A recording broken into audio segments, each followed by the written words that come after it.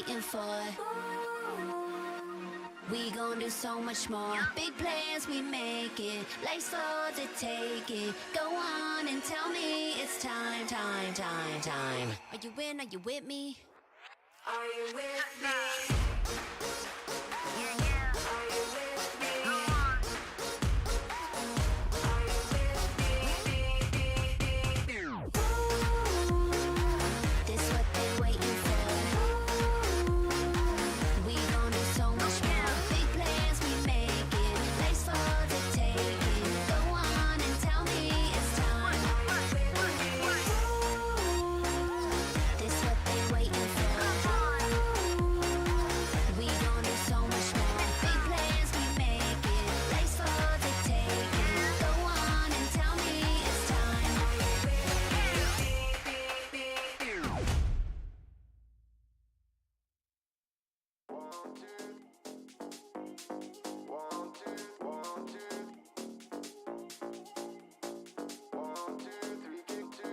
You're watching VCT Pacific 2026. Earn everything. I'm at the top of the game. What's kinda hot, it's okay. When you get so far up high, don't forget to look behind. It's time to let it out, I'm going crazy. I only do, I don't ever say maybe. I keep when people close and they don't know it. We rise together, this is how we do it. I'm gonna do it my way for sure. One day you'll see me earning that gold. I wanna make you all proud, you know. Off of the eyes of my mama. It will get lonely, but I'll be free. What can I say? I've got that thick skin. Fallen before, but here I'm still here. And I'm not here for the drama. 1, 2, 3, get up and get and go. 4, 5, 6 a.m. alarm goes off. 7, 8, now I'm ready to grow. By 9 or 10, I'll own it all for sure. 1, 2, 3, get up and get and go. 4, 5, 6 a.m. alarm goes off. 7, 8, now I'm ready to grow. By 9 or 10, I'll own it all for sure.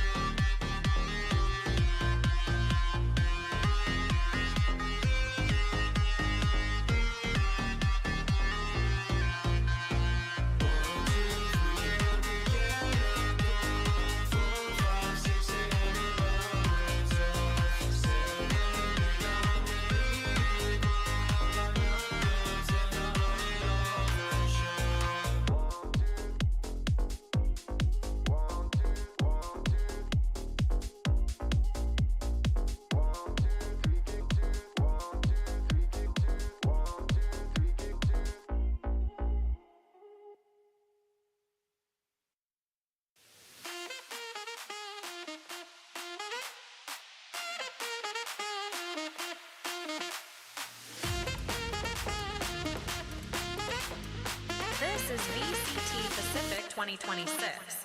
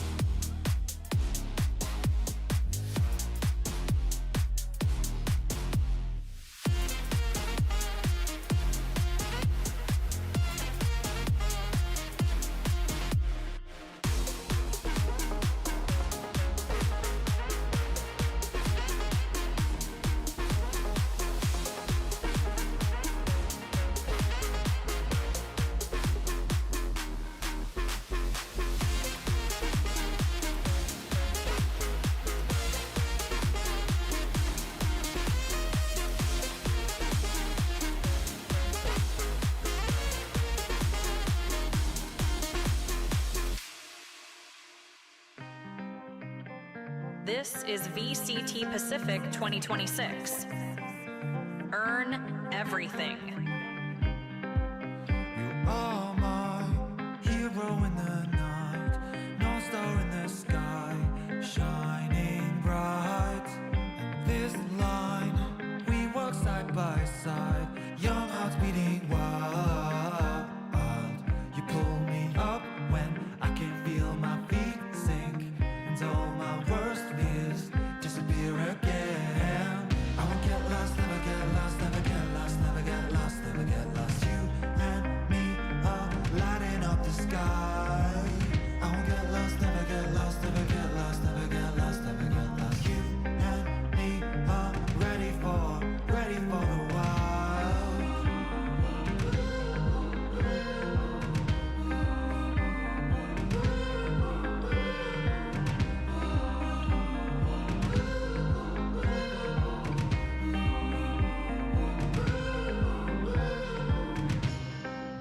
You are my never-ending high, bright and shining guide, 365, and will shine through the darkest times. You can raise my mind.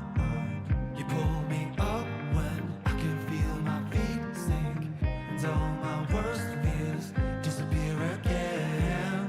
I won't get lost, never get lost, never get lost, never get lost, never get lost. You and me are lighting up the sky. I won't get lost, never get lost, never get lost, never get lost, never get lost. You and me are ready for the wild. Lights in the sky, shining bright. 1,000,000 lights in the sky, but you're mine. 1,000,000 lights in the sky, shining bright. 1,000,000 lights in the sky, but you're mine.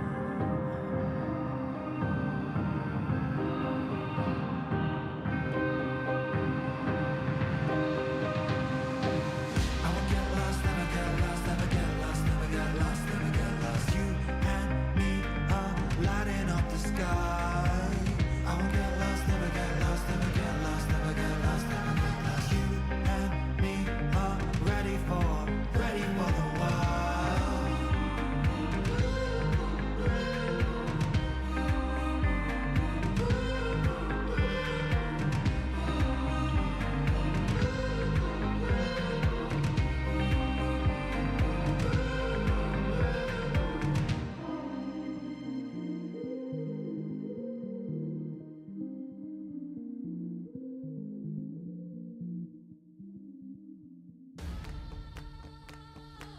This is VCT Pacific 2026. Earn everything. That's just how I like it. It's how I like it. That's just how I like it. It's how I like it. That's just how I like it. It's how I like it. It's how I like it. That's just how I like it. I need something just like that.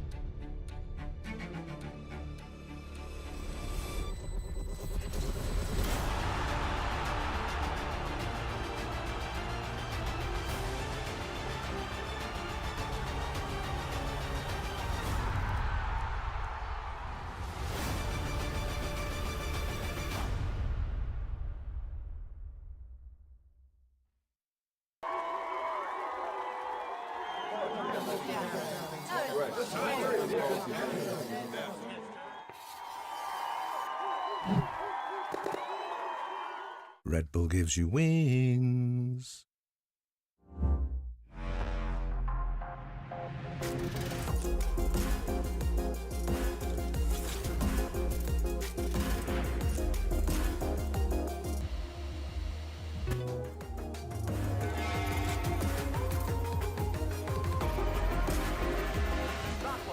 Push, push, push.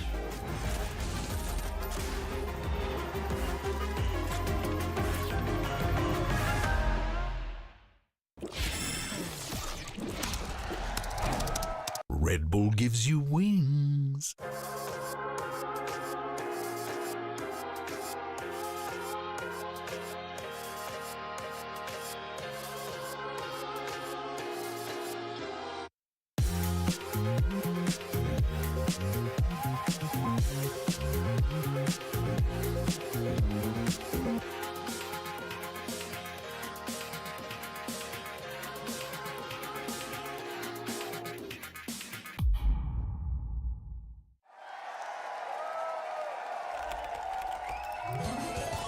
Red Bull gives you wings. 안녕하세요. 안녕하세요. 베타 디비전의 이코입니다. 바렐의 푹신아입니다. 리큐 테이크 원. 우리가 언제 처음에 만났었지? 2021년이었나? 우리가 리그나이트 일본 팀에 들어가기 전에 무슨 아마추어 팀을 잠깐 했었는데 그때 처음 만났던 것 같은데? 근데 그때 형이랑 처음 만났을 때 TNL이라는 팀에 있었잖아. 난 나에게 형은 정말 뭔가 엄청 커다란 사람이었어. 그런데 좀 무서웠어. 왜냐하면은 너무 엄청난 팀에 있었고 그래서 와, 나 이 형이랑 같이 하면은 나 진짜 뭔가 잔소리 같은 거 많이 듣지 않을까 하면서 좀 무서웠었어. 형은 내 첫인상 어땠어? 근데 재성이는 재민이었어. 말을 안 들을 줄 알았는데 그래도 뭔가 내가 뭔가를 주도하면은 너는 좀 따라와주는 쪽이었으니까 뭐 탑은 아니고 잠깐만 이거는 탑이야? 일본어가 좋아, 계속해 나쁘지 않아. 대회 경험이 많이 없었는데도 그때 너무 잘해줘가지고 난 좀 꽤 편했어. 형이랑 처음에 팀원으로 했을 때 솔직히 내 나이 또래 애들밖에 상대를 안 해봤단 말이야. 그렇다 보니 뭔가 형을 상대하는 데 있어서 너무 불편함이 많았고 좀 많이 미숙한 면이 굉장히 많았는데도 불구하고 형이 너무 잘 대해주고 작전도 엄청 많이 짜주고 피드백도 진짜 열정적으로 다 해주고 그냥 난 형이 너무 좋긴 했어 그때. 정말. 형이 있기에 내가 지금 여기 있는 거라 생각해. 이건 좀 하찮을 또 네. 아니, 감사합니다. VCT JP 경험에서 혹시 퍼시픽에 와가지고 그때 그 경험이 도움됐던 게 뭐가 있어 혹시? 나는 일본에 있을 때는 엄청 이기고 싶다는 열정이 좀 심했어가지고 내가 하고 싶었던 게 되게 많아. 그래서 그거를 좀 많이 시도를 할 수 있었던 경험이라고 생각해서 그거 덕분에 이제 내 역할에 대해서는 내 할 일을 할 수 있는 그런 거는 좀 많이 좋아졌다고 생각하긴 해. 그럼 재성이는 좀 어땠어? 일단 처음에 일본 팀에 있었을 때는 내가 아무것도 모르다 보니까 형이 알려주고 그리고 형이 말하는 것만 시키면서 그렇다 보니 오히려 내 피지컬도 많이 늘어나고 그리고 뭔가 내가 엔트리로서의 그 각이라던가 그런 걸 잘 보게 됐는데 그런 거 덕분에 이제 또 DRX에 들어가서 아직까지 증명한 건 없지만 증명할 수 있다고 나는 믿고 있어가지고 너 할 수 있지. 둘 다 해보자고. 둘 다 잘하잖아. 가능해. 가야지. 가야지. 형, 우리 둘 다 일본에서 부트캠프로 게임을 해봤었잖아. 그치. 어땠어, 형은? 일단 나는 되게 좋았어. 뭔가 일본이라는 나라가 일단 한국에서도 되게 가까우니까 해외에 나가면 가장 문제가 한국 음식이 가끔 먹고 싶잖아. 근데 일본에서는 가깝다 보니까 한국 음식도 되게 많아. 그리고 일본 자체 이제 음식도 되게 많고 이제 난 되게 편하고 좋았어. 일본에 있을 때. 이제 나는 마스터즈 도쿄 때 일본에 잠깐 있었는데 뭔가 그 일본만의 그 잔잔한 분위기라던가 그 길거리가 너무 힐링이 되는 거야, 그게. 맞긴 해. 꿈의 도시인가? 하면서 이제 그렇긴 해. 좀 그런 느낌이 있긴 해. 되게 기분이 좋았어, 그래서. 너가 이제 퍼시픽에 처음으로 이제 합류하게 됐던 때랑 퍼시픽에서 처음 경기를 하게 됐던 날 그때 기억나? 이제 퍼시픽에서 처음 경기했을 때 너무 긴장을 많이 했거든? 근데 아무래도 우리 팀원 형들이 너무 베테랑이다 보니까 너무 날 잘 케어해줬고 미안하지만 그때 상대가 제타였어. 첫 개막전, 첫 경기 때 에이스를 한번 했었거든. 나 그거 봤어. 난 그게 너무 기억에 남아. 그때 기분이 너무 좋았어. 형은 뭐 퍼시픽 처음 왔을 때랑 경기했을 때 어땠어? 이제 첫 경기를 했을 때는 긴장은 별로 안 했어. 나 오프라인도 예전에 많이 했고 뭔가 익숙하다 보니까 긴장은 안 했는데 그때는 사실 좀 못했어. 뭔가 스스로에 대한 길을 좀 못 찾았던 때라서 설레고 좋은 스타트였지만 좀 잘 못해서 좀 아쉬웠던.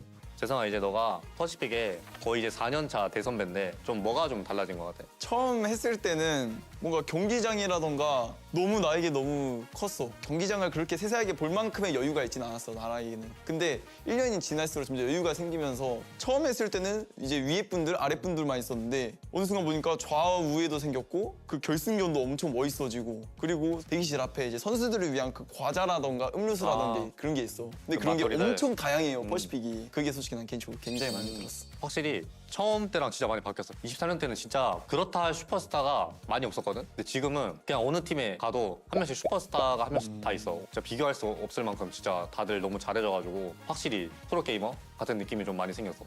형, 우리 둘 다 근데 생각해보니까 젠지에 같이 있었잖아. 연도는 다르지만 형이 있었을 때 젠지는 어땠어? 나 좋았던 게 회사가 되게 잘 돼 있는 회사? 팀도 그렇고 뭔가 이제 거기 환경도 그렇고 되게 선수가 게임 집중할 수 있게 많이 해주는 회사긴 해. 나중에 이 회사가 발로란트도 잘해질 것 같다라고 나는 사실 믿긴 했었거든. 근데 너가 했을 때는 좀 다행이다.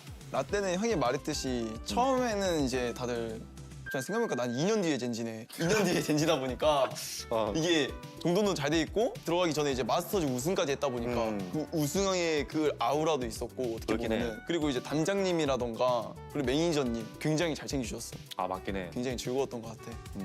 내가 물어보고 싶긴 해 솔직히 이거는. 나는 프로게이머로서 난 형이 너무 자세가 좋다고 생각해서 꼭 한 번쯤은 다음에 형이랑 같이 팀을 해보고 싶은데 형은 혹시 생각 있어? 뭐 기회가 된다면은 뭐 해도 되지만은 이제 예전에 아무래도 재성이가 같은 팀에 있을 때 랭크 30번을 초대를 했는데 이제 한 번도 받아준 적이 없어가지고 팀을 같이 하면은 랭크를 같이 못하지 않을까라고 생각해서 제가 이제 폭신한 선수에게 물어보고 싶은 거는 그 이유는 좀 물어봐도 될까요? 제가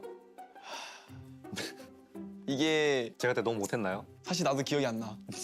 네 정말 미안해. 그때는 사실 랭크 좀 안 하긴 했어요. 근데 지금은 나 랭크 많이 하긴 해. 이제 가는 거야. 이제 가보자 그럼 다시. 가볼까, 이제? 형, 팀 하잖아? 1년 내내 형이랑 할게. 아 진짜로? 진짜로. 나 랭크 1등 시켜주는 거야? 진짜 질릴 때까지 계속 시켜줄게 내가. 초대해줄게 내가 다음에. 내가 할게 형. 렛츠고 가보는 거야 우리. 재성아 이제 스테이지 2 있는데 좀 어때? 좀 준비 어떻게 잘 되고 있어? 우리 애들이 이제 어떻게 보면 나보다 아직 많이 경험이 부족한 선수들이라 내가 지금까지 쌓아왔던 경험들이 이제 도움이 될 것 같아가지고 애들한테 최대한 나눠주면서 게임을 하고 있고 우리 바렐이라는 팀이 어떻게 보면은 지금 6연패를 하고 있지만은 항상 보면은 비비다 지거나 아깝게 졌다고 생각해. 꼴등이지만 1등 팀도 이길 수 있는 그런 난 무서운 팀이라 생각하거든. 무서워. 어느 팀든 이길 수 있다. 너무 무서워. 물론 어디 팀한테도 질 수 있지만 네, 나도 이제 우리 팀에 되게 가능성을 좀 많이 느끼고 있거든. 아직까지는 좀 뭔가 대회장에서 뭔가 좀 보여줘야 되는 그런 힘이 좀 딸린다고 해야 되나? 근데 그거를 이제 우리가 좀 많이 느껴서 좀 많이 준비를 했기 때문에 나는 조금 기대를 하고 있어, 사실. 잘하면은 챔피언스 갈 수 있나? 라는 느낌으로. 샹하이 가고 싶어요. 중국어 공부하고 있어요. 샹하이 가고 싶다. 워샹시 빙칠링 와, 중국 잘하는데? 둘 다 화이팅 해보자. 우리 파이팅 해보자. 챔스 가자. 갑시다. 갑시다. 형은 나의 첫인상이랑 지금 봤을 때 어떤 차이가 있어? 비슷해. 그냥 나이가 좀 많은 잼민이. 그래도 이제 많이 성장했구나. 예전에는 총만 잘 쏘던 잼민이었는데 요즘은 생각도 하겠지? 난 좋게 보고 있긴 해. 생각도 하겠지. 형은 진짜 우리랑 한번 만나야겠다. 스테이지 2 때. 만나고 싶다. 왜 다른 쪽인 거야, 우리? 아쉽다. 형, 응? 우리가 마지막으로 셀카 찍었을 때 기억나? 찍은 적 없는 것 같아, 우리는. 지금이라도 한 장 찍을까 같이? 한 장 한번 찍을까? 찍자. 앉아서. 앉아 찍자. 나 다리 아파. 확인했잖아. 멘트 받았잖아. 나이가 많아가지고. 자, 김치. 감사합니다, 셀카. 아리가토 고자이마스. 형, 우리 만나면 이길 자신 있어? 나는 하나만 말할게. 제타한테 져본 적이 없어. 뭐 그래, 너 화이팅하고 뭐 그렇게 말하면 내가 뭐가 돼요, 형?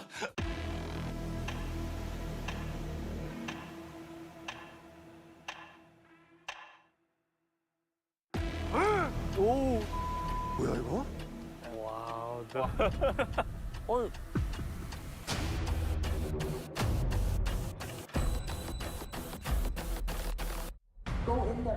Go inside. 여기 들어가라고요? 네. 야 이거 너무 어려운데 이거 말이 되냐 이거? Holy, this is gonna be hard. 아니 저기서부터 보라고. 저기 시작 지점이라고. 경로가 그래. 히 클러치. Yo, imposter. 왜? 타임. Why they didn't use smoke? 아, 뭔지 알겠다. 왜? 히어서.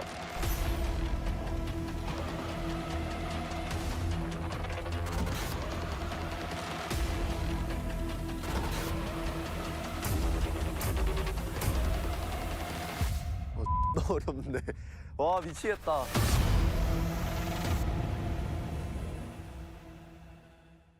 Twas the night before stage 2, the calm before the storm. Not a player was resting. Not one could be warned. The blueprints were laid out with meticulous care, in the hopes that a trophy soon would be there.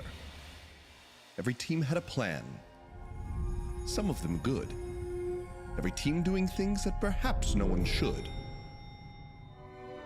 For every plan made, there's someone in the way. Someone who's ready and willing to ruin your day. There is, of course, only one way to the top. You earn it, you fight for it, you simply don't stop. Against 11 other teams who want it the same, who'd go to great lengths just to stake their own claim. The trophy sits waiting, the storm hasn't stirred. We've been waiting right along with them, every last word. And now, ladies and gentlemen, the storm.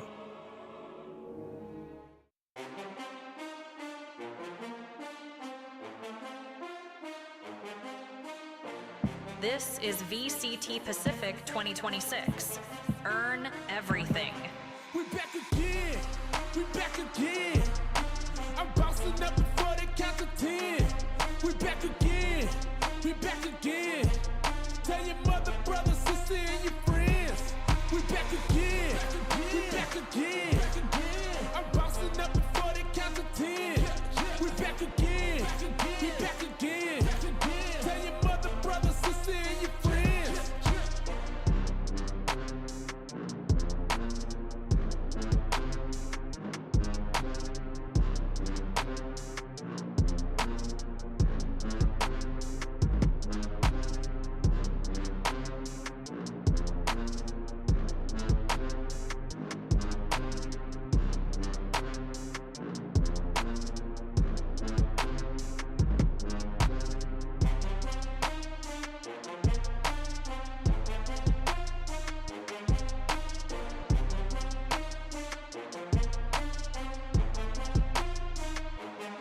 We back again, we back again.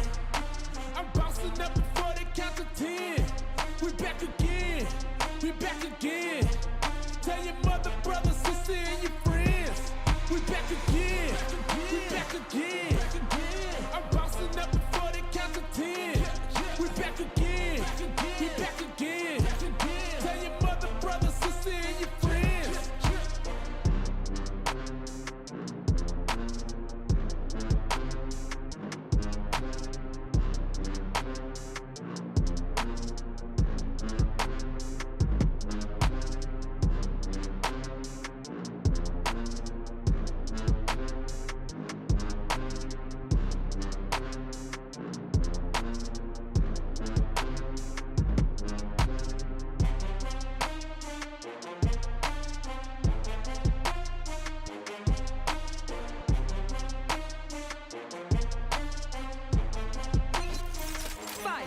We back again, we back again.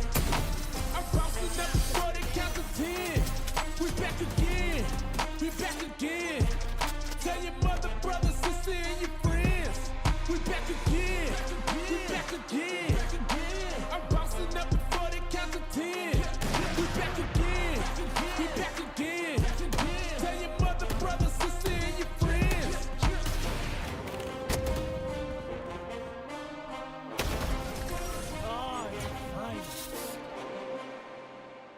Stay in it. This is VCT Pacific 2026. Earn everything. Feel like a legend today. Let me off the bench, I know I can play. Been through it all, but I just wanna ball and silence everybody that got something to say. Feel like a legend today. Let me off the bench, I know I can play. Been through it all, but I just wanna ball and silence everybody that got something to say. I feel like the man, I've been in demand. Never let the opposition get the upper hand. Grand slam from here to Japan. It's not my fault that I'm the greatest in the land. No emotion, I just go get it. I don't talk about it, baby, I just go live it. And I'm a dog better than y'all, I'm off the leash. See, I'm a winner, that's what it is, get it, capiche? Feel like a legend today. Let me me off the bench. I know I can play. Been through it all, but I just wanna pause and silence everybody that got something to say. Feel like a legend today. Let me off the bench. I know I can play. Been through it all, but I just wanna pause and silence everybody that got something to say. I done been through the fire, I ain't ducking no smoke. Thorough with it, I'm not the one that you should provoke. I mean, I'm great, homie, way better than good. Whether that's the field, the course, or the hardwood. Dog, I got a different type of pedigree. To keep it real, I think I'm something you can never be. Being second place, that's probably your legacy. The back of my jersey is all I'm gonna let them see. For real. Feel like a legend today. Let me off the bench, I know I can play. Been through it all, but I just wanna fall and silence everybody that got something to say. Feel like a legend today. Let me off the bench, I know I can play. Been through it all, but I just wanna fall and silence everybody that got something to say. This is VCT Pacific 2026. Earn everything.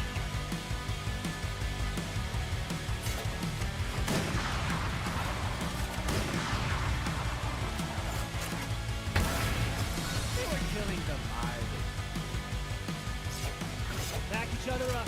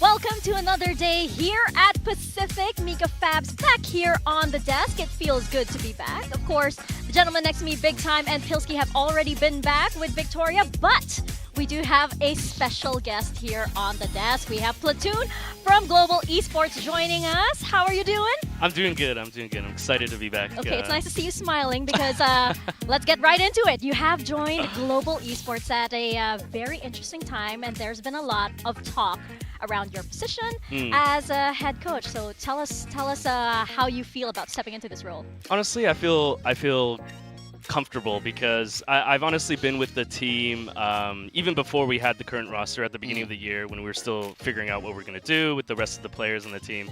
So I really got to know everyone from the very, very, very beginning. And I've been there the entire journey through London, through Vietnam and everything. So it's honestly very comfortable and very familiar. I would say. It's not like it's a total stranger stepping into the role of head coach, right? Exactly. Yeah, I think obviously the responsibilities are different, the pressure is different, but in terms of day-to-day, it's not that much different. I'm there with the guys every day still, and we're living together and hanging out, so it's always been like that. I wanted to ask about that small difference though, because how has your dynamic with the players changed because you're now a head coach? Yeah, I think that's. I think a lot of coaches will know that when you're the head coach, you have to put a couple more boundaries. You have to be a little bit more serious, and juggling that with kind of being friends with everyone is a little bit different than it was before. But I'd like to think that before, even though I was a little bit more friendly with them, that respect kind of carries forward. Yeah. And they really listen to me no matter what I have to say and no matter how I say it now, even though, things are a little bit different. Yeah. Yeah, keeping those boundaries in place. That makes sense. Yeah. I want to ask a little bit about your style as a coach. We see some coaches will embrace the meta, some will go against it, some like player comfort.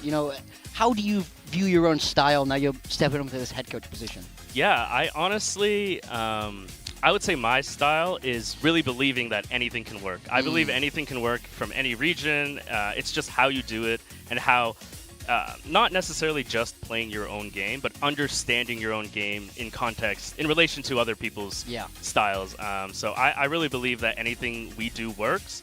Obviously, there's some balance with the meta there that you have to take into account, but I'm fine with playing anything and a little bit more flexible on the comfort of roles, and then we just put the work in to make it work for us. So maybe some fun comps then. No spoilers. Maybe you'll see. Okay, see. let's go. Okay, I'm for it. Yeah, looking forward to you guys taking on RRQ today. I mean, I wanted to ask about what's been happening, maybe including London, but mostly focus on the event that we had in between. Both you and RRQ were over at EWC, and both you and RRQ didn't really have the best of runs. And I think there's some I guess, comparison there between both of you, because you had similar placement and maybe not necessarily... I felt like against All Gamers, you guys actually had a winnable series for yourself, but the first series was a little bit rough. How did you feel about how that event went? And were you paying attention to RRQ as well? Because they also had some, tough opponents and didn't necessarily maybe have as good of a run as they would have wanted either. Yeah, for sure. We were definitely paying attention to RRQ. And it was hard not to at that event in Paris. We were like... It was really fun. It was kind of like a group boot camp. So we always see the other teams around us. So we're always talking about how the games went and like seeing them in the halls and interacting with them. I would say, not an excuse, but the jet lag was a little bit difficult to deal with, going back and forth, and people, just that event right following London was not much time to work with, and we needed a little bit of a break. So I think that had a big effect to it. But it's not like we didn't take it seriously, and AG was a very good team, and I'm sure the teams that RQ played were also very strong. Yeah. We kind of took it as a learning experience in general to play against all the top teams in the world at that event, and also the European teams who have a distinct style as well that taught us a lot, and I think that really helped us prepare for this. So it wasn't that we weren't serious at Paris. We really tried, but we took everything we could from it. And how are you feeling coming into Pacific again now, though? Because, you've tested yourself against some different styles, some different kinds of international teams and learned some lessons there. But I always say sometimes it's just as hard to even qualify out of Pacific to make it to the international, let alone playing at the international event versus some of the other regions. 100%. Yeah, I mean, I think the word I'll go to again is comfortable. I think this really feels like home to us now. I think during kickoff in stage 1, it took time to adjust to, the new team and the players and the style. But now I think we just feel comfortable and happy to be back. And yeah, we know it's one of the toughest regions in the world. We know the setup of how, Nongshim and PRX are already hogging all the points from us. But no matter what, we've already beat almost all the teams in the league together, so we're as confident as we can be, and we're very comfortable today and hopefully the rest of the games. Yeah, well, I think that Global Esports is definitely the Pacific team with the biggest glow up in this entire year, right? But you are coming off of the success of Masters London and then the underperformance at EWC, right? What do you think is missing in the team to be able to close out this stage the way you guys want to and eventually be able to make it to champions? That's a good question. I think throughout the year, different people have found themselves and their identities at different times, which has helped us get to, a decent level and where we good enough to at least qualify for London and EWC and stuff like that. But we haven't really done that together. I think my purpose or my primary goal is to help get everybody to help each other find, who they really are. for this stage and hopefully all the way to champs and beyond. And do you think all of the players now have found that identity to be able to perform in the way they want to this stage too? I think it's a work in progress, but all of us are trusting in the process. And I think, it's not like we started out stage 1 or it's like kind of like a roller coaster. It's up and down, but I feel like we're on the right trajectory. And today you'll get to see some of that. No, and everything's been happening so quickly for global esports, right? Yeah. You have this roster that for a lot of them, it's their first time to be able to play together. And like for Javi as well, it's his first time here in Pacific, and then suddenly he's qualifying for a global, right? Do you feel like you've needed to rein the players back in and to ground them because everything is just happening at this lightning fast speed?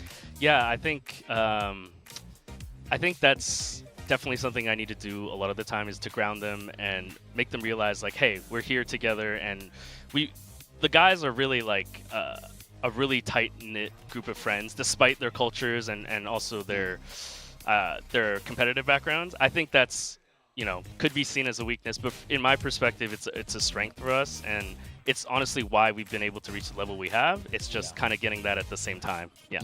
Yeah. I want to ask, now we're moving into stage 2. It's that last part of the year. We've seen big moments from all your players. Who is the one you're most excited for? Who do you think is going to be the guy for you in stage 2?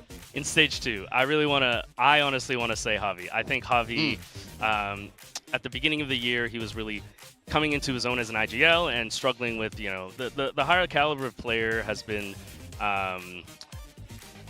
maybe his individual performance has taken a hit because he's been focused a lot on the strategy and the tactics, but I think recently he's kind of found his own shot again, his own rhythm alongside his calling.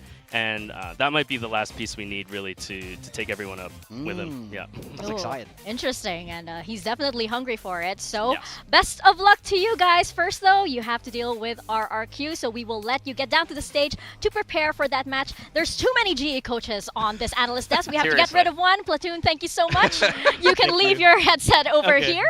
Yeah, it was getting like, there's too many coaches on here. Okay, so now, of course, we are very, very excited to continue the Pacific Roadshow. We are heading into Busan next. Are you taking the train? Can we take the train? We are. I will be taking the train. And look, I feel much more comfortable because Morgan now speaks fluent Busan dialect, as I heard at the end of the show. Right? Yesterday, he was absolutely nailing that. Bane was very happy with my performance. Bane was He's like, a fantastic he was shooter. impressed. He thought I was from Busan. That's what he said. Off camera, that's what he said. Yeah. You clearly look and sound the part. Of course. That's what I thought also when I first met you. I'm like, this guy's from Busan. But it is now time for my favorite game of all time, Build Diff. That's one I hate this game. You are killing it, Nika. What is going on? This off season, I've really been grinding. I've been going to the gym. I've been working hard. I got a coach as well just for Build Diff. No, I did not. This is either luck or you can call me a fraud. Either which way, I'm glad that I got back-to-back so far. But our producer actually told me, like, hey, calm down, Mika. It's a marathon, not a sprint. So I'm like, all right, sir. I will do that. But of course, it's very, very exciting because the winner of this has the Predator Helios Neo 16 SAI, which is the slim version, which we all want. I need it. That's going to be so good for travel. I'm not going to win it. I am absolutely You are so terrible. bad. I need you to give me some tips. I know. I can teach you. Yeah. I can teach you. I need you to coach me. Yes. Whoever's coaching you can coach you. You need to coach me. I'm in like tier 4 in Build Diff. Well, let's see your roster first, since you are at the bottom. I think it's me first. It's you first? All right. It's normally me first because I'm the best to settle ever down, do Mika. this. Okay. I am generally very good at this. I've won this game twice. I know my way around a Neo Predator laptop. So let me tell you about my team. Jemkin on the duel list. When he's popping, we know he can be brilliant. Izu there as that initiator. I think it's a very comfortable role for him that I think it would make sense for him to slot back into, and he's good at everything he plays. Patman on the smokes, the guy for GE. I think that's his most comfortable role. I hope that's where we see him today. Divider at that Sentinel. For me, he's been the most consistent player for PRX pretty consistently now, so I had to get him in, and then my flex, I had to go with the boy DH. I am DH. Ooh, He's welcome back. back. He's back. I wanted him in the team. I think this guy has insane pop-up potential. I expect a big day from DH today. Yeah, I like your roster. I think it's very good. I think there's a lot of very good players to be picking today. Today's a tough honestly, day. I think the magic of Build Diff today will be picking the right team to pick 2 players from. Yes. Quite honestly, it's really going to come down to the outcome of some of these games. My roster, a few little differences. I've got Buzz. He has been very consistent. I expect him to keep slamming the Neon, and he's going to do very well for T1. Patman as the init role, although he could play a lot of controller today. I think he's going to put up numbers for GE, usually relatively consistent there. I've got Devi in controller. He's going to be halfway between playing Viper as well as playing some of those Sentinel roles. I'm going to get a couple minus points. Depends what maps we end up on. Xfero has been far and away the best player on RRQ lately. That's true. And even Jemkin over at EWC wasn't necessarily on his game, actually. So I want to see him come back to the Pacific stage and become that guy. And I totally agree with you. DH is my guy. Yes. Justice for DH. Honestly, DH should be on everyone's roster. I love DH. If he's not, you're doing it wrong. Yeah, well, I think I actually don't have DH on my roster. But you hey, are winning though, so... I do have these, weird initiator picks that actually pop off. Like on the first day, it was You've Eco. got the triple initiators. And then I had Freeing as well. I have put Patman on my control. And I have Envy as flex. Interesting. I mean, I think the choice between Izu and Patman today on the init role was a difficult one. Envy is a great choice as well, to be honest. Like I said, there's a lot of good players to be picking from at the moment. It's only me and you with DH. Yeah, that's crazy. That's crazy. I'm the only one who went with Jing as duelist, and I'm not feeling great about that. I'm suddenly getting nervous, especially if Victoria picks something else. I'm like, oh my god, Vic, help me out, here, They took a couple of the race maps out. I know. Suddenly I'm like, okay, but let's see. I don't know. I'm feeling nervous about this, but I am not feeling nervous at all about the quality of the matches that we are getting today because we have RRQ taking on GE and we have PRX taking on T1. It's gonna be spicy today. We had some interesting matches yesterday. Oh yeah. I feel like it's gonna be even more fire today. I mean, very much so. Interesting was a great word for yesterday, I might say. But who knows what we have in store today. Stage 2 is already crazy. We have a different map pool. We're seeing these weird metas start to evolve. Who knows where this is going to go. And what makes the RQ and GE match also very, very spicy is because they're so close in championship points right now that this match absolutely matters. Yeah, in very different fashions as well. I mean, GE has been able to get themselves to an international. They've been able to get a top placement in Pacific. RRQ has mostly been farming some of those points from some placements as well as some group stage wins, but I wouldn't necessarily say they're the informed team in this matchup right now. Yeah, it could go any which way, but let's see what our IGLs have to say about the match today. I believe Jen or Jenpra Winfrey has caught up with the two IGLs for today's match.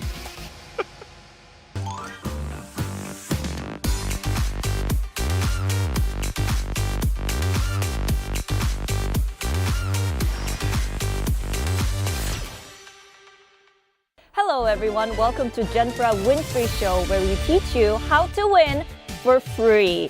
Now today, get ready to be empowered by our Pacific's IGLs. We have Crazy Guy and Javi 8K joining us.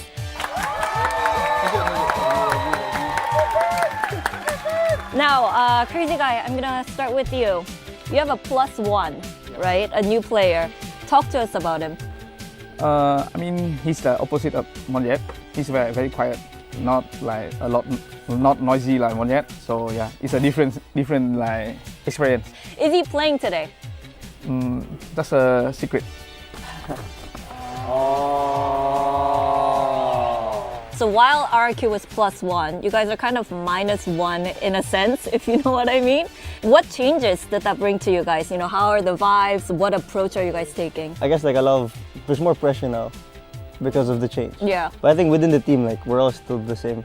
Okay, so is the pressure because of the outside noise? I mean, there is way more outside noise now for some reason, but a part of it can be. But then honestly, we just have to just focus on ourselves. All right, so is that how you guys chose to kind of deal with that? You know, like noise cancelling? Yeah, noise cancelling. We're not even saying anything about it. We just focus on just playing the game. A lot of chambers coming out and also triple duelists. Yeah, triple duelists. What changes have you guys made, or what are your reads on the meta? I think you'll see today a few changes. Okay. But not triple duelist for sure. Okay. I mean, to be fair, I can say the same from RQ. We're not gonna have triple anything in our team. Triple anything. Okay. Where is your confidence level in terms of today's results? I don't know. Since I play Pacific, I think I never won G. Okay. I think so. Okay. So hopefully this is the first time. Yeah. Why should it be the first time? Because you look at this year. first Nongshim, first new team to win the master, and then second Leviathan. The new team also. EWC also 100 Thief. Everything is like new thing in this year, you know. Hopefully. That sounds a bit superstitious, but Javi, what do you think? Prediction? I want a 2-0 again. But Okay. They're really good players, so I think 2-1. We got a special gift for you. Check under your seat. Oh my God, it's a win. You get a win. You get a win. Everybody gets a win. Woo! You get a win, and you get a win. I feel like somebody should be jumping on the couch just to round up That's everything. not how competition works. What? The brain of Jen Lee will never cease to amaze me. I don't know how she comes up with this in stuff. her world, everybody takes that W except for Jovi, who drops the ball over there. But I RRQ, thought it was looking great there. That was some crazy moves going on. he was dancing, so Yeah. he wasn't going for what I thought, right? But this is a team that loves its overtimes, loves being the underdogs as well. Although I don't think they should be the underdog any longer. And this was There a it team is. that were once the Stage 1 champions. So everybody's wondering, can they do it again? Yeah, so we have to talk about the roster changes. They brought in Zan to this roster, but apparently he's not ready to play today. There's other stuff going on there. So Monyet is back in for this first game. So we definitely have to wonder how that's going to affect things if they've not really been practicing it. Yeah, I don't really necessarily know what's going on with RRQ in this particular instance. I'm pretty sure Zan is playing the skirmish as well, but Monyet's in the server. I just watched Zan play over at the recent tournament RRQ was playing at, and it wasn't necessarily an awe-inspiring performance, unfortunately. He didn't have a great day at the office, so I'm hoping he's going to have a better time with this Pacific debut. And this man was a little bit slow there as well, but what I will say is, in Pacific, Jemkin is always a monster. Yeah, I mean, that's exactly it for me. I love how they embrace Jemkin's unique identity here. His most played agent was that chamber. I feel like this is something that they kept going back to. I think we've seen other people start to embrace that chamber more now in this meta with that lack of utility. So I want to see if this comes out again in Stage 2, because nobody is more prepared for chamber to have that resurgence than Jemkin. Yeah, absolutely. No more Jetkin. It is the Jember that we have in play, especially with this new meta. That was not my joke. Stop cringing at me.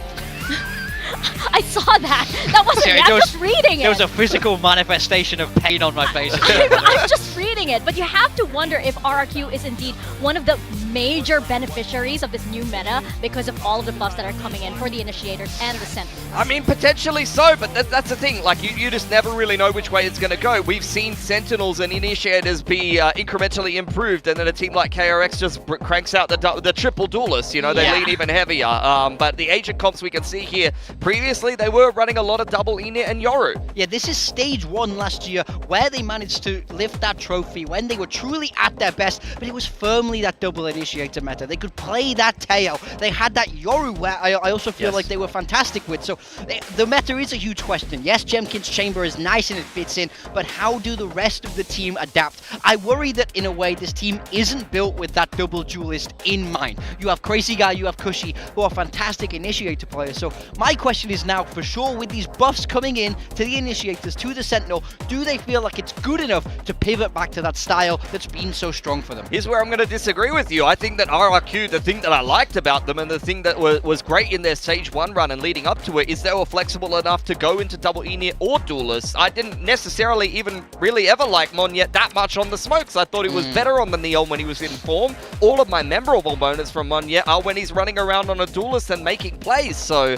I think at the end of the day, when you do have the two guys of Crazy Guy and Cushy on your team and you want to play double Inits and Jemkin is so good at Yoru, in that particular meta, it makes a lot of sense for you, but I don't think that that means they can't flex into double duelists. It's really just more so a question of the form of the player playing those roles and filling it, personally. But on the other side, we have global esports, and Javi said there's a lot of noise and they're just blocking it out. But come on, Javi, we have to talk about the elephant in the room, or the elephant that's no longer in the room, and the elephant that went back to Thailand. How are they going to look like without Frost? Yeah, they got a couple of elephants over in Thailand. We'll see how GE does go. At the end of the day, as far as I'm concerned, I feel like they're the team, at least for the individual players, having just qualified for a Masters for the first time. This is still a team that's in form. This is still a team that has a lot of players who have ideas and can lead the direction of the team as far as I'm concerned. The thing with me for GE is I felt like they almost had too many cooks in the kitchen at times, and I was wondering how they were going to bring all those ideas together. I have faith in Harvey as a rookie IGL. You've got Patman, who's always got a lot of ideas, wants to make the calls. Autumn as well, who has, been comfortable in some of those positions, and they've kept some of the coaching stuff as well. I think there's more than enough ideas in this team. It's really just a question of whether they're going to be able to achieve that same level of success for an organization that historically hasn't been able to reach that before. And that's exactly it. This is by far and away the most successful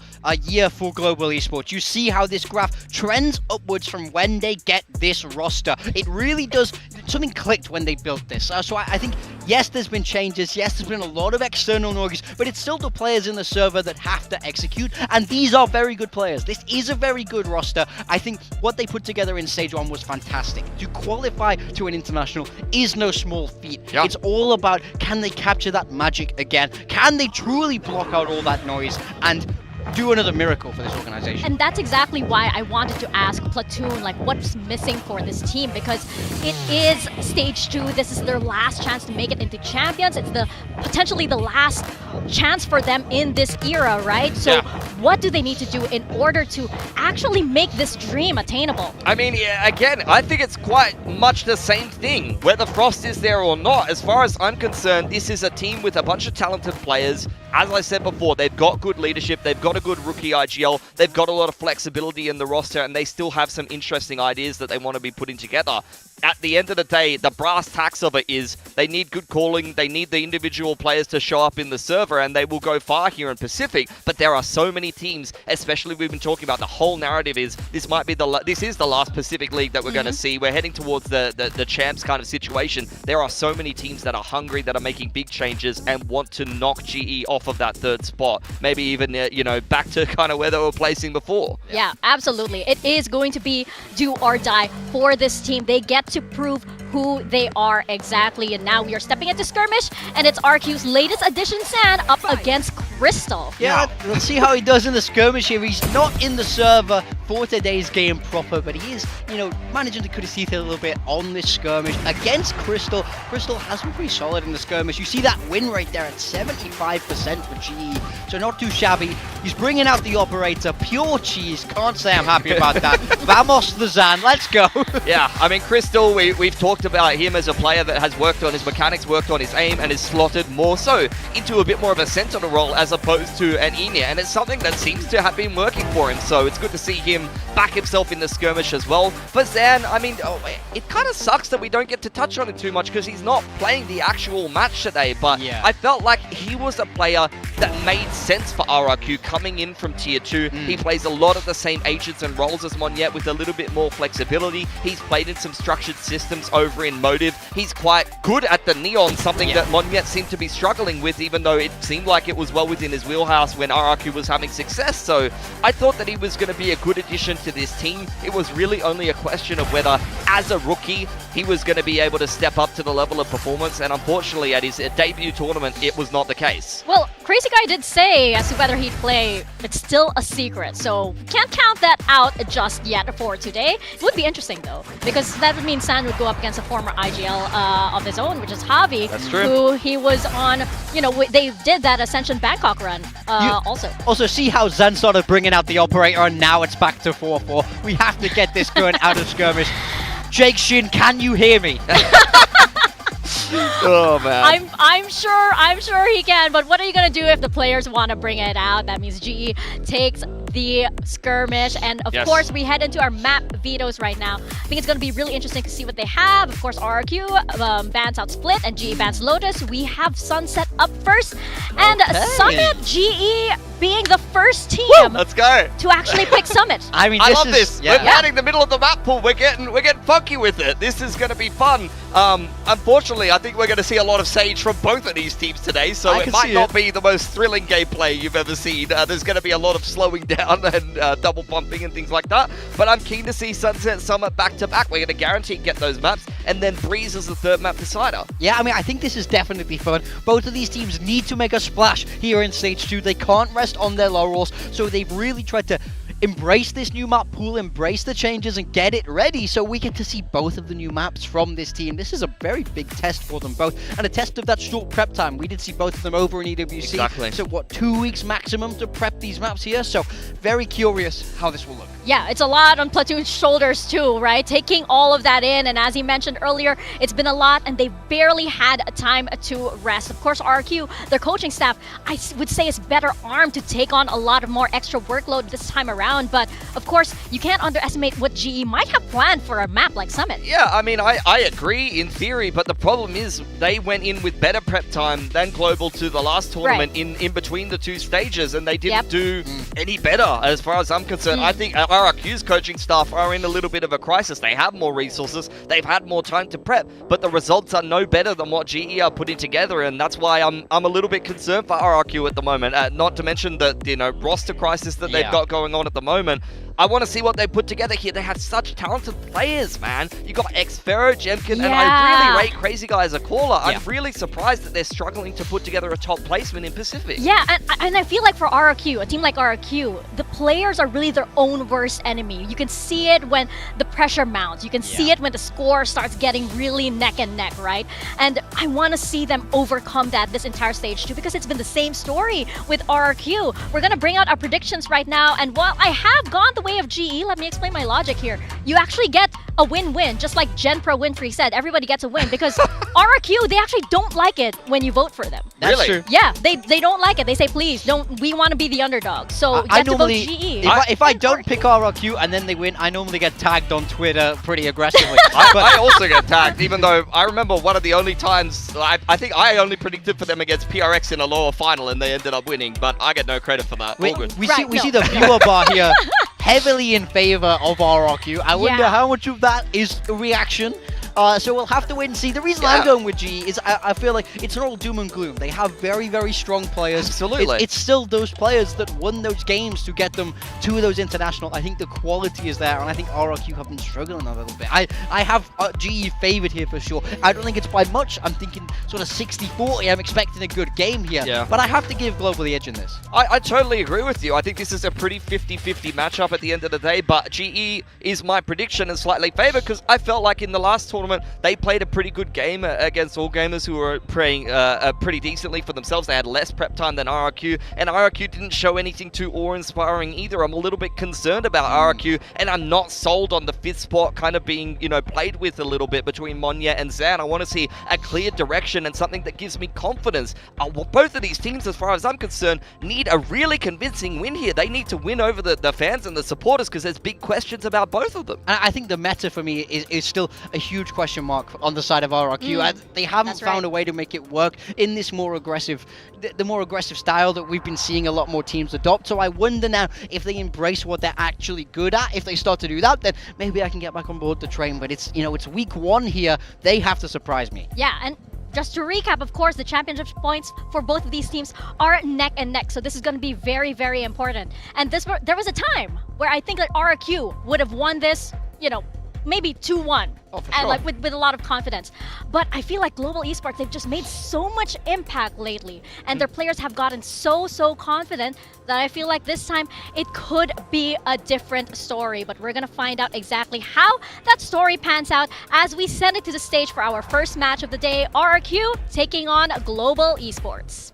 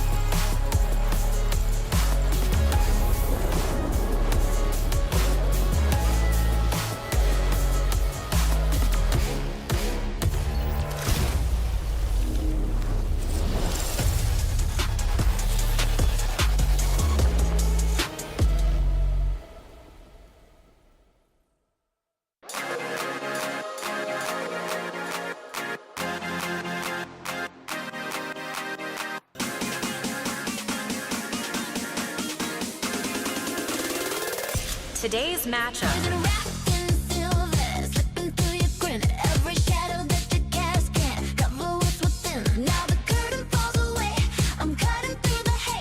We've got RRQ and GE back on the Pacific stage. They're starting off stage 2 with a very important match as both teams are very close in championship points, both with very real chances to make it to Shanghai. And RRQ, they missed out on London, they missed out on Vietnam. They are craving a return to that big final stage with a trophy win. Yeah, absolutely. And I want to see if they can put together some kind of resurgent form here in stage 2. The man on your screen, Xfero, has been phenomenal as of late. He needs to be a big difference maker, but he needs a lot more help from the rest of the boys. Yeah, Global Esports on the other side of this now. A lot of noise about this team. It's can they make this stage 2 as successful as their last? Can they continue what was started already?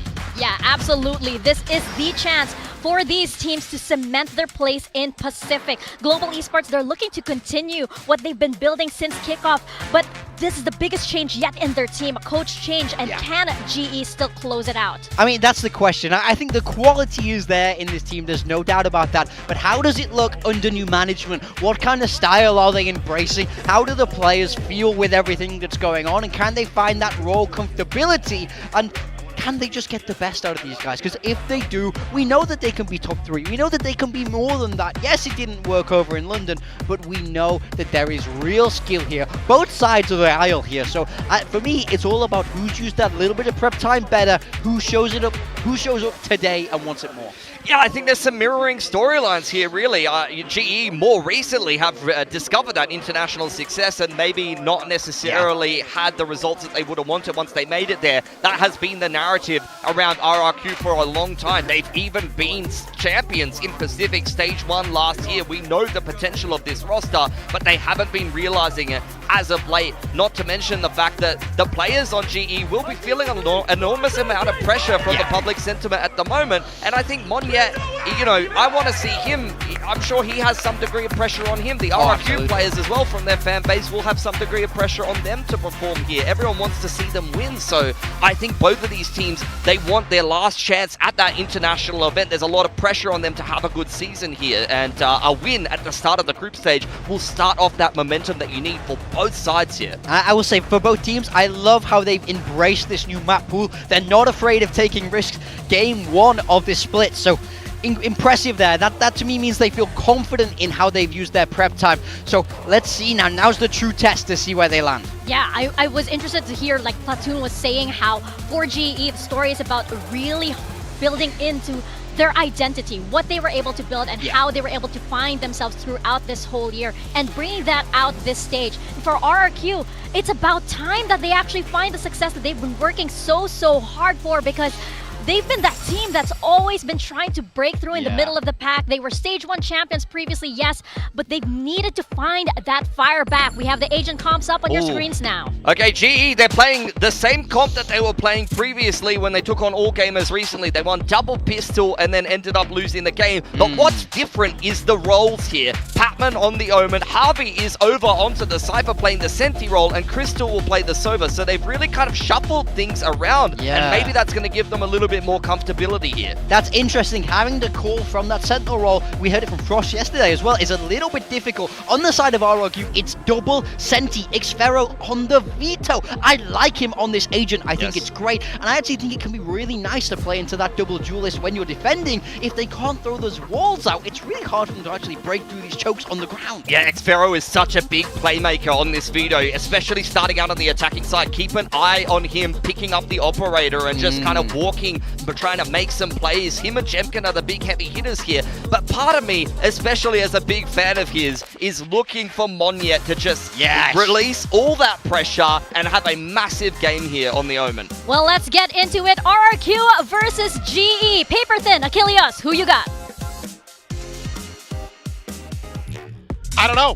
I don't really have an opinion on this one. I think we're just going to go into it blind and see what we get. Both of these teams looking to start off Stage 2 in a big way. Yeah, and it's kind of been an interesting road for both of these teams in terms of, you know, with RRQ having some success to get to Globals last year. Now GE's finally had their turn, but neither of them really able to find success. So, you know, they need to have a bounce back, and it's a really important match for both of these teams coming into this. Interestingly enough, GE has actually had RRQ's number, even though it's been different rosters. Going back to even 2023, 2024, they beat them when they matched up. And then, of course, in their most recent outing, it was in the playoffs at Stage 1, where GE again bested them. So I think for RRQ here, a lot to prove. There's a lot to prove on both sides. It's crazy. No, there really is, especially with that return. I mean, up Monyet. Analysts has talking about it ad nauseum, and how can you not? This guy, we thought he was going to be gone. Now he's back, and he's looking to deliver for this squad once again.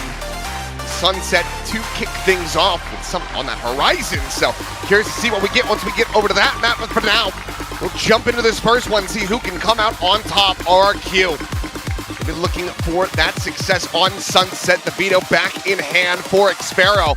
He's been having a bit of a shakier performance than we're used to seeing from him. Typically is old reliable on RRQ there alongside Jemkin. Can he get back into that form is my big question.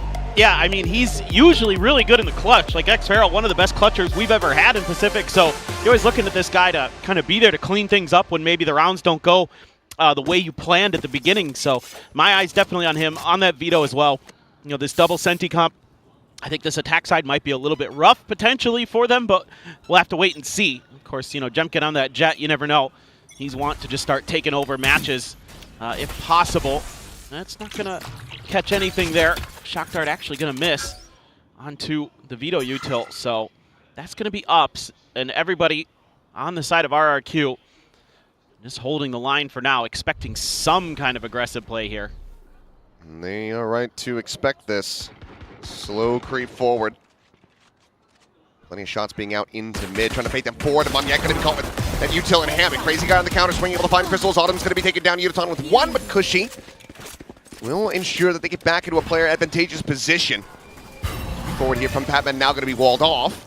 Doesn't have another teleport to try to make it over the top of this thing. And it's just a little bit too high to try to jump, so will be rerouted. Both players now and coming from that defender spawn side. Backside approach with plenty of eyes going to be trained on this. Swing in the corner. Still yet one slow orb as well available to Crazy Guy. Stop the scale forward. Spike is planted over on that street side. There's the slow going through. Xpero ready to counter swing at a moment's notice. His camera will get cleared out. Spot on a one. And it will be Cushy taking the fight and taking them all down. 3 kills here for the Fade, and RRQ grab the opening pistol. Yeah, just a really good read here from RRQ on what the tendency might be for GE. You know, especially with the double duelist, you're anticipating that some good theory behind that is going to be putting some pressure on the flanks of the map early. See if you can create an extra angle or just, you know, find a player out of place. But RRQ reads it, anticipating that they were going to play around the veto trip. But Monyet got caught in a weird timing where he got called for another smoke, and still they're able to fight back out of it. So all's well that ends well. Well, some space going to be offered up here for Autumn to grab that orb. Meanwhile, on the side of the map, basically completely vacant, as it's just Udaton with a Sheriff peeking in towards A main.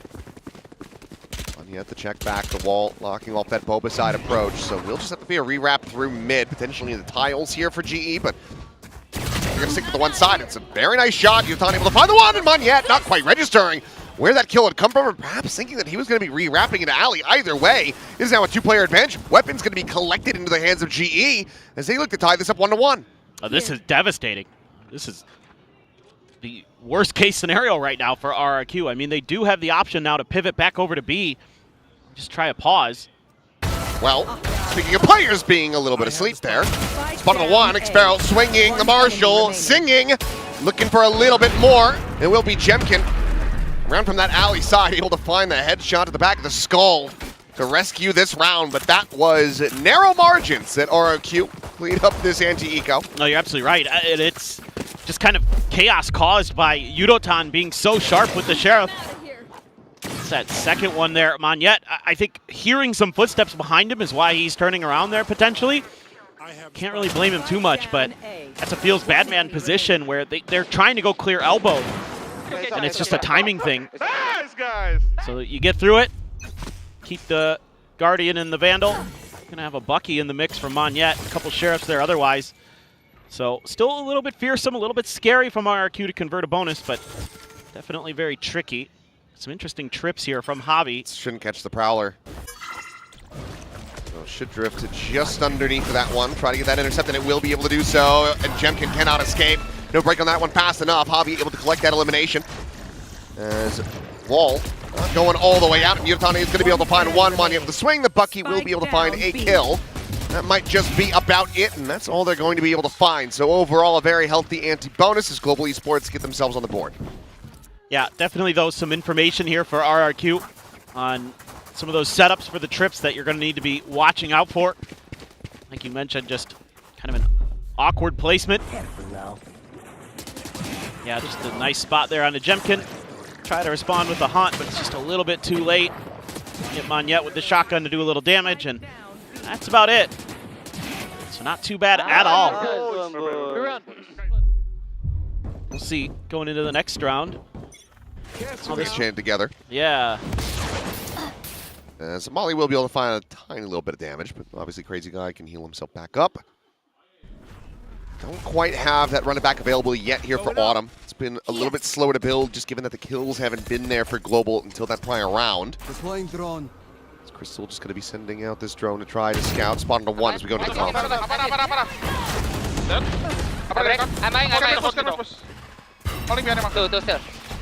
Can we hold? Yeah. He can push. There's no five, I think, guys. Yeah. Let's go towards B. I think, wait. Chill. They have a cam on B, I think. Yeah, let's go to B first. Hey, can we go B split? Because we still have... market split. Yeah, market split. I'm gonna go with him. Can you heal me, go? Okay. Cover going out. I'm on top, okay? No smoke. David, go B main, okay? Yeah, I will go. Can we push later, guys? Yeah. Beware a bit. Okay, well, able to weather the storm off the front there as Jemkin peels back that kill onto Yutatan. Overdrive committed as well, and making this a little bit more costly for Global Esports and puts all the more pressure on them to be able to tie things up 2-2. Heard them talking about it, the market split now forward, but Javi checking out is able to find Xfero there at main. They know that they're going to have him a little bit contained by Monyet. He's out on an island, and Autumn, he has buried that under the sea now. As Monyet will fall, Javi finds another Crazy Guy going to be picked apart, and now it's a 2v4 for RRQ to try to rescue this one and maintain the lead. Time gone. Have to go for this commit, as Autumn will lose out on the ult, but still gains information, and Javi plays off of that, and Javi takes over. 4K for the Cypher, and 2-2 on the board. Well, just some crazy swings from Javi winning rounds here. I need to set back up. That is absolute madness from him. A great start. You take out Yudotan with his overdrive. Feel like you're good to go, but then Xfero gets outdone. I mean, you heard it in the comms. They're calling for somebody to go watch main, and Xfero, immediately on the hunt. They know that Javi's going to be taking that space, and they still can't hold it, and then things just collapse. That was an insane round from the IGL for Global Esports, and they're going to be able to take the Outlaw into this round against the very weak Eco. Paranoia at the ready here from Patman.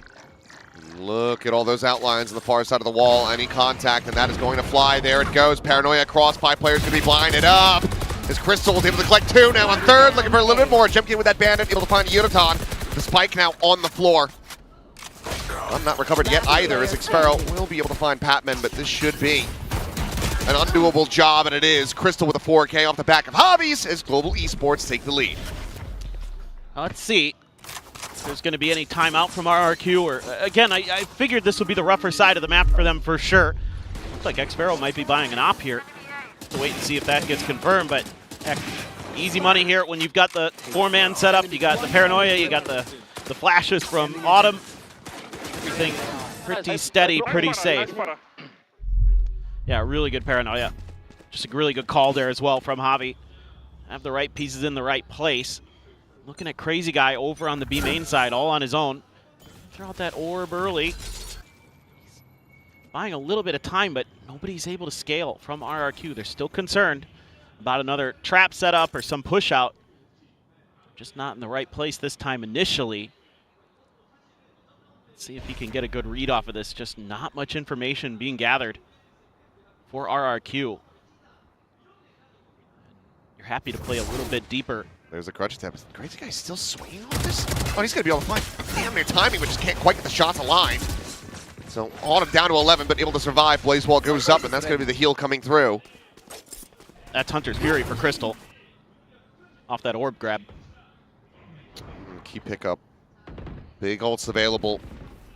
Sphero, I mean, he's not going to be the one going for the plant. Right. He does have that evolution. Otherwise, he could just shrug off that Hunter's Fury. Exactly what I was just thinking. Meanwhile, Pac-Man up and over the top, going on scout, and is able to find one. But as he drops down, Monyet will be able to find that elimination, trading it back. Tag in, Cushy tracked and eliminated. Spike down. Fade now out of the equation.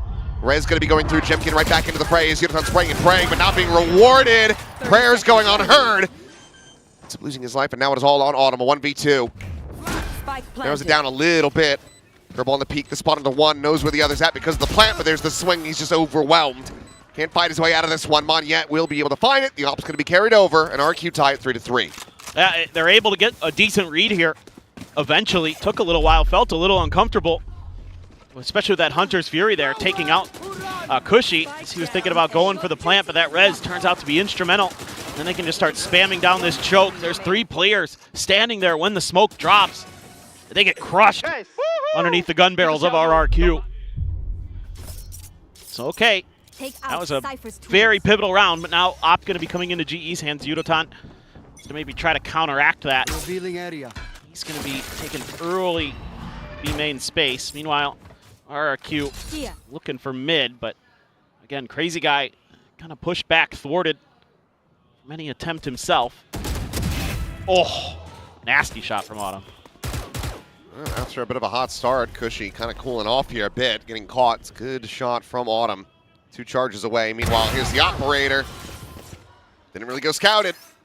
Crazy Guy, well, scouts it in the worst way possible with his face. Guys, I found it. Now you gotta get this kill for free. That's against Crystal, so good luck on that one. Catch him right there on that jiggle peak. Best opportunity you're gonna get. He's able to back off. Smoke going to be going through. Meanwhile, Xfero exploring towards the Spoba side. Autumn is out a hell of a lot wider than he's going to anticipate. Crystal now tucking away, but will get scouted. Xfero actually able to find that kill after all. Patman now, the insert in from behind, able to find that elimination. Xfero dead, the operator. One enemy Fairly unrecoverable spot now, especially as it's just Monyet left standing. Paranoia going to be sent through. The TP up into the smoke, but Javi wise to it. Hounds him down, finds the kill, and Global Esports once again will take the lead. Yeah, it's just tough, man, when you're getting 2 players taken out early, trying to contest B main space. A great push and pull. This early shot from Autumn, absolute banger. And then they kind of bait a little bit there. Like you said, Yudotan's op never revealed, so they go walking into it and pay the price. Needing to re-clear that space to try to get a little bit more map info, and it ends up costing them. Let me go aim this. Amen, okay. Timeout. There's that timeout. Just curious. Thought maybe it would come a little bit sooner from Jovi, but a little bit later into the equation is. This one's tough, man. I mean, it's again. I think this composition that RRQ should have more legs on the defender side anyway. But every round is so precious here on this attacker's side. You know, if you can get into those post plants, you can get some of that Sage util. You know, have the interceptor there as well. I've been noticing that Xfero's really hanging on to it. He's looking for those moments, you know, where he can use it effectively to counter, you know, when they're trying to make their entry into a site or something like that. So just getting into those positions is going to be the tough part. You're going to have to win some duels. And you don't have nearly as many tools, it feels like in some ways. You know, when you have the Sova util, the Phoenix flashes, the Paranoia, the Relay Bolt, that GE can bring to the battle, you almost have to wait them out and find your moments to kind of get some of that util out early. Maybe that's something that could be talked about in that timeout. Have to wait and see. Well, knives just to be invested here. Not a ton else to go alongside. It's just the one bandit. Everybody else with classics. But a lot of space offered up. Global Esports looking to get proactive around A, but that's being ignored for the moment by RRQ. Yeah, just another hard read from GE. We saw this against the previous eco. That was where RRQ went. This time around, though, they take the orb and they fan out a little bit. Still going to be Yudotan holding the line. That operator. Xfero still sitting on his ult, too. If you can maybe get this op out of the equation. And this has to be like an upgrade peak, and it's not. This jump out from Jemkin, and Yudotan makes it look casual. Finds a follow-up, and that is damn fast. And weaponry aside, Yudotan is just exactly where he needs to be at every twist and turn. He's looking for an ace. Xpero going to be found though. Patman will deny it, and it's going to be a flawless here in response to the timeout. What a round from Udaton. Yeah, he's so good. He's so locked in. This is just exactly what you need. Just went for the jump peek there to Jemkin, and maybe wasn't thinking the op would be there this time. Crazy guy goes swinging into it. Line up for the collat. Sees the feet. Easy money. They haven't done. And a golf clap from the coach. 10-6-1. Always a very scary prospect when Udaton is operating on all cylinders. Yeah.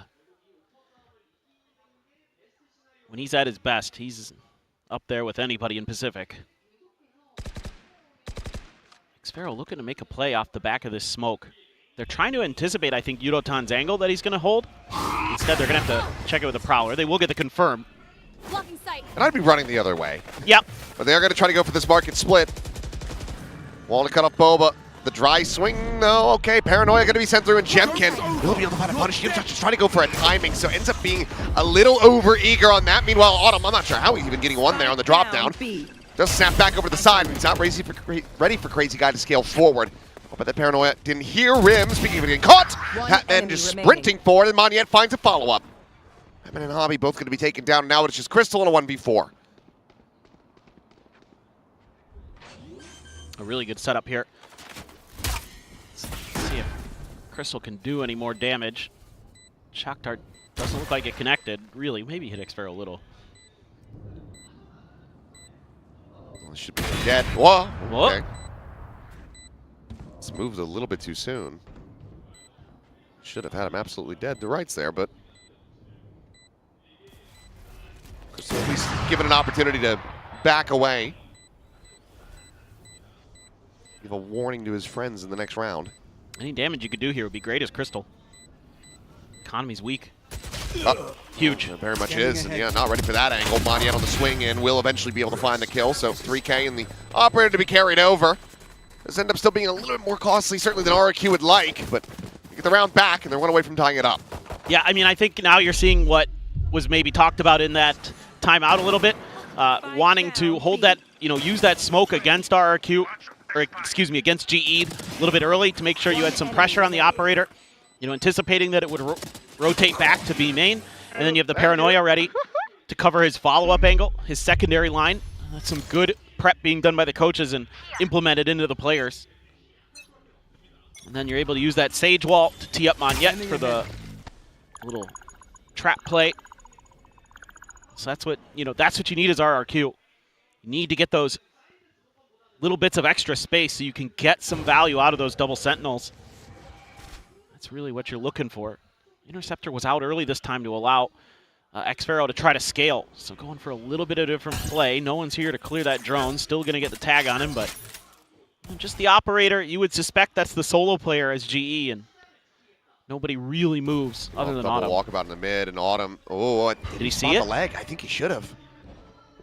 He's starting to lean in that direction. Meanwhile, Udaton also covering the other side, and yeah, Autumn there at tiles is able to find that kill. Cushy only able to trade the one back. Yet again, RQ, a player deficit. Udaton right back onto this B site. This is a little bit tough. Moniette still has his full kit. They're pinging this angle. So seemingly suspicious, and will smoke this off. Prowler trying to chase forward, and they get the confirmation. So suspicion's confirmed, but he's just re-swinging the other side. Utilizing that one way, and Cushy dead. Immediately the overdrive going to be invested. So what are you meant to do here?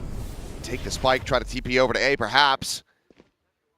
It's down on the floor there behind you. Meanwhile, the swing, and Udaton still just so damn fast. And now Moniette is having to try keep himself alive and in the fight. Finds one. TP over into the smoke. The shot's ringing out, trying to hound him down. He will be able to escape, grabs the operator, makes the best out of a terrible situation. That is Global Esports now moving their way up to 6. Yeah, I mean, Udaton, so difficult to deal with. All over the map on this one. Gets the first kill in mid. There's Autumn finding the free kill on a Crazy Guy. Has that second one to lock out main and the third to kill xFaro. Okay. Beautiful work. Once he got that operator into hand to try to counter xFaro's, it was very, very impactful in a lot of these rounds. xFaro again throwing the interceptor early. But they're pretty ready for this. Goes for the timing shot. They waited out. Playing that wisely, but here's that second layer. No one checking towards Hallie. Crazy guy just wanted to try to grab that orb. Says, okay, guys, I can have a res. Well, now you're going to have it for the final round of the half. As xFaro will be able to flush out the enemy Neon. That's huge. Critical one found. Gun barrel spotted. No, but not a fast enough reaction. Javi, quicker on the draw, takes down Jemkin. Gets us right back into a 3v3. Yeah, another slow start for Jemkin. He usually ends up picking it up, but can kind of go a little quiet in the early parts of some of these matches. Still have the Nightfall. Are you going to want to invest it here? Going to have this crunch onto Javi, but has the cam, so can at least use that to buy himself a little bit of time to deal with these players in main. Has the trip there for when they start pushing through. So we have 3-2-1. There's the clear. Smoke now going out. Javi lingering within that. Still has the cam to watch his back at market. So far, xFaro playing this one quietly. Is Nightfall going to be sent towards Boba? Nothing seen. He's going for a plant in the open. I mean, not quite aware of that, but as the smoke will fall, Cushy. As the weapon drawn down, is able to find that kill. Keeps himself in the mix, and now it's a double approach. Defender side, working their way out of Boba. Curveball, full flash, onto Cushy. Swings out, Autumn, able to catch a glimpse before that paranoid crashes across. Strikes him down, now back into a 2v2. This plant is all to enable xFaro on this angle.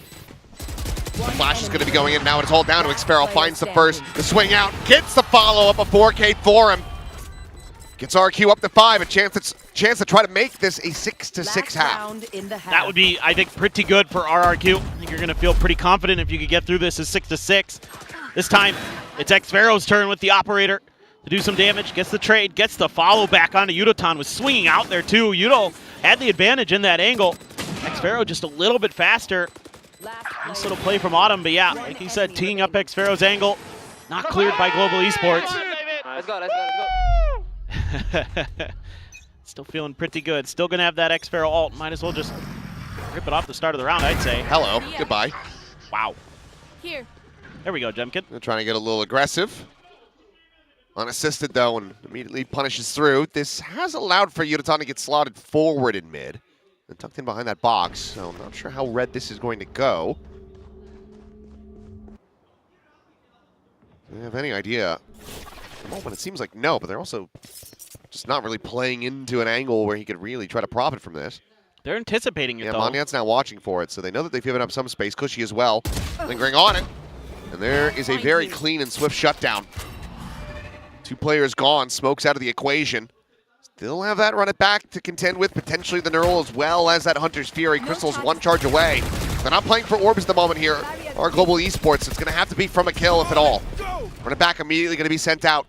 Just on the late insert into mid, but Autumn, he's able to find 2, looking for that third. Will finally be denied, but what value to be found? He's given them a real opportunity, but there's that res aforementioned, and Crazy Guy finds the kill. Javi will get dropped, and 6-6 at the half is going to be locked up. This is a very solid half for RRQ. And xFaro really instrumental with that operator in some of these rounds. Again, getting into the post plant. Once you're there as RRQ, that's where you're feeling really comfy. But this round, they are very patient. I mean, you could see it from the opening pistol that they were anticipating with the double duelist. GE's going to want to be aggressive on the map. And they were often playing for that. Halftime. And yeah, winning that opening pistol into winning a couple rounds there right at the end. Gonna keep things all squared up, and I think as GE, yes, you've got the double duelist comp, so you're also looking to maybe do a little more damage on this attacker side, but Yudotan, incredible with the operator. Just so dialed in. It's hitting some really nice shots. That's been a strong performance. Try to get them into the lead here, but Global probably still going to be feeling like they should have been coming out a little bit more on top. 6 rounds collected after dropping that pistol, still going to be feeling pretty decent for them. But for a while, it was looking like they were going to be able to run this, you know, a 7-5, maybe an 8-4 half. But seems like overall vibes still up here for the squad. Let's see if we can find a pistol in kind, though. Themselves right back into the lead. For sure. Some Sliggy fans from the Philippines. Hi, Sliggy. Hello. We know you're watching. Yeah. Can't sleep yet. No. Not allowed. I mean, if you're going to sleep through anything, you know, some of the Americas games. Yeah. I mean, EMEA ones. EMEA, those are real. Those boring. are fine, but you know, of course, you got to be open for this. Yeah. Can't miss this. Early aggression here from Yudotan. They're going to try to tee him up with a dart, but nobody had overcommitted from RRQ, so going to get caught by that early trap. Is the veto trip up in top mid, so again, looking to play around that on that pistol round, just like we saw on the attacker side, trying to lure GE in, but GE this time maybe going to be a bit, let's see if they just want to break this. Yeah, they're going to knife it down. So I don't even know, I don't even think there's any awareness here from RRQ. I mean, they're not in audio range. Yeah, there's no way. I'm out of here. Suck it. Crazy guy. He's playing far enough back, so realizes obviously they can just quickly get through this one, but gonna have to call for the rotation. So 3 players working their way out through a lobby over towards the attacker spawn. Looks like it's just gonna be a redirect through tiles to try to get onto the flanks here, but this is RRQ making this a little bit more difficult for themselves than it maybe needed to be. Swing out though, that initial contact. Jemkin going to be tagged to 46. Reveal on a 1, and Hobby barely able to escape, and Patman comes away with 2. He's done with 1, putting his life on the line. Monyet able to fire back a little bit more. But he's completely split from his teammate here in Crazy Guy. Swing in the corner. Hobby has him dead. Monyet will fall, and the pistol is Global Esports. Yeah, just, it's tough when, again, you kind of set up for that trap play, and the opponent doesn't fall for it, so you got to go for plan B, which is, you know, getting some aggression on the flanks, but they made a ton of noise coming through there. I could hear the footsteps. And so the players definitely can too. They're just so ready for that. Nicely timed smoke there to make sure that haunt can't be followed up on easily. Nice! Round, boys! And a huge pistol round win for Global Esports. Gonna give them a good shout. Couple ghosts being bought into this one, so this is looking like they're gonna try to get into a big bonus. A little lighter on the weaponry, but like you say, if they can make it clean, which they should be able to do, especially with that kill going in, then the bonus could be monstrous for them. So quick rotations coming through from RRQ, but with just classics in hand, what are you really meant to do? Yudotan going to be looking for a little bit more. Second shot will be able to connect to Monyet, now going to be struck down. That has them second guessing. Cushy, the far enough forward, will eventually fall, and Patman out in the mid will be able to clean up the others. So flawless, even with the ghosts in hand. Very good stuff here from Global Esports. They're now up by 2 and in pole position to try to get a conversion. Yeah, I mean, this should be a fearsome bonus. Yeah, you can see it's all rifles. Because they only took a Marshall and 2 pistols, you're able to bank up a bunch of extra money. They make it work very nicely. Good stuff from Pat. Nice, guys. Clean, clean. Yeah, perfect. Yeah, no doubt. That's exactly how you draw it up right there. Everybody in the right positions doing their jobs. RRQ, look at this 4-1 split. They're going to throw the interceptor at the front of B. The trip up in mid. The cross cut here in Boba. But, I mean, Xfero is very concerned there early. Very alone. Meanwhile, Patman up and over the top will be taken down. Jemkin on that swing, able to find at the heel, immediately getting pushed forward. Gonna wall that off. It's a pretty good read from RRQ. Go, go, go. Let's see what they want to do off the back of this, though. Ooh. Oh, well. The timing just going to be found there from Xfero right as Yudotan had chucked out some of that EU tilt. Avi able to find the 1. Plenty of noise being made here. Back from behind the Paranoia, not to connect. He will connect onto Jemkin's skull, though. Kill going to be found Crystal as well, filling his space in market. Clean tap, takes down Crazy Guy. Now it is Monyet and Cushy. A 2v2 in the anti-bonus. Solid Seas had connected so that they're going to be decayed down, but the kill just cannot be found. And now the drone right into Monyet's face. Trying to make this nigh impossible for him. The double approach to shotgun at his feet to swing to his demise. Crystal finds another one as Global Esports convert the bonus and are now up by 3. This is exactly what you want as Global Esports. So the plan here for Platoon coming to fruition. It looked a little shaky there, but Javi, you know, realized he was in a really bad spot. Went for the big play. Said, ah, to heck with it. It's the bonus. Gets a 2K Crystal sharp. Nice. Yes! Let's go! Fired up. No doubt. They should be. That's a massive round. Should get you up to double digits. Yeah, it feels like right now RRQ, they need this drift lead. If they can't find that, that might just be the map going away.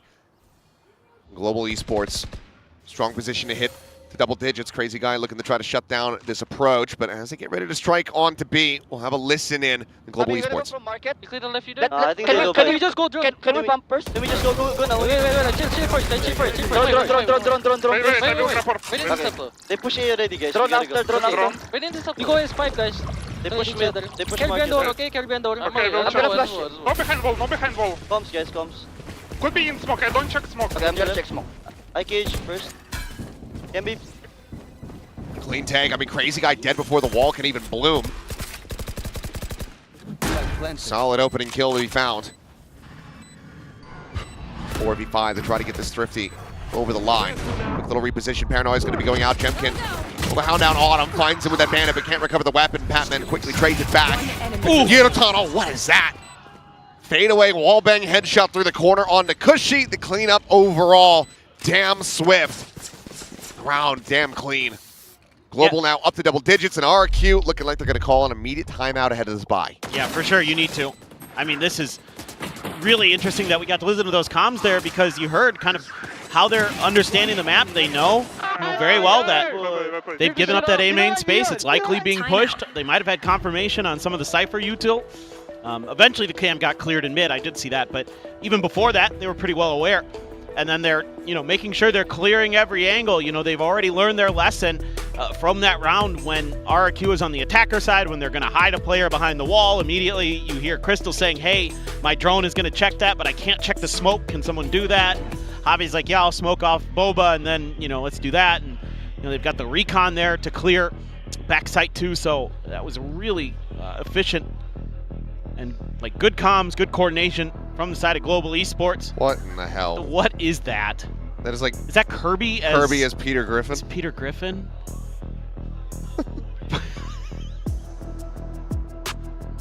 I'm so confused. There must be something I'm missing here. Yeah. My brain's temptation to try to do an impression, but I don't know what's going to come out. I've never done a Peter Griffin. Well, you're from the Northeast, right? You can maybe... What? You're from, Jersey. Yeah, but he doesn't sound like that. Well, no, but, I mean, if anyone was going to have an impression, you'd be better off than me. I'm from the Midwest. We talk like this there, eh? That's true.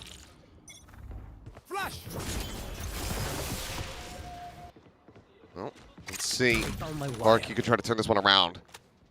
Of course, worth remembering that this is their map pick, and Global Esports are electing to take us to Summit. It's been floated as a final map a couple of times, and this is the first time here in Pacific that we're seeing somebody just saying, you know what, this is where we want to go. Yep. Curveball not going to be connecting on the Jemkin, so it does have sight line. And Vision cleans up that running back immediately. Meanwhile, Patman driving over towards Market, but repeat again. Javi, Yunotan both going to be dead, as Crystal is able to find Xparrow, but needs a hell of a lot more than that. Nor going to be sent, but Patman caught trying to scale forward, and it looks like the call here from RRQ ends up working a treat. Enemy marked. They just reinforced this B site. Shock dart. Get the spot on the Crazy Guy, but, I mean, yeah, the shock dart's going to land. He's got the regen armor, though. And in 25 seconds can just heal himself back up. So, all for naught effectively for Crystal and just trying to stay alive. Doesn't need to worry about keeping the gun too much. Money is just fine. This side of GE. Gonna go on a bit of an exploration. 30 seconds left.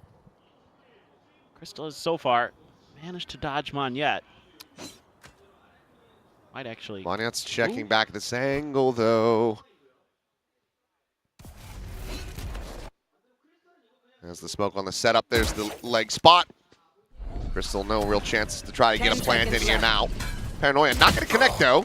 Chance to fight back. But now the pinch is coming through. So Crystal just going to be locked in position. And Widely is just left to go ahead and survive the round. So can't take the weapon out of his hands. Will be able to retain that, even if they do. Plenty of money available to Global Esports at this point. RRQ, they do manage to find overall a clean round win. Well, that's a really big round for RRQ. Not just, you invest the timeout, but now you're going to keep 4 players alive with guns in hand. So that means you're going to be able to bank up a little bit of an economy for yourself. Crystal used the Hunter's Fury, but it's a little bit too late. Cushy, a great timing on that swing right as his opponent is jumping up. So he's able to just completely nullify Patman there. Don't give him any hope. Slow orb early. Now, of course, I think as RRQ, you know that after finally thwarting that B hit, they're going to try the A. Pressure, at least. Don't have to go for the wall here, though. Instead, we'll just be leaving Monyet trying to play around these cycled one-ways. Quickly can get overwhelmed. The cage there. They hear that exit through it, so know that there's going to be somebody on the alley side. All set up, drone over the top. Crazy guy with a spot. Jemkin trying to find his moment to go for this peek. Is Patman, on the peek out, will be able to find Crazy guy, but Jemkin is there. Uton now going to be taken down. Big ping reveals out onto these players, but just no way to capitalize. Just cannot get them surrounded fast enough. Jemkin able to find yet another. The scale forward, I think a footstep made. Here at backside, tailwind to expire, and I don't think they really register that Batman has worked his way forward onto the site. Oh. Now he knows. Hello. Bad news. Here. Shocker to the back of Monyet. Puts him at 16. The rough position now desperately needs some assistance here. It's Batman trying to chase him down. Shorty forward into the smoke. Jim can eventually able to find it. Monyet will come out on top. That became squeaky bum time. But RRQ still managed to get the round win. Yeah, it seems like they've got some good reactive protocols now. Kind of quickly responding to the pressure that GE's trying to create. I mean, GE goes for a huge util dump, doesn't find anybody. But because of that, that gives the information over. Then you've got Cushy, Jemkin slotting in to thwart the hit. That's a really good read. Now they're having fun too. Only a Guardian for Javi. Patman just a Sheriff. So the buy getting a little bit scuffed to make sure they still have one more in the tank in the next round. Do have the overdrive for Yudotan. Love to see him just drop that over to Pat or something and make a play for it eventually, but he's way on the other side of the map. Oh my God. Whoa. Well, that's some game sense. Wow. Enemy. See, that, okay, good honest kill from Jemkin. Crystal. And Xpharaoh able to find some just wild ones, as this time it's Crazy Guy catching the stray. Player advantage. Maintain. Here's Monyet on the push, able to find Autumn, but the trade back is going to be good, and now the trade up. Back into a 2v2. Taking them low, the Prowler to chase out Crystal. I mean, Zakay down to 1 HP here for a moment. They just haven't cleared that corner, and Cushy is now the one at risk as Patman just wraps in the back sight. Just shouldn't have come down to this. Just gets a little messy for RRQ. Jemkin used the blades in the last round.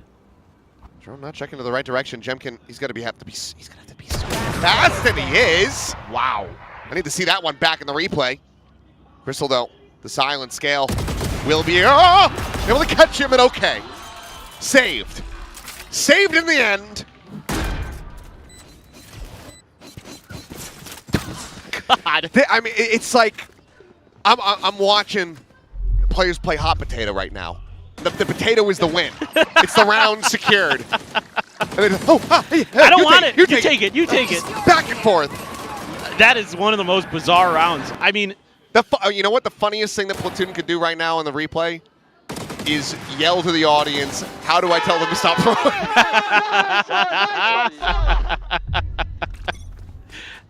I would love that if he did that. He would get some bonus points in my book. That was just bizarre, man. There are multiple kills through smokes, just absolutely wild. They've been trying to use this wall to condition a response out of RRQ, but actually RRQ often doesn't really make much out of this. Do have the crosscut here, so even though Xpharaoh probably going to get seen by this drone, has an escape valve. Should be relatively okay, I would think. Let's see if he tries to swing off of this, though. Could go for a box spam. Yep, gotta get out. Yeah, quick cross cut out. Let's keep up that forward space. Maul in the back of sight. Yutan looking for the check. Meanwhile, it's going to be a TP in deep for Patman. Tucked behind the box now as Plant can come through. And that's going to be right back available to Autumn. Patman looking for a timing, and he finds it. Xpharaoh trying to get situated with Util in hand. He's getting caught. Monyet quick to clear out Autumn's ult, but Javi takes his life. Clean tap, but still player disadvantage. Onto the corner of the overdrive now going to be invested. Cushy able to fight back for a little bit more. Jemkin with that operator again. Has to do so much here. Finds it. Now it's forward. And yet again, it is Jemkin tagged. A 1v1 versus Crystal. Shots out to Crystal once again. This time cleaner. Has his number as Global Esports. Will move this up to map point. That looked so weird with the op shot into the forward tailwind. Unbelievable, but I mean, just the protocols here for RRQ, they're just a little bit behind the curve. And again, having Xpharaoh turn away the moment that Patman pops out of that smoke. They're not anticipating it. Oh my. Get out of my Now way. you've got a really odd buy for this map point. Stinger for Jemkin, but he does have the blades. Spectre for Crazy Guy, who's had this res for God knows how long. He just hasn't been able to survive through the start of these rounds. A little bit of a friendly blind out there, but Jemkin looking like he wanted to go to timing, but it's just a quick check. Make sure no one's tucked away on that right-hand side. Backs off. Still 4 knives to try to play with. Let's see if this pivot is quick enough, but RRQ just deciding that they probably left B. Start taking some space of our own. Patman trying to sell a fake. He's pulling a bunch of players over, and he's got himself the site. Yeah, I think it's bad news. Slow orb out, but Patman there at backside, so Crazy Guy again to fall. That res not to be seen. Shadows traveling. 4v5, they're trying to get this one over the line. The plan going to be handed over to Crystal as well as the Hunter's Fury is now going to be online.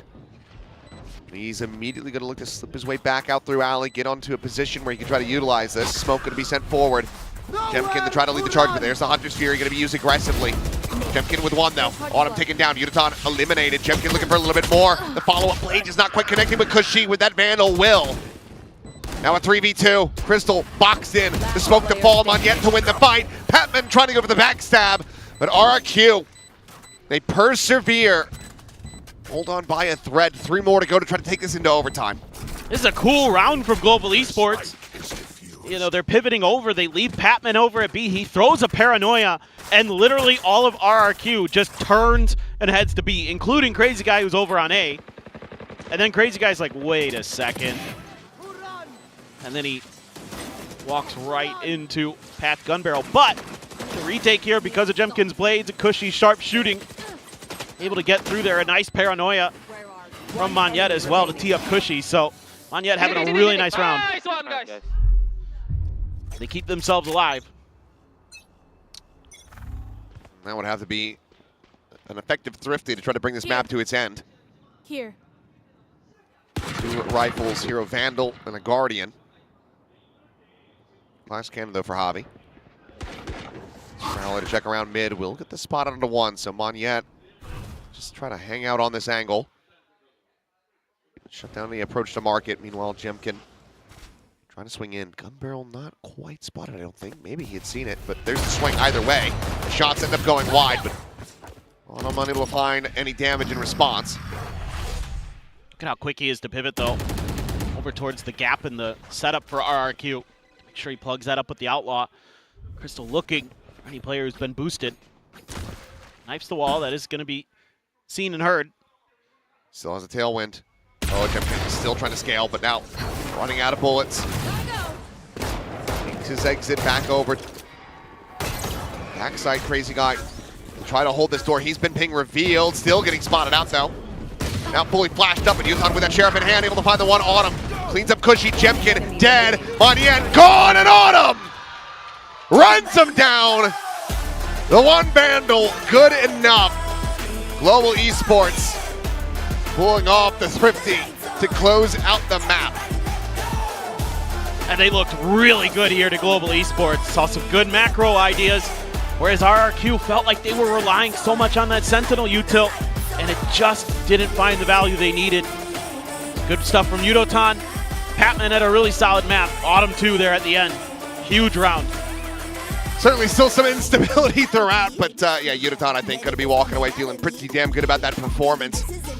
And now we get to see what Global Esports has prepared, what they have up their sleeve on Summit. We've had a couple different flavors on that map so far, to say the least, especially with KRX still running triple duelist. But let's go ahead and send things down to Jen. Here with Coach Platoon of Global Esports. First off, roles look different compared to EWC. Yeah, we've been experimenting a little bit. Like I said on the desk up there, we're really trying to help everybody find their identity this stage, and hopefully that'll carry us all the way. Also, we see a lot of teams kind of playing it really slow and opting against you. What was your solution for that? I think we just need to be composed and patient as they are, and then once the time's low, they got nothing to do. Lastly, I just saw you high-fiving yourself in the coaching booth. How's it down there by yourself? It's good. It's comfortable. In person, I'm there alone, but I hear all my boys in the comms, so it doesn't feel like I'm alone. Thank you, and let me lend you a hand.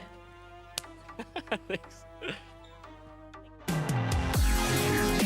Well, hopefully Platoon gets some company there soon, because just a self-high five is kind of sad for this kind of gameplay, because this win was actually pretty smart from GE. Yeah, I mean, I feel like they did the job very, very well here. I think especially their first half.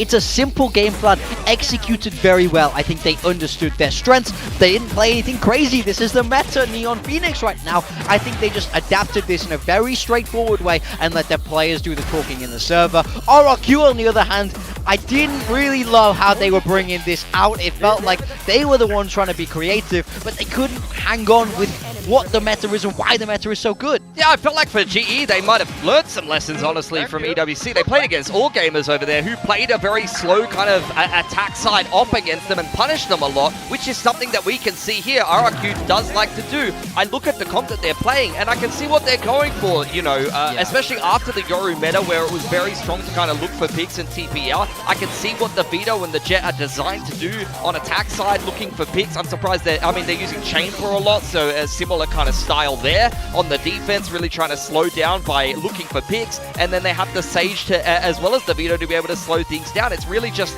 kind of in the execution that I'm left scratching my head, and I felt like the same thing happened to RRQ over at EWC as well. In their game against 100 Thieves, I felt like Bora was calling circles around them, and they were really, really good at playing around the Sage util. It wasn't getting value, and it didn't get value here either, unfortunately. That's exactly it for me. I don't think the comp is terrible. I like what they're trying to do in this meta, is have a lot of stopping power, but I think they brutally misplayed it. We see that Sage wall go up at the start of every round. We see them gift space to a double duelist comp, which will take that with glee, and then they're able to have so much space to exec on you from. I think they have to go back to the drawing board here if they want to run this style, because GE understood it, they abused the gaps that were being left, and they just looked very confident. What would you do differently, though? Like, we saw them playing retake a lot, you know? Yeah, I mean, I think if you want to play retake, you have to save your Sage wall. I think if you don't want to play for retake, which I don't think you necessarily should, I want to see you a bit more forward in the chokes. I want to see you poke the mains. You want to bait out that util from the double duelist, but GE just got so much for free here. And you kind of wonder what the vision was, especially for Crazy Guy, putting up that wall so early, right? Like, what what was he trying to get at? Because GE, it just kept happening over and over again, and GE, this is just too easy for them. Well, I think at the end of the day, you could see, the Sage in the past is something that diverts the flow of traffic a little bit, but when the other team plays Sage, GE plays Sage, 100 Thieves are a team that understands Sage and plays Sage. They understand how to play around the wall. They're teams that are of this level, that have good calling structure and understand what the agent does, are very good at playing around it. And Javi plays a lot of Sage as well, and he did phenomenally in this map. Yeah, we heard it from Platoon. He said Javi will be the guy for us in Stage 2. And I think, he had this round 4, I think was phenomenal from him, that 4K. And I think he did his job so well on the defender side here. It's not just the kills he's able to get, it's the fact that he's left on an island a lot in their defensive strategy. You see that aggression on the other side, so he has to be smart on when does he give up space for the retake, when does he stand his ground and fight. I thought he did an excellent job in a tough position there. I've said it time and time again, Javi coming up through Tier 2 and even in kickoff has been a fantastic player mechanically, quite honestly, and he doesn't get to show that when the games get close and the pressure is high, because you get the brain drain of being the IGL and your personal performance takes a dip. So seeing him play something like a Sentinel role, he can frag, man. He can definitely frag. Definitely we saw that in this first map. I'm curious though, because we're talking about like the frags, right? And we saw a lot of operator frags as well in that map. Yeah, absolutely. I mean, it's something I touched on already, but this is very, very much par for the course with RRQ playing that Veto as a Sentinel. You are going to see them up on the attacking side. But as I said before, GE just had to play against a team that played very slow attack side operator on this map against them, and they were getting punished a lot, and I felt like they learned a lot of those lessons. You saw GE pull out the operator, Unitan had a couple of rounds as well, and although RRQ got a lot of op kills, and Xpero brought it in half the rounds on the attacking side, you almost never see that from any team, let alone for opping on the Veto. Unfortunately, it did not convert to a win for them. Yeah, I mean, I get the idea. I get where it's coming from. I do think it's strong here. Unitan did a great job with it being aggressive on those deep lines. And Xpero, I like the idea once more of you want to be able to stay alive and you want to shut down the aggression of that double duelist, but he couldn't quite make it work in the same way. Here we have a look at Javi's stats here from kickoff and Stage 1, but just take a look at those agents. You see how complex his role was for this team in Stage 1. I wanted to point it out because when you think about Javi coming into Global Esports in kickoff, you think about him playing Astra on Abyss and Astra on some of these maps and just going ballistic. He had some really good fragging performances, and that is more of a Sentinel-esque role. Holding a site with Astra on the defense is something that is well within the wheelhouse of someone that can pull out something like a Cypher. But in that edition of GE we just saw, he was flexing all over the place. He was playing in it. He wasn't able to necessarily show his individual form in a comfortable role that is very Sentinel-esque. So it's good to see him go back to his skill set a little bit there on Sunset, and I think it definitely helped GE win that game. No, he's definitely good for the clutch. I mean, we've seen it time and time again. When push comes to shove, he's able to actually do that. We're going into Summit next, and this is going to be really interesting. I'm so happy, by the way, that this is the third time, 3 days in a row, we've gotten Summit. Am I right? Yeah, Pacific, we're embracing the new map here. Absolutely. I love to see it. I love that these teams aren't afraid with, small amounts of prep time. You see them put in the work because being able to play this map is massive. GE are the first team that we've seen that are picking this map, that are forcing it to happen in the map veto. So I'm very interested in what direction they're taking on this map and how comfortable they'll be. I love that at the start of the season as well, because you're already conditioning the rest of the teams that play against you, especially the teams that are scared to pick a Summit or something like that, to potentially first ban it against you, and then the veto's wide open as we go deeper into the season. Yeah, they're like, let's get it out of the way. Let's just put it on the table already and let's see what all of the cards that everybody has in their hands, right? I think it's very, very exciting. Of course, this is going to be the first time that both of these teams are playing, so I'm really interested to see what they have in store. And for RRQ, of course, they want to be able to make that comeback because that was very, very frustrating for them. I'm curious to see what Coach Jovi has to say, so let's send it to the stage with Jen.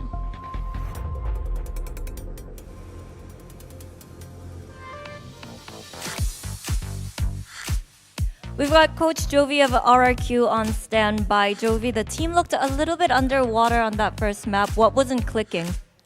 Just nerves. We were nervous playing the little micro interactions. We were just nervous and not really committing as much as we should be, and we were in good positions. We just failed in the small details. The little mini fights.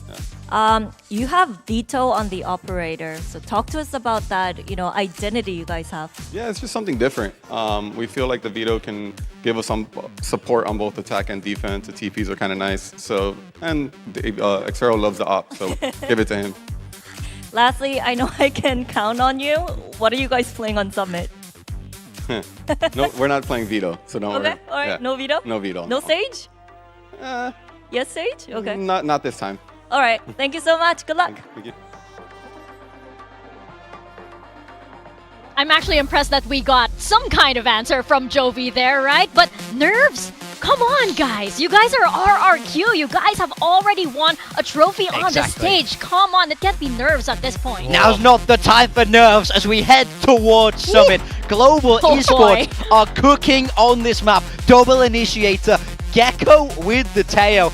Raze there as the duelist, bringing out a Veto as the sentinel. This is like you've rolled a dice for this composition. This is not something we would ever normally see, so I'm curious how this will play out on the map. There's a lot of off-meta agents in one comp. We have seen FPX, I believe it is, playing a little bit of Teo Raze. I don't mind how it fits into this map. On the side of RRQ, though, the player I want to highlight here is Cushy on that Phoenix. He actually had a big game in one of the recent qualifiers online, throwing himself over onto that secondary duelist and playing a little bit of Phoenix. It is within his wheelhouse as of late, and I want to see him kind of transition that into a big game here. Oh boy, we have a new duelist in town, and it's gonna be Cushy.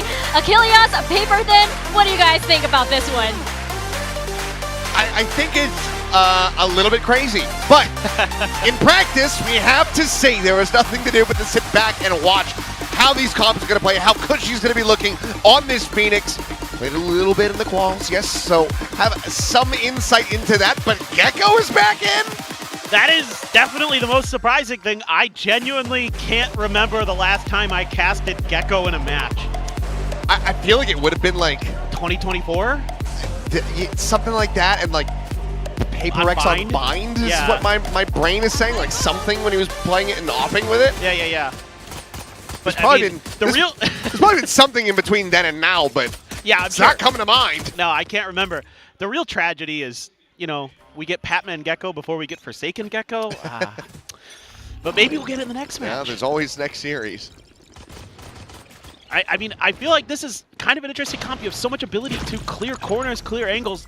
There's a lot of tight corners, so I guess the theory here is you can actually relay the Gecko util really nicely because of all these 50-50s. Jemkin gets a little tagged up there. Oh boy. He is scaling so aggressively. Will get sat down. Hobby, however, going to be on that trade. Cushy looking for that timing to collect the kill on the Crystal, but does manage to slide back around the corner just fast enough. Has that spike in hand, so needs to retain it. Meanwhile, Patman down. Cushy able to find one, but trade is going to be there. So 3v3 to see who's going to settle this pistol. And it's a full approach now onto the A site. Tuck into the corner for Xero. Camera taken out. Quick little spot on that camera. Checking a little bit wider onto the angle. Xero starting to get a bit antsy, and this is where things can fall apart, but it's a clean tap. Yuta down, swinging in, looking for a little bit more, and Crystal will be able to displace him, but the rest of RRQ come to the rescue. Get the cleanup, and then get another pistol. Yeah, get the first pistol win again. And I think this is a really good start for RRQ. I'm very curious to see where team's sort of vibe is on this map. Whoops. That nailed Jemkin, did that flash. I was thinking, Cushy there, bud. You just kind of did Jemkin dirty. But it's all's well that ends well. You're fine with that because you get the win. But that's how we do the pistol, boys. Play together, yeah? The big question I have actually is, how do teams align on, is this a defender-sided map? Is this attacker-sided? May, in an interview yesterday, said he feels like this is actually a little more attacker-sided, but, with RRQ picking defenders, they clearly have a different idea potentially. Sure. I mean, but that's also why, KRX decided to play triple duelists, because it's like, well, if we're just attacking from both sides of the map and it's attacker-sided. That's right. And then we just get the win. Yeah, we're just always playing execute. Yeah. That's the termy way. One of the things is discussing with a lot of players has basically been like, if you are playing the defender side, you kind of have to fight forward. Right. Going for that triple duelist does allow you to do that. You don't have a ton of util to go alongside it, but they were able to find that win. But RQ, a little bit more standard, let's say, as Jemkin, second peak, second kill, Patman down. There. As Crazy Guy Sheriff a couple decent targets to try to sit down with his gun. And sees holding them back for now. The decay to expire. Swings coming through. This is all to play in Xfero, who will have the triple spray down. So, overall, very clean. That Sheriff going to be collected as well, and it's a 2-0 start for RRQ. Yeah, and you're really getting yourself into some pretty quick ult cycles, which is exactly what you're going to do.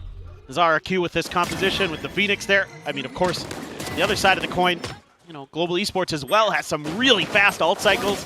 You know, with the Gecko, with the Vito. What is that Clean on yet? I mean, man's the vibing. cleanest. He's vibing, and it needs to be. Hey, he's always, you know, trying to have a good time. I'll give him that. He can crash out a little bit, but he's got the whimsy, that's for sure. You can see that. I think GE also starting to recognize what you're just talking about, Achilleos, that gotta watch out. Ooh, he saw the elbow. That he did, and Yutan down. Significantly slower start here for Yutan on this raise. For Global overall, we're hoping that this map, this decision to try to run this comp doesn't end up being a bit of a reality check for them. But it's a very good start to try to get a bonus converted. Jemkin just pulling back, takes a deeper position, still leaning on that A side of the map. Trip here at the connector to B. Try to slow down the approach, but just the two players to try to hold the line here. Crazy guy, only with a Marshall. Meanwhile, though, Cushy. Oh, this intercept. Trying to get in on top of him, but the spray just not quite going through. Patman going to be tagged at 41, but still alive. Crazy guy, however, that Sheriff carried over from the previous is able to find another kill. Patman worked even lower. Now down the 9. The swing out. Jemkin has him dead. The spike on the floor, and now it's just Crystal.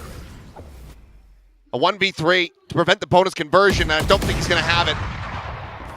Spawned with 1, but his position known at the time is just going to be gone. The spike still out in the open. 10 seconds left. Just trying to stay tucked away, but Xfero, he wants that weapon upgrade. He's not going to be able to find it. Not for free, at least. Will lose his life, and the gun will be carried over, but RRQ off to a roaring start. That early op purchase, I think, through GE for a loop. They were anticipating some kind of mid-pressure, but it's just kind of flaw because you've got that operator in play. You're just going to hold the line as RRQ there. Playing pretty passive. Timeout. An immediate timeout here. I think Platoon has got to get them in the right headspace for how he's seeing RRQ play this comp, which is, you know, they're contesting the mains in the mid, but they're not like over-aggressing. They're not constantly kind of trying to push space like you saw in kind of the latter half of what PRX was doing against DFM yesterday, where once they got a feel for the way they were playing, they started to push those mains really aggressively and get those big flanks. You know, even though DFM was finding the open site, more times than not, they were still creating an ability to get into those retakes quickly. Whereas in RRQ's case, so far from what we've seen, they got aggressive in the pistol at A main, but other than that, they've been pretty chill, relying on those snipers to get that early advantage and then just holding some good angles.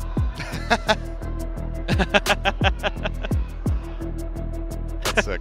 That's awesome. Big Yudotan fans. That's the next wave. 10 years from now. We'll be up here. Well, I'll be up here. You'll be. Yeah, Genji's Arnold is already scouting them, I heard. Yeah. Yeah, we'll have a wreath up here for you. Thank you. I appreciate that. In memory. Can you, like, yeah. What do you want to put on my tombstone? I can't say. Not on this broadcast. But anyway, let's get ready to. We're going to get ready to listen to the Global Esports comms because I've got nothing nice to say at this moment. As they try to pull off a thrift, they still have that hero Vandal in the hands of Yudotan. Let's see if they can put it to use as they get ready to exec onto the B site. I think a lot, guys, a lot. It's okay. Just chill. Just play the run, play the run. Can we just reheat it after? Wait, can we poke push? Guys, they drone. You're gonna reswing this. Sav, I think you just drone to make them go. Ready? To where? Just poke it, drone, go. They retake it. Can we fight? Did he fake spike? Zero flash. Guys, you should crunch. B. Go back. Trying to call for the crunch, but it's still a ways away, working their way through mid. Got caught on a timing there. And that's the action very much slowed down. Peek again, Yutan eliminated by this operator. The cleanup is there from Monjet. Now it's just Pat and Javi to try to see if they can stop this from being a flawless. And just a bandit and a sheriff to do it with. And position's pretty well read. Haven't heard a peep over at A. It's like Severo just twiddling his thumbs. Orb grab isn't contested. Jemkin will take down Patman. There goes Javi. So pretty clean stuff for RRQ. They continue to just really hold these chokes really nicely. Again, having that operator, having those setups, proving to be difficult for Global Esports to crack. But I think you can see why RRQ wanted to start on this defender side. They're looking good. Yeah, they're really well drilled. Just Global Esports getting iced at the moment compared to what we were seeing on that first map. And granted, yeah, there was a lot of back and forth, a lot of ups and downs, but they were very much in the driver's seat. Not the entire map, but engine is dying, it would seem. It's sputtering, all right. It's just... Just seemed like they were good to go. I mean, they got in, they got the engine warmed up, they defrosted the windshield and everything, and it was off to a good start. I see what you did there. I gotta give you that one. That was a good pun. Look, right now, I think they just don't have a good answer. They still haven't found the op. They're about to. Yep. Oh, there it is. There he goes. That was a headshot, too. I need to be, I think, to get that kill, but... Yeah.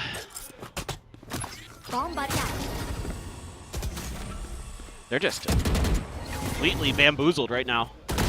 Okay. Second here for Patman. Still 2 away from having that Thrash online. Very slow build. As the door will be shut. Xvero forced into the open. Yutan able to find that one. He's going to get himself on the board. And what a timing found for Javi. Oh, absolutely saves him. Spike planted. Goodness knows how many more he was going to be able to find off the back of that. So now just going to be 1 charge away from 2 more critical ultimates being built up for Global Esports. Starting to get that cycle very healthy. As Jemkin will just have to drift away. Hold on to this operator. Got the money, but again, Thrash, that Armageddon. Don't want Yudo getting any closer to a showstopper, so no real way to try to play this one out. But it looks like Javi is going to go on the hunt. Well, Javi... Ooh, okay, he's not close enough. I don't know if Jemkin heard that or not. I think he did.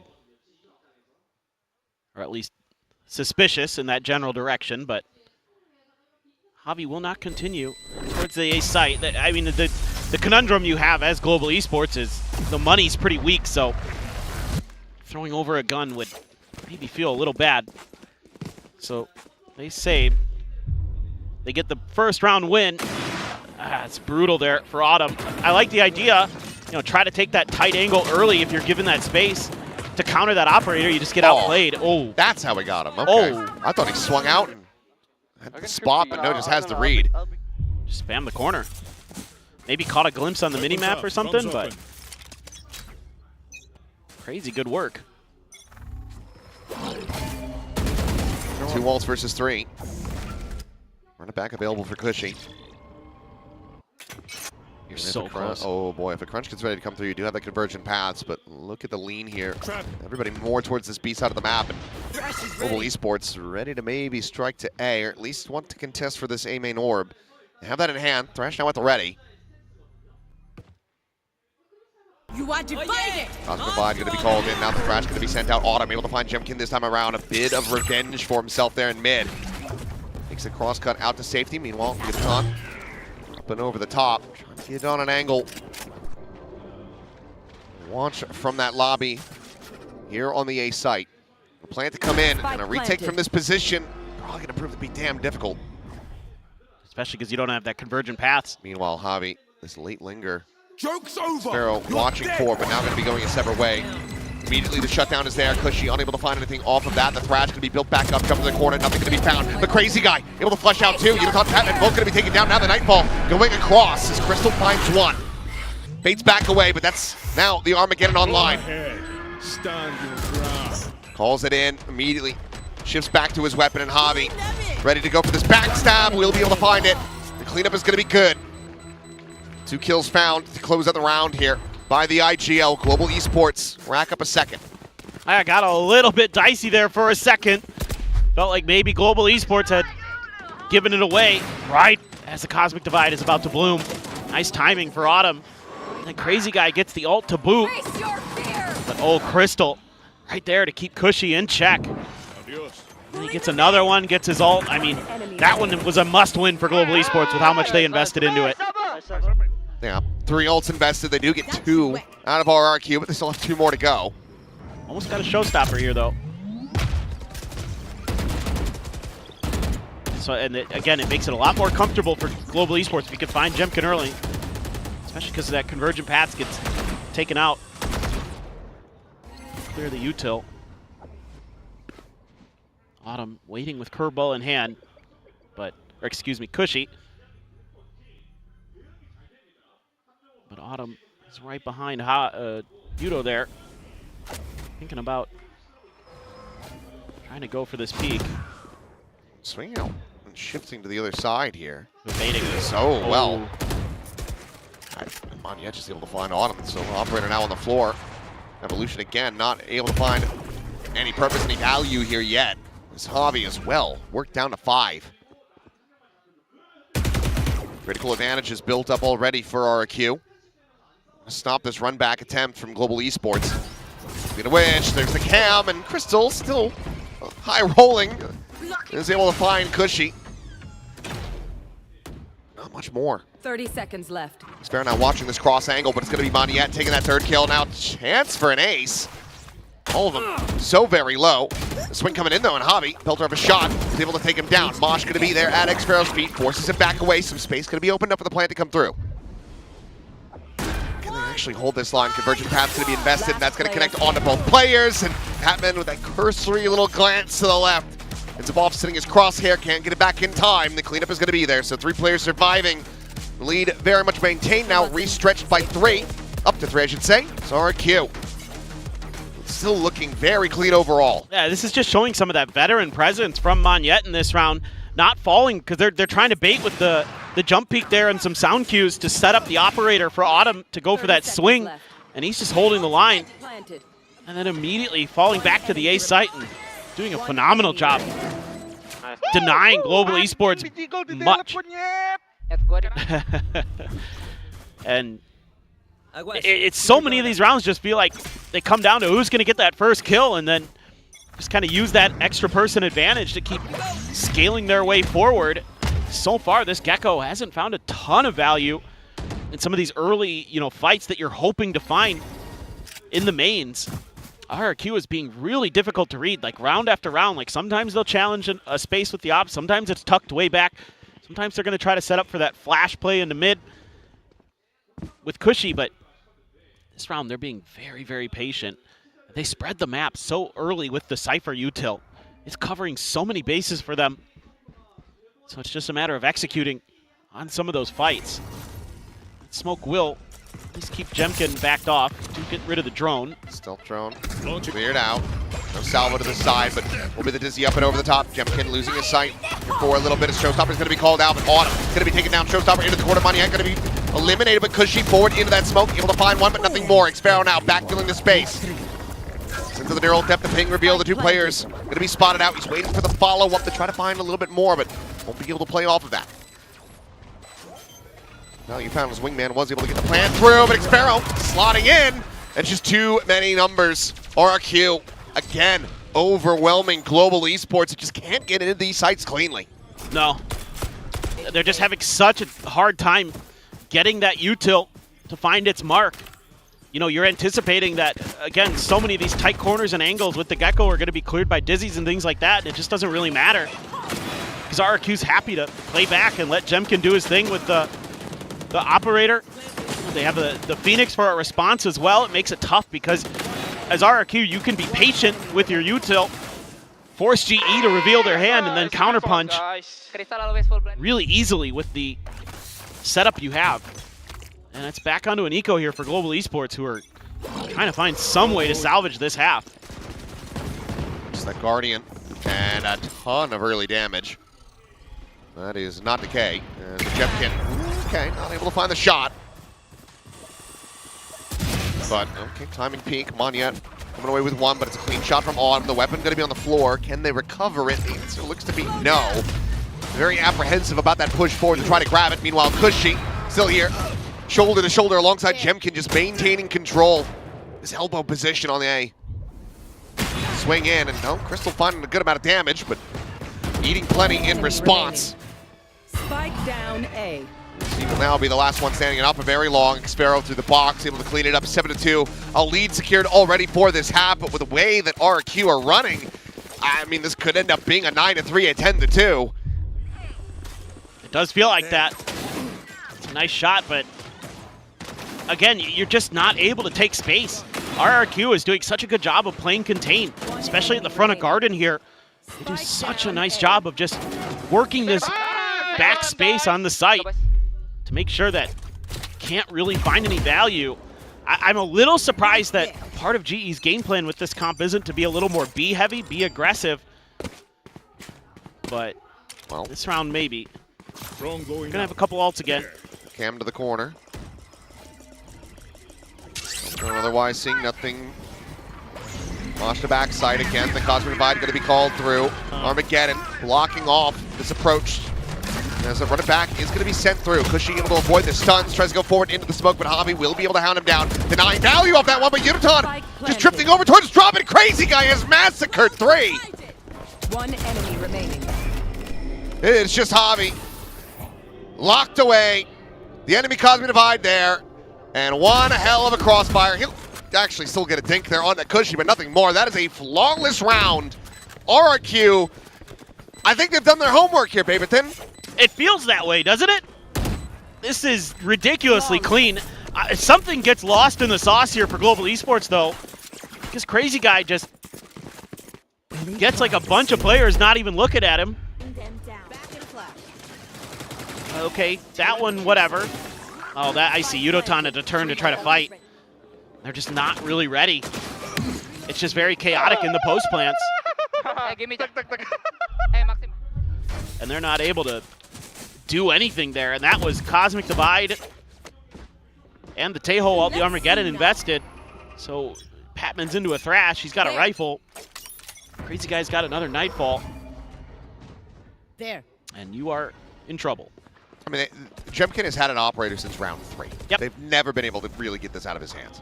It's always been carried over. They've got the money. It's a good shutdown, though, and Jemkin, oddly enough, not going to be prepared to try to get that exit. So, okay. Is down. A decent start to the round. Still just Sheriffs, though. How much more can they find? They're leaning in towards just Monyet on the A site. A window of opportunities. He has put himself at risk, but still will be able to find Udaton. Well, it's a little bit tough. Face your fear. It's a great timing on that Nightfall. It's going to confirm some presence. That's going to keep giving them the confidence to scale forward in mid. He had the operator to cover Xfero's push-up. So he's going to be hearing a lot of this. They should be rotating into this position pretty quickly, so Crazy Guy just going to try to delay with the C's. Still able to hold his own. Tucks back over to drop. Quite a bit of damage suffered there, but Tripwire going to be cleared out. But what a haunt reveal. Boxo not going to be bangable, so can't try to flush him out, but Monyet there. Up over the top. The door never shut, but Crystal with one reply. Here comes the backstab. Xfero arriving and will quickly spot this out. Reestablishes the spray and gets the kill. Thrifty's not allowed. Operator again, back into the hands of Jemkin. Never losing out on it, as it's going to be 9-2. Yeah, I just love the ideas from RRQ on this map. Their coordination is so good right now. The push and pull, even though they lose a player in the opening of the round there, it's a really good idea. A bait and switch off of, contact from the operator into a curveball. And that's a lot of what they're doing. I mean, Monyet also just out in the open winning a lot of big battles has been huge for RRQ. So a step up in a lot of different ways for them. Pilsky was talking about wanting to see Monyet back on that neon, how he's so at home in those moments. I think he's right at home on the Astra. This is where this man set a kill record on Split previously. He was playing this one. He was looking right as rain. He's so sharp right now. And again, Patman still has... This is a bit all in, though. Ooh, quick exits, okay. Double dash away. Thrash going to be sent, and this is going to have to be space offered up. Call this one back, make sure that Thrash is going to be recoverable, and Unicon is able to find one, finds himself another as Manyat and Cushy won't get taken down, just strays caught through the smokes. Can tag to 30, and it seems like Global Esports slated to get themselves a third round. There.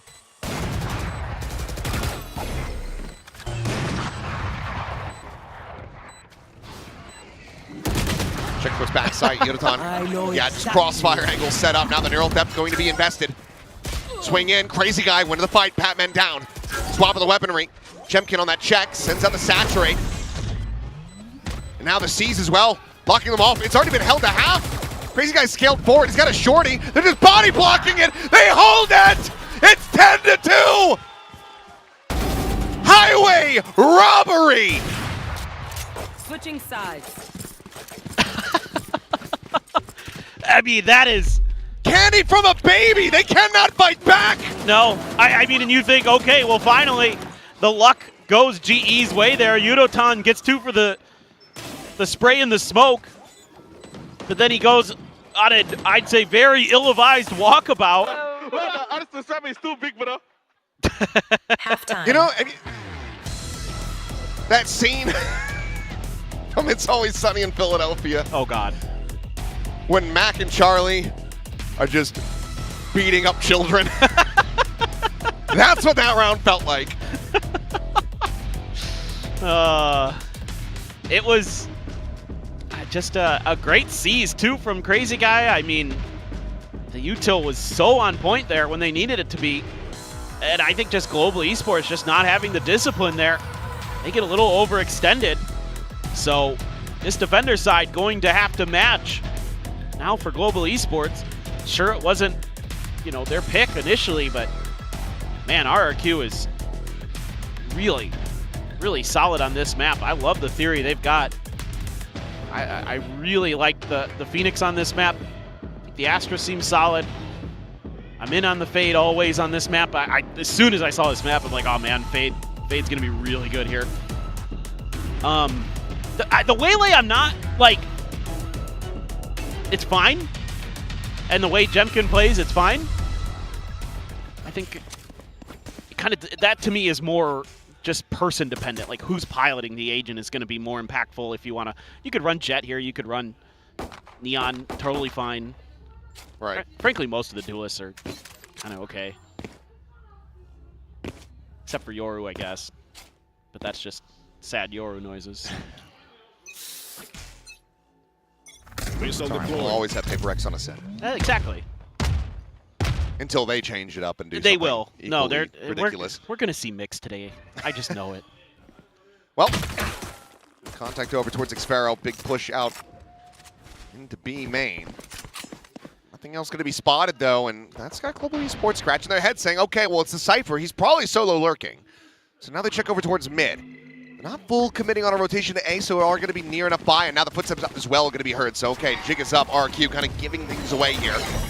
Jemkin going for the up and over into the immediate refract, and Cushy immediately dispatched. 3 shots through the smoke. Yudotan able to find him.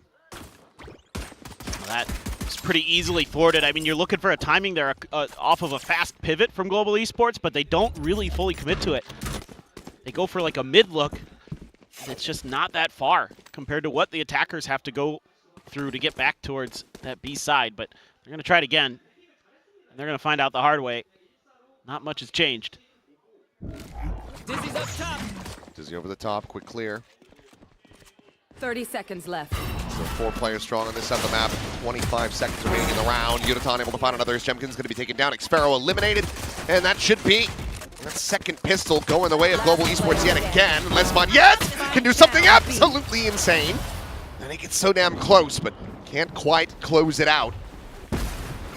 10-3. RRQ still very cozy in this lead, but another pistol goes over to Global. I mean, this just came down to who's going to outguess who on the rotations, more or less. I mean, yeah, sure, Yudotan spamming through the smokes again. Gets another nice opening kill to stall RRQ out, but really this was just a good read on the pivots. Oh my god. You know, it's just kind of attempted rehit after rehit for RRQ. And they're going to maybe try a different approach towards the A side. Going to be greeted by potential Yudotan with a Phantom, as well as Hobby with a Bulldog. But they found the weak side. You're going to get an orb. Pulling them in. Hobby just trying to play delay. Off that Prowler, meanwhile, Xfero lurking forward, but ooh, jump peek. I'm not sure if he was, well, he certainly has been spotted now. Trying to get the right clicks through, but Patman able to hold his own, keeps that Bulldog in hand. Meanwhile, Hobby, to try to clear them out of the sight, will eventually be overwhelmed, but got a good amount of damage in. Spike planted. Everyone quite low. Yudotan will be able to find the one. Come on, yet. There's going to be sprayed down through the smoke yet again. So defuse to come in, 4 players surviving, key weaponry carried over. Global Esports getting the exact start that they need for the second half. And that gives them the showstopper off that defuse for Yudotan. So he's in a great position now to convert a bonus of their own for Global Esports. Saw it for RRQ. It's gonna come here on the other side as well. That's great stuff from Pat, anticipating that reswing. Knows he's got that right click from the classic. They smoke this and they go out, okay? Let's see. Couple Bulldogs. Phantom, Guardian, Hobby with just a ghost. But so nerve-wracking is RRQ. Look at this setup. Looking to try to see if they could catch RRQ going out early for that showstopper. Instead, Yudo's just going to stay tucked in that corner. But RRQ so far wants to try to create a little bit more interest in other parts of the map. They're going to close the mid door. Let's try to cut off some of that vision, some of those angles. And then pivot over towards the A side, it looks like, and onto Autumn, potentially. Just a Bulldog available, but he's got a little bit of that util there. Maybe help him out. Nice the cross cut in the backside. We'll just take that. Quick exit, space opened up. Fast take here for RRQ. Showstopper's still going to be in the back pocket, though. Yudotan might just rip it off the start here to try to get this retake going. Meanwhile, Cushy going to be looking to maybe fight forward, putting himself out on an island. Clear the wingman, curveball to the side. The Showstopper going to be lobbed in. Direct shot, Cushy dead, but Jemkin finds another. Oh my god, fade away from Monyet. Took him a double take to find Hobby, but cleans up the kill with relative ease. Just push out into the open from all of these players one by one.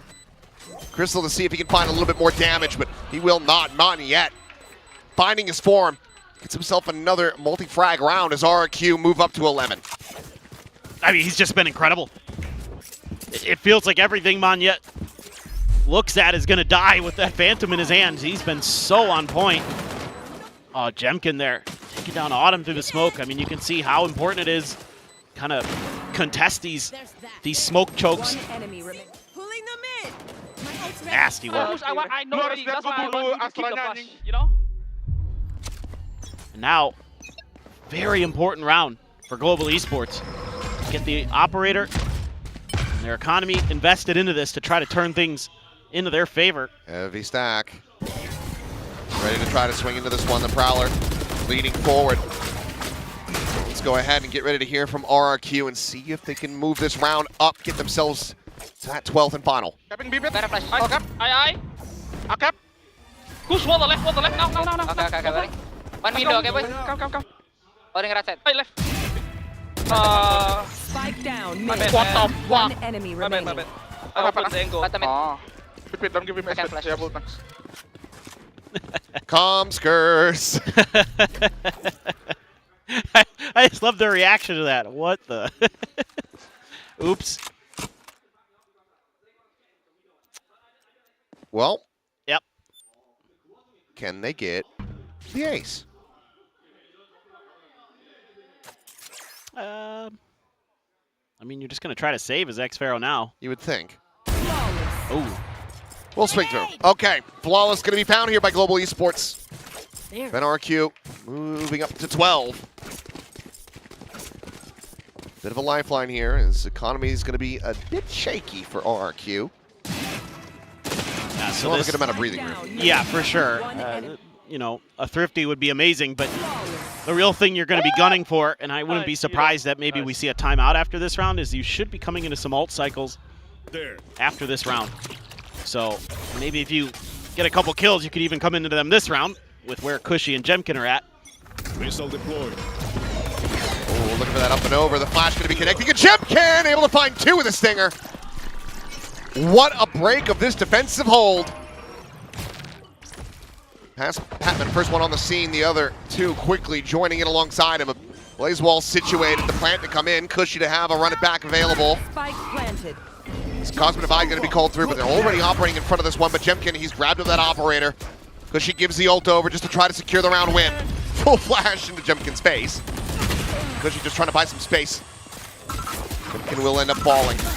Swing through the boom bot, able to find one. Uniton gets a follow-up. Suddenly, they're right back into this. It's just stingers. Uniton gets himself another showstopper as Maniet will die to Patman's hands in somehow, some way. Global Esports managed to get themselves back into this one. That's crazy. I thought we were going up to map point for sure. And we were looking at Breeze as a almost certainty. Okay. Oh, what a flash. I mean, still a great effort, but you've invested 2 ults into this as RRQ. The right back and the Cosmic Divide both committed.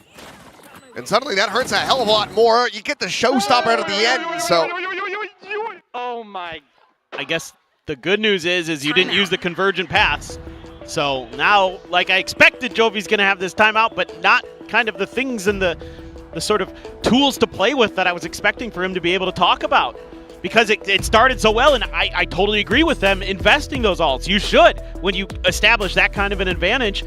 I mean, you get an operator into Jemkin's hands, you should be feeling pretty comfy, but Yudotan, all of a sudden, has just been explosive. He's up to 17 kills now. Just feels like every round is a multi-kill for him. Yeah, I mean, he was completely absent at the start of this. And now he is just right back up at the top of the scoreboard. The fact that he's been able to leapfrog over Jemkin, over Xfero, just shows how incredibly well he's been playing in this second half. The cartoon corner over here. Family Guy to SpongeBob. I like it. What's next? Simpsons? Heck yeah. Let's American do that. Dad? Let's do it. Okay. Timeout. Is this going to be enough? Xfero. Okay. Had the cage there. Has the Prowler, so he's okay. I was a little worried there for him for a second. How about X-Men? X-Men 97. Sure. Really good. Really down. Some damage out. Cushy. Tagged low. Heals quickly, having to come through. Just trying to take this space. I mean, he is deep into enemy lines at this point. Shoulder to shoulder, though. And it's with Uniton. Last player you want to be going up against at the moment. Takes him down nice and early. What's the plan here now? Convergent Paths is in a really weird spot in this 2-2 split. You have to clear Autumn effectively. Oh, there's the door. Damage found, Crazy Guy to 70. Meanwhile, Maniet eliminated. Autumn still forward on the site. They're trying to flush him out. They have enough space, spot, but Javi there's that second layer. Catches Xfero just when he thinks that he's fine to reposition.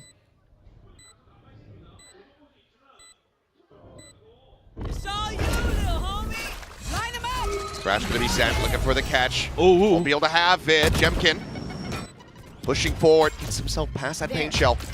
But a lot of this resting on his shoulders. So he's going to be sent down the wash, not in position. Meanwhile, Crazy Guy, okay, takes it into his own hands. Closes out those 2 remaining kills. As Jemkin once again says, thank you very much for the operator. RRQ, the timeout call ends up working. It starts getting a bit shaky, but they make it up the map point. They really wanted that mid-space, and even though Cushy gives his life for the cause, they're able to double down on that because he's gotten so deep. Get 2 extra players there, create that extra angle. I got a little worried when Autumn got that first kill. It's a 2v3 though, that they're able to convert. They're giving themselves a really good shout into this. It's going to take 6 in a row for GE. Certainly feels very challenging. You know, wouldn't be too surprised to see them get a couple here, but I mean, Jemkin, operator again. So much forward space being taken. One away from having that Armageddon. I'd love to get that online if you're Crystal, but you're just saddled with playing backside of B. Stealth drone quickly going to be cleared out. Quick repositions coming through. Global Esports very convinced that this is going to be the site exec. There. It's an up and over from Jemkin. Any bit of damage going to be suffered from that salvo, and Crystal to just find him through the smoke. Armageddon now online. You have to be reconsidering this one if you're RRQ. Pulls it through. Cushy. Isolated backside, trying to scale forward, but Autumn has him dead. We'll run it back to try to assist now.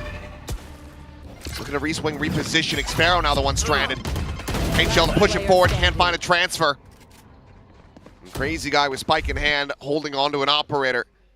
He'll just have to try to tuck away and start assessing what he wants to do in the next round.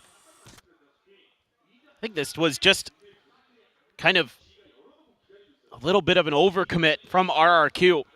I mean, there was so much util dumped at that front door. You knew for sure the Tejo and the Gecko were there.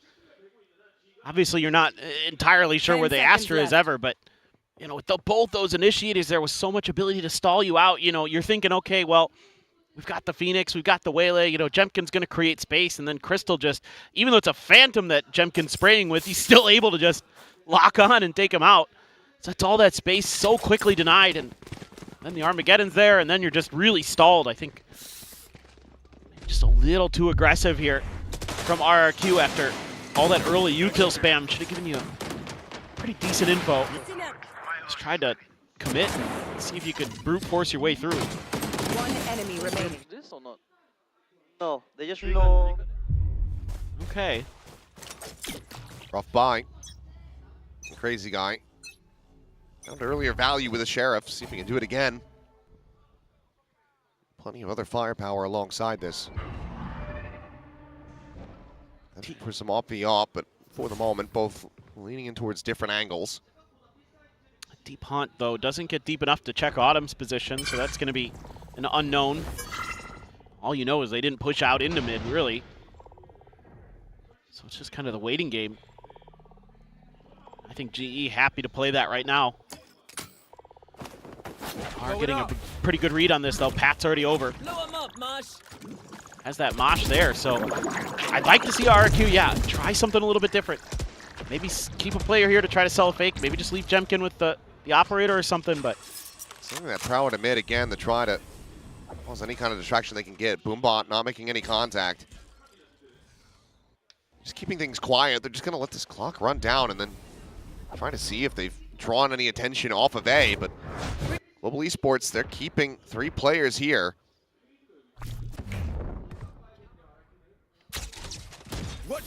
Camera going to be cleared out. Paint Shell now layered into the front. The wingman at the ready as well.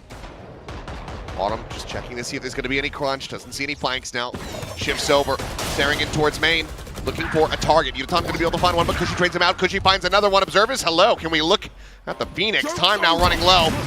Crazy Guy going to fall. The spike on the floor. Xpharaoh eliminated.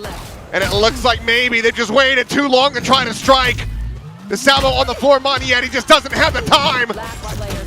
But have to try to kill them all, and they cannot. Javi has the cleanup. Global Esports not allowing for this map to end. Not yet. But again, it's kind of similar scenes here. And RRQ's response compared to what they did over on the B side is to just wait longer. Even though a little bit of a fake is attempted to be sold by Crazy Guy. I will say that. He threw that Prowler over in towards B-Link, but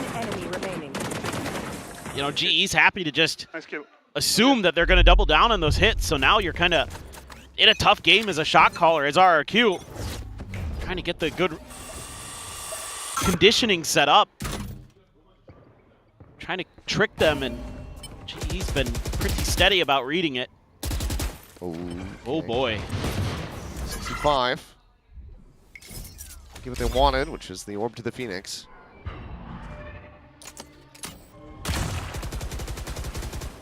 I'll be curious if, assuming that RRQ can't convert this Thrifty for the win, but if Jovi takes another timeout, gonna be getting into that nightfall. Batman will be able to find the one, looking for that second. Saturate, not able to get far enough to the side to actually clip him. Meanwhile, Crystal sending out a shot, letting him know all these angles covered. Oh. Turn to that one, and suddenly there's another player in that position. So Cushy, absolutely screwed. And Xfero, I mean, you need to die. 30 seconds like left. Batman, maybe the one wanting to try to take this charge for himself, get halfway to the Thrash. Flawless. Will be able to do so. Flawless fashion for Global Esports. 3 rounds away. Trying to send this into overtime. Exactly where RRQ got to on Sunset. Back into a bye. Neural depth as well as that Nightfall isn't enough to close the map. Yeah, I would really like to see a timeout though. It's a good opportunity to take one, unless, I mean, I suppose you could be saving it for that 11th round, but You took. Yeah. they're still very, very clean. And nope, they're just going to let it ride. Trust that the players have this. It's just going to come down to some of these fights, although you are going to use the evolution early. Auto forward cleared out. Yeah. Crystal just trying to play Autumn in on this angle, but this is looking like maybe a mid-crunch to be.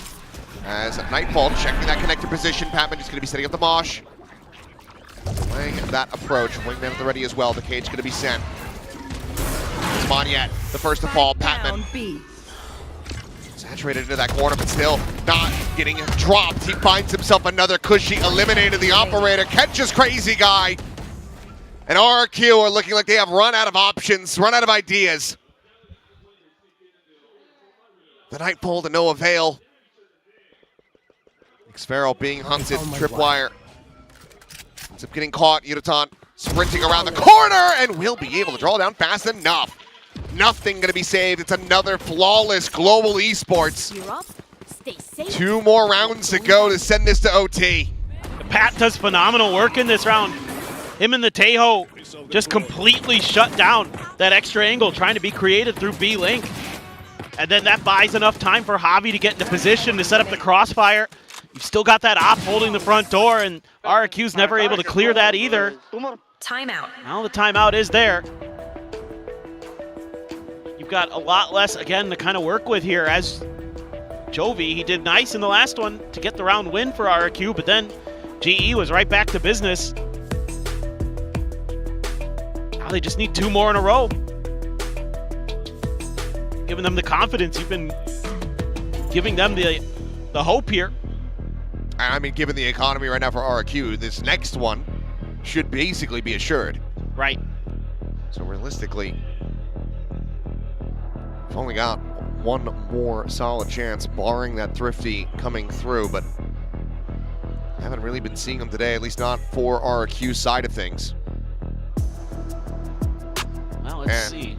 While it looked rough and it wasn't really finding value on the attacker's side, from the defense, I'm starting to kind of see, the get-go a little bit here. The amount of delay that you're getting from Patman with this is pretty damn strong. It's pretty nuts. It allows for these fast rotations that Global Esports has been able to really just make the choke so nasty. I mean, think about all the mollies in this comp, plus the Astra. It makes the A main and B main entrances so annoying to get through. Trying to fish for a little bit of info there, but actually sell a bit of a fake, but they've got this red. Countermeasure broken. Dash in, trip down, spot on the one, but Javi able to find Cushy. Leaves through the smoke either way. It's another kill for Javi. Monyet now eliminated. Xfero going to be taken down. Javi is just tearing them to bits as it's going to be another flawless Entry found for Jemkin, but nothing more. Global Esports, one more to go. And this is from a 2 to 10.5. It's just hard to imagine that we'd have two back-to-back 10-2 halves, but we're on the cusp of that being the case. One enemy remaining. Javi, absolutely nasty there. Him and Pat. And yeah, now he's got the Thrash. I was just about to mention that, and he's got an Odin. We're one away from having a showstopper as well. Double They're gonna have op? double op. I mean, this is just... I mean, it's going to be ass. I like to try to play into this. It's just going to suck.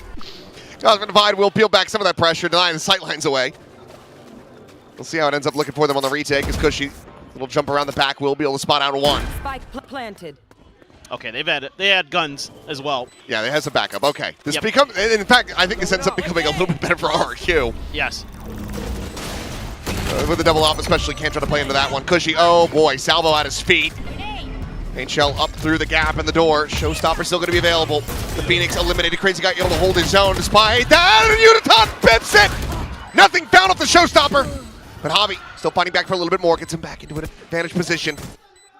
Monyet trying to set the grab well. Xfero trying to hold this door. He cannot. And now Monyet. A 1v2. The defuse being stuck. And Javi gets the 3K. Breaks his way back into the site in Global Esports. Switching sides. They pushed it all the way to overtime.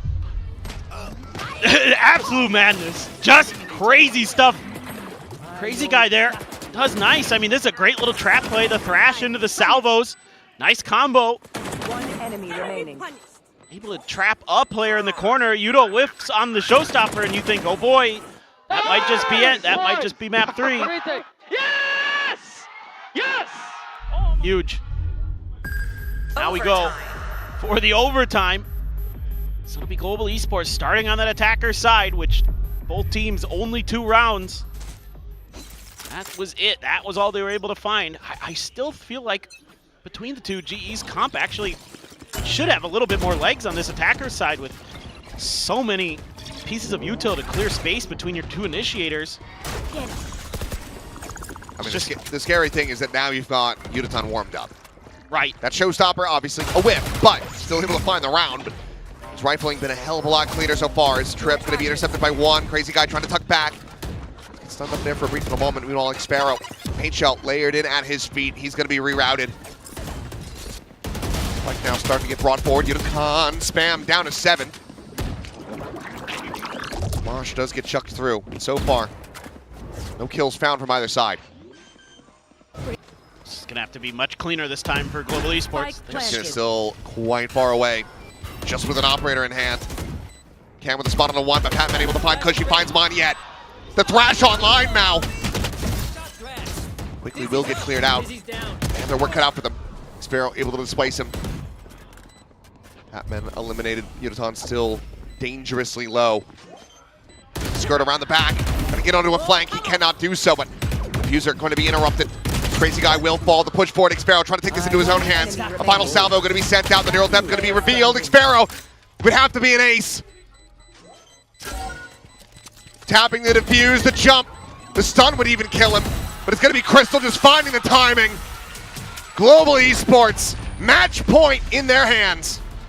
Unthinkable. Absolutely unthinkable. And credit to Xfero. He almost pulls off one of the best clutches we've ever seen from him. Pat this time getting tons of value here. Able to clear some space. Able to make Crazy Guy really uncomfortable. And then a good nade to back Xfero off from that top angle. Initially on the way into the site, a good smoke. So I really like that setup and play from Global. Again, those post plants feel a little uncomfortable, but they get there. I'll find you. And now it's RRQ that have to find the win here from the attacker side. No timeout called. I just don't know. It's been so tough for them. But they're given probably their best look. Pat's guessed on the wrong side this time, so you're not going to have that Gecko there. Autumn, no operator this time. Just the Phantom. Double dash looking for that entry, but again, it's Javi holding the door now. Autumn tucked away into the elbow. Jemkin dead. Cross cut out. Repositions to safety. Xpero trying to find that elimination. The cage going to be going up, and Javi turns back over to the front. Monyet dispatched. 2 players left alive, but they still have some fight left in them. But now it has to be Crazy Guy. Snaps on. Finds the kill. The Nightfall not to connect. Perhaps a false sense of security.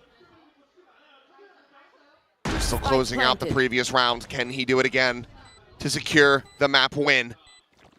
Still the stealth drone, still a salvo, the stun, a full kit available to him.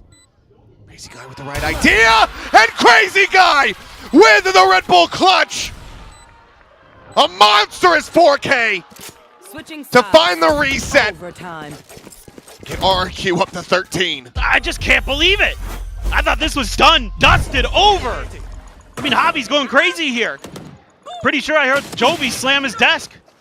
I thought this was done. But then, oh my God. That is brutal. Oh my word, Crazy Guy. Bails them out. We go again. Well, we do. 20th clutch for him in Pacific. A massive one at that, but now we are into the action, and he is tagged to 1 HP. Lucky to be alive. The Acolytes can wait, the game cannot. Tripwire again, same setup. Same players running into it. Can they actually try to play off this at all? Xpero has to clear out the wingman. But look at the try to displace him. Swinging the corner, and what a shot from Uniton! Crazy Guy dead. Door gonna be shot. Look at that timing, and oh, what a shot that would have been from Jemkin, but just not quite fast enough. Monyet's gonna be able to find one, but Cushy now dead. Monyet with a second. A 2v3. Uniton tucked in the drop. Jemkin seemingly aware of that. Turns his sights forward now. Stealth drone with the spot out. Jemkin needs to get rid of this raise. Strafes in to his demise. No shorty on that backup. Paint shell now. Pushing Monyet away, the salvo going to be layered in, the post-plant util available to Global Esports. It's just so much, it's overwhelming. Timing, however, from Monyet going to be found on the one, goes in for the Cosmic Divide! It's Crystal! Oh! He's not going to be able to have it. It's so well played by Monyet, it's a great attempt, but the time is just not there. Global Esports once again in the lead. It's just so close. I mean, Monyet knows the situation that he's dealing with. He knows that Tejo is going to be tucked into main. Again, big wins early off of that util, finally able to start getting players spotted out, and GE able to capitalize off of those early identifications that they're able to make. Oh, Monyet, so tough, dude. Yeah, he knew it too. I mean, timeout. It's way too much time off there, and I think this is Global Esports. GE's timeout? Yeah, okay. Platoon going to be calling this one, trying to get this over the finish line. One more to go. I mean, granted, they were so close. In that previous, it was that massive clutch from Crazy Guy. Well, you know what to do, Sluggy. I mean, it's TMV's turn. Everybody knows that. Well, we've been waiting for that one for a while. I think we will be waiting. I think they just realized that he's just hopeless. So it's time to move on to somebody else. He is absolutely one of the most hopeless humans I've ever met, yeah. Just don't know about him. But I don't know about this match, but I'm kind of curious. I mean, both teams playing very passively on their defender side for the most part. It is going to be the op this time for Autumn. So they are going to lean back into that. He's going to try that mid hold again. He's been kind of taking that back angle where the haunt that Crazy Guy has been throwing early doesn't catch him. They're going to clear a little bit of space. So far, haven't really given over. Oh, Cushing slipping through, but it's going to be Crazy Guy offered up. Cushing needing to buy that second elimination, he cannot. Javi again, finding value. Intercepted, denying even the cage, being shucked through. Camera set up on the one wall, timing shot attempt from Autumn, not to be rewarded. Jemkin on a walkabout needs to go huge.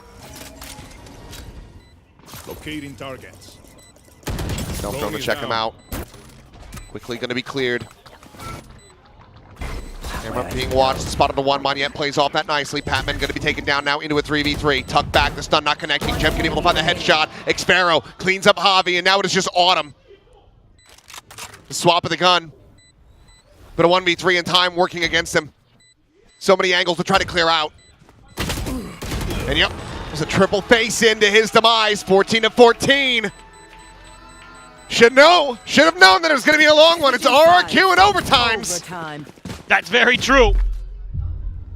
They're coming from a deficit, but it's because GE calls to just completely flood into mid, expecting that there was going to be a bigger presence from RRQ there, but the strong push, the three-man push, is actually onto A, which is left completely undefended. I cannot do anything. I already...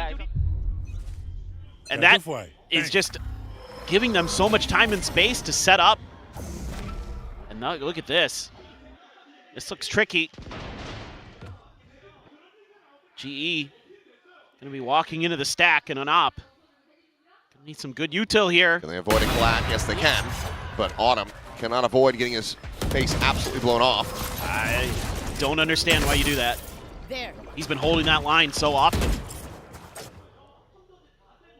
Well, that is the door shut, and now Crazy Guy, an immense amount of space opened up for him. Look at this deep scale into mid. Yudotan checking the one corner. They realize that they've given this away, but do they actually clear him out? No, they don't. He's going to be able to find just the one, though. Quick reactions from Yudotan. Keeps him into a winnable position. Just down by one player. Cage triggered. Gonna have to do a lot of... They found my wire. A lot of work now to get in here. Look at the rotations. They're fast from RRQ. I mean, critically, it is for the moment just Xpharaoh alone here. Can't do too much to try to prevent this plant from coming through. They will be able to get that in play. But can they hold this line? Double dash in, scout on the one. Quick refract out, but Patman able to find that kill. Yudotan gets one as well. Monyet down to 30 HP. As Jemkin has to do it all, and he cannot. It's another 2 kills for Javi. Another round and another map point for Global Esports. Oh, they're really starting to get their feet. Both teams underneath them in these post plants, finally getting attacker. I mean, both teams only had 2 wins on their attacker side. And now this is all they can win from. Exactly. And they do it as a 4v5 disadvantage with Autumn dead off the rip. Yeah. Oh, it's madness. I do not like that early peak, but I like that post plant. Jemkin trying to get fired up. And Platoon trying to make sure the heart keeps beating. Self CPR. Get the man a pacemaker.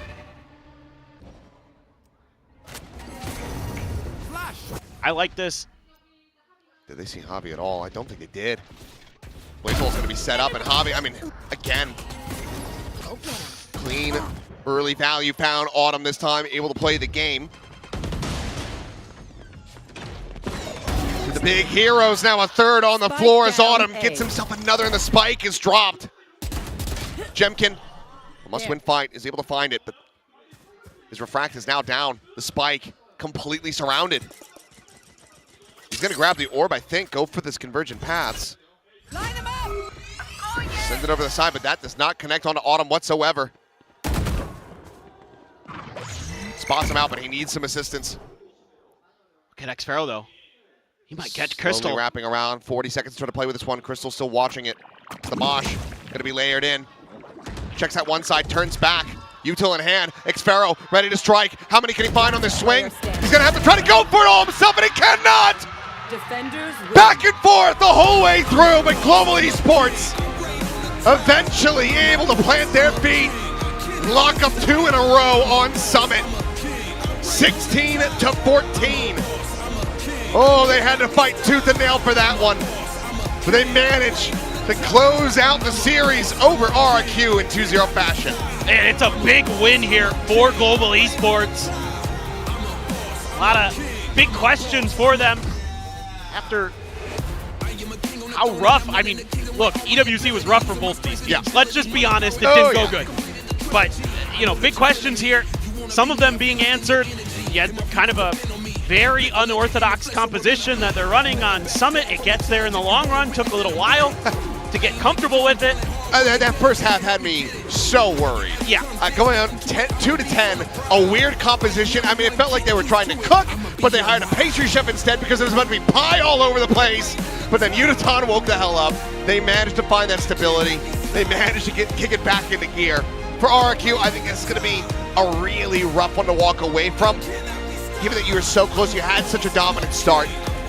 But they played their hearts out. Granted, I think if you're going to get that kind of performance and that level out of Montiet, series over series, I think RRQ is still going to be in a very good spot to have a solid finish here in Stage 2. It is just the first week. There is so much more gameplay to yet be witnessed. So you can kind of afford these early ones, but given how close these teams have been as far as champs points are concerned, it's still a big win overall for Global Esports. Yeah, exactly. Let's go ahead and send it down, though. Jen's going to be standing by with our winners interview. Global Esports starting off stage 2 with a big W on the board. I have Javi, aka the IGL of the team with me. Congratulations, Javi. Thank you, thank you. 네, 오늘 승리를 거둔 하비 AK 선수 만나보도록 하겠습니다. 승리 축하드립니다. 가장 먼저 사실 이렇게 좀 감코진의 변화가 생기면서 스테이지 2에 대한 부담감이 조금은 늘어난 것 같다고 얘기를 했었는데요.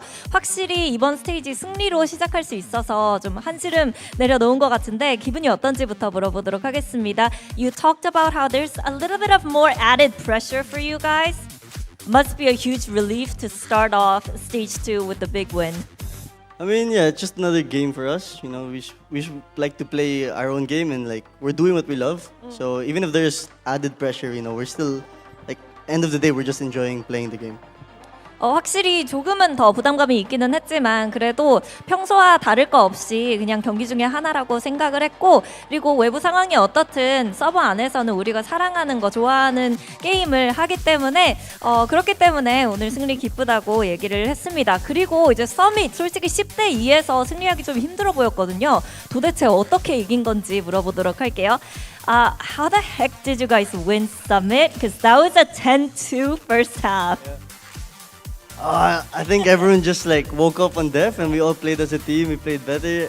Jemkin's op was very hard to counter during attack, and I think Def we just we had to prove something, and we all just rallied together and played good as a team. 갑자기 좀 각성한 것 같다고 얘기를 하는데요. 사실 공격 때는 좀 쟁빈 선수의 오퍼레이터를 상대하기 굉장히 힘들었는데 그래도 어떻게 으쌰으쌰 하다 보니까 이렇게 연장전까지 잘 뚫고 승리를 가져갈 수 있었다고 얘기를 합니다. 그럼 또 사실 요즘 서밋 조합에 대한 해석이 각각 다른데 글로벌 e스포츠 쪽에도 굉장히 신기한 조합을 보여줬거든요. 개코, 비토 그리고 태호 이 조합에 대해서 어떤 아이디어였는지도 물어보도록 할게요. So there's been a lot of different interpretations when it comes to Summit and what comps are good on that map. You guys chose Vito, Teho, and Gecko. Who came up with that? What did you see in that? How does that kind of fit your personnel and the strengths? Platoon had this idea where we all just play Summit 5v5 and play any agent you want. And those are the agents that we all chose. And yeah, that we basically made it off that. 서밋에서 그냥 5대5 경기를 치르는데 좋아하는 요원을 각자 골라서 해봐라 라고 얘기를 했고, 그래서 각자 좋아하는 요원으로 5대5를 떠본 결과 좀 가장 잘 맞는 것 같은 요원을 선택했다고 얘기를 합니다. 그리고 마지막으로 이제 안 물어볼 수가 없는데요. 다음 주에 좀 빅매치가 예정돼 있습니다. 풀센스 상대로 할 텐데 어떤 각오가 있는지 여쭤보도록 할게요. Elephant in the room. Next week, big match against Full Sense. What is the mindset? I mean, just another game for us. We're still just gonna play. I don't think the beef. Us we haven't really said anything. We're just playing the game. Okay. We've kept quiet, but it's just another game. Do you think you'll just focus on getting those championship points, or? I mean, beating Full Sense isn't the goal of stage 2. The main goal is still going to champs. Okay. So it will be just another game to us. If we lose, we lose. We learn. Okay. If we win, we win. Eyes on the prize. Yeah. Yep. 사실 뭐 드라마가 약간 있기는 하지만 그래도 지금 중요한 거는 일단 챔피언스에 진출하고 스테이지 2에서 잘 하는 거기 때문에 이 지휘의 목표가 풀센스를 그냥 이기는 것만 있지 않잖아요. 그렇기 때문에 다음 경기도 최대한 집중하고 그리고 뭐 지휘 쪽에서는 딱히 입장을 밝힌 게 없으니까 평소대로 경기를 이길 수 있도록 잘 준비해서 경기를 치르겠다고 얘기했습니다. 이렇게 해서 하비 AK 선수 만나봤습니다. Thank you, 하비, and best of luck. Thank you, thank you. The score was 10-2 in the half. What a comeback from Global Esports. We were getting prepared that this was an RRQ win. We were propping up our discussion points and everything, but then that happened. Oh man, that's going to be very, very brutal for RRQ. That was their game on a silver platter. You give me a 10-2 lead at the half and tell me Crazy Guy's my IGL going into the attacking half and you can't close the map. That is going to be something they're going to have to digest for a little while. But small shout out to Mon. Yeah, I thought he actually played a pretty good game here on the smokes. I wouldn't mind seeing a couple more from him, quite honestly. I agree. But for me, the frustration was palpable down on the stage for RRQ. Jovi in the booth, you can hear them getting worked up. You can see how much they felt like this could have been a win. They could have been moving forward to that map 3, but it's not meant to be. Global Esports come out with what is ultimately quite a clean 2-0 here to get that first championship point and that win on the board. Yeah, RRQ have to be kicking themselves because they had this. You can tell when RRQ are having a good game because they're very, very loud. Yeah. And towards the later part and of that match, exactly. You know, you have all of these funny sounds coming out from RRQ, and just that later half, they were very, very quiet. That does not bode well for RRQ. But of course, GE, very, very loud with those screams. They were so hyped when they knew that they could actually do this, and they did. Absolutely. GE silenced them. Really, really nice stuff on the defense. I love everything that they were putting together. On attack, I thought they had a lot of great ideas as well. They just didn't really quite land in the way that they would have wanted to. So I'm interested to see if this is something they continue to stick to. And like I said before, there's still plenty of ideas here on GE. Even if Frost has kind of departed, they've got a lot of people who can put stuff together. And you've already seen two pretty interesting approaches from them today. That's right. Story to be continued on the side of Global Esports. It's looking very positive for them because we know now that they can stand up to this kind of pressure. They are evolving because probably early on in kickoff, a team like GE would not have won this map. Yeah, I mean, but I think that's very true. You saw 20-10 in terms of first kills there, so that's a ludicrous difference. GE, I do think, especially when that second half were the cleaner team. Crazy that in the OTs, everyone's winning on that attack. I wonder if this matchup takes place in week 3, week 4, how different this clash could have been, but it's not meant to be. I can't wait to see how the summit will develop as we move through the split, and the teams get a little bit more comfortable here. Yeah, getting a lot of different interesting kind of approaches from all different teams coming into stage 2. I feel like they've all got their little bit of a take on the meta. Giving the Uditan the MVP makes a lot of sense. He played very well today, but I want to give a shout out to Harvey. His individual form was phenomenal this series, and it makes GE so very well-rounded in terms of the fragging. Makes them also one of the most exciting teams to watch here in Pacific because, hey, they could pull out a comeback like that once more, right? They have that within them. But of course, from one banger match, we have to move on to another match, which is going to be PRX and T1. But before that, we have a very special guest with us on the desk. She's your Pookie in the morning and your Pookie in the night. We have from 50/50, we have Athena joining us on the desk. This is the first time ever, Athena, that we have a K-pop idol. Oh, really? With us. Yes. Wow, thank you. You are the very first. Can you please introduce yourself to the VCT Pacific audience? Definitely. Hello, I'm 50/50's Athena, and I'm T1 Valorant's ambassador. Thank you. That is absolutely right, and you are such a VCT super fan. Yes, I am. We were watching that earlier match, and you were nerding out with us. Oh my god! Yeah, I was so impressed. Like she was actually super excited while watching that match. I wanted to ask because you hit Immortal, right? Yes, I did. What's your rank now? And I'm staying in Ascendant right now. Okay. Because I don't really have the time to play a lot, but I'm still in Ascendant, and yeah, I'm trying to hit Immortal, but I don't really have the time, so. Girl is a K-pop idol, and she's on Ascendant. What are you guys doing, by the way? What are you guys doing? It's making us all feel bad. Absolutely. I was telling these guys, like, she can out-frag both of you. Oh, no. I think so. You're in the skirmish today, right? Oh, I mean, if they allow me. She wants to put her in T1. Put her in. Put her in. Put her in. Yeah, I wanted to ask you, you know, you've played the game quite a bit and, you know, been playing in the rank queues. We were even asking you about the new map. Yes. What kind of role do you play in the game? And if T1 puts you in this match today, who are you replacing in the T1 team? Like, what role do you like to play? Wow, who would I can't like replace somebody, but I could probably play like a smoker agent or a sentinel because I usually play smokes, but I think I started learning Cypher because of the new map Summit, because Cypher seems to be a really, really good agent and when it comes to, you know, holding a site and anchoring a site. So yeah, definitely. But I was struggling a lot with, you know, getting through the map and finding my way through because there's so many tunnels and like I just couldn't find my way. Yeah. So I actually got lost when there was like an overtime and we kind of lost the game because I went into spawn. It's a big map. Honestly, I feel like some of the Pacific players, when I'm watching some of these rounds, it gets really messy, and I feel like they feel the same, to be honest. Yeah, it's easy to get lost in that map. For sure. Yeah. So the life of a K-pop idol is Yes. so hectic. Rehearsals, performances, Yes. fan meets, all that kind of stuff. How do you find any time at all to play Valorant or keep up to date with VCT? It must be difficult.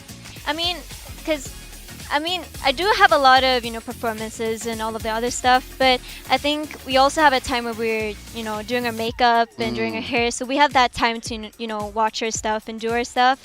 And then there are some times we end early. There's no like, you know, 10 to 10 time. It's just like, it's kind of free. So if I have the time, I would be, you know, playing a couple of games and then go to sleep. And it depends on the schedule. Yeah, just anytime you have spare, yes, straight anytime. on Valorant. Yeah, only Valorant, nothing else, only Valorant. She's just like me. She also watches lots in the makeup chair. That is right. Give me a high five for that. Yes, our time in the makeup chair. Okay, so you are no stranger to the stage. If you were a Valorant pro and you had to like walk out, what would be like your pose? I actually thought a lot because, you know, I'm an idol. You know, I could be doing some cute poses, but because I'm a Valorant player, I would probably go with something, you know, cooler. What should I go? Should I go with like this?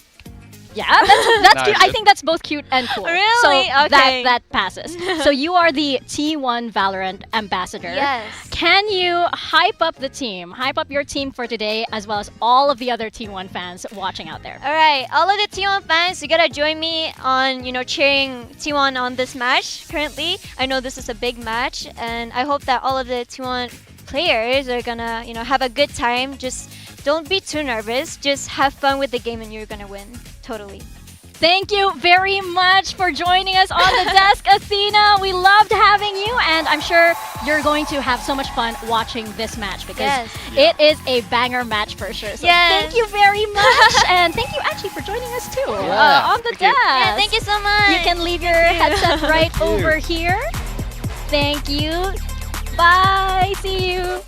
Athena will be in the arena to watch PRX in T1, and I think they need all of that extra power because PRX right now, they are, without a doubt, the best team in the world. Accolades alone, they are the most consistent, highest performing team out there. Look, they're chasing that GOAT status. They've missed out on 2 trophies this year, but they're back at home in Pacific. We know how great they are when they're on this stage. I don't think this is the week 1 opponent anybody would like to be facing. Take a look at those stats. You see 4 out of the 5 players breaking that 200 ACS, and Envy only just falling short, but he has a tough job to do being that hard support player. This is a stacked roster through and through. The big thing is they're already in champs, so how does this team look now? The pressure is off a little bit. I want to see them have some fun. I want to see them get loose on this stage, but even then, we know just how dangerous they can be. Yeah, it's going to be interesting because they've got a very big matchup straight away. An opponent that they're very, very familiar with, not only the individual players across multiple years, but also they played a couple of times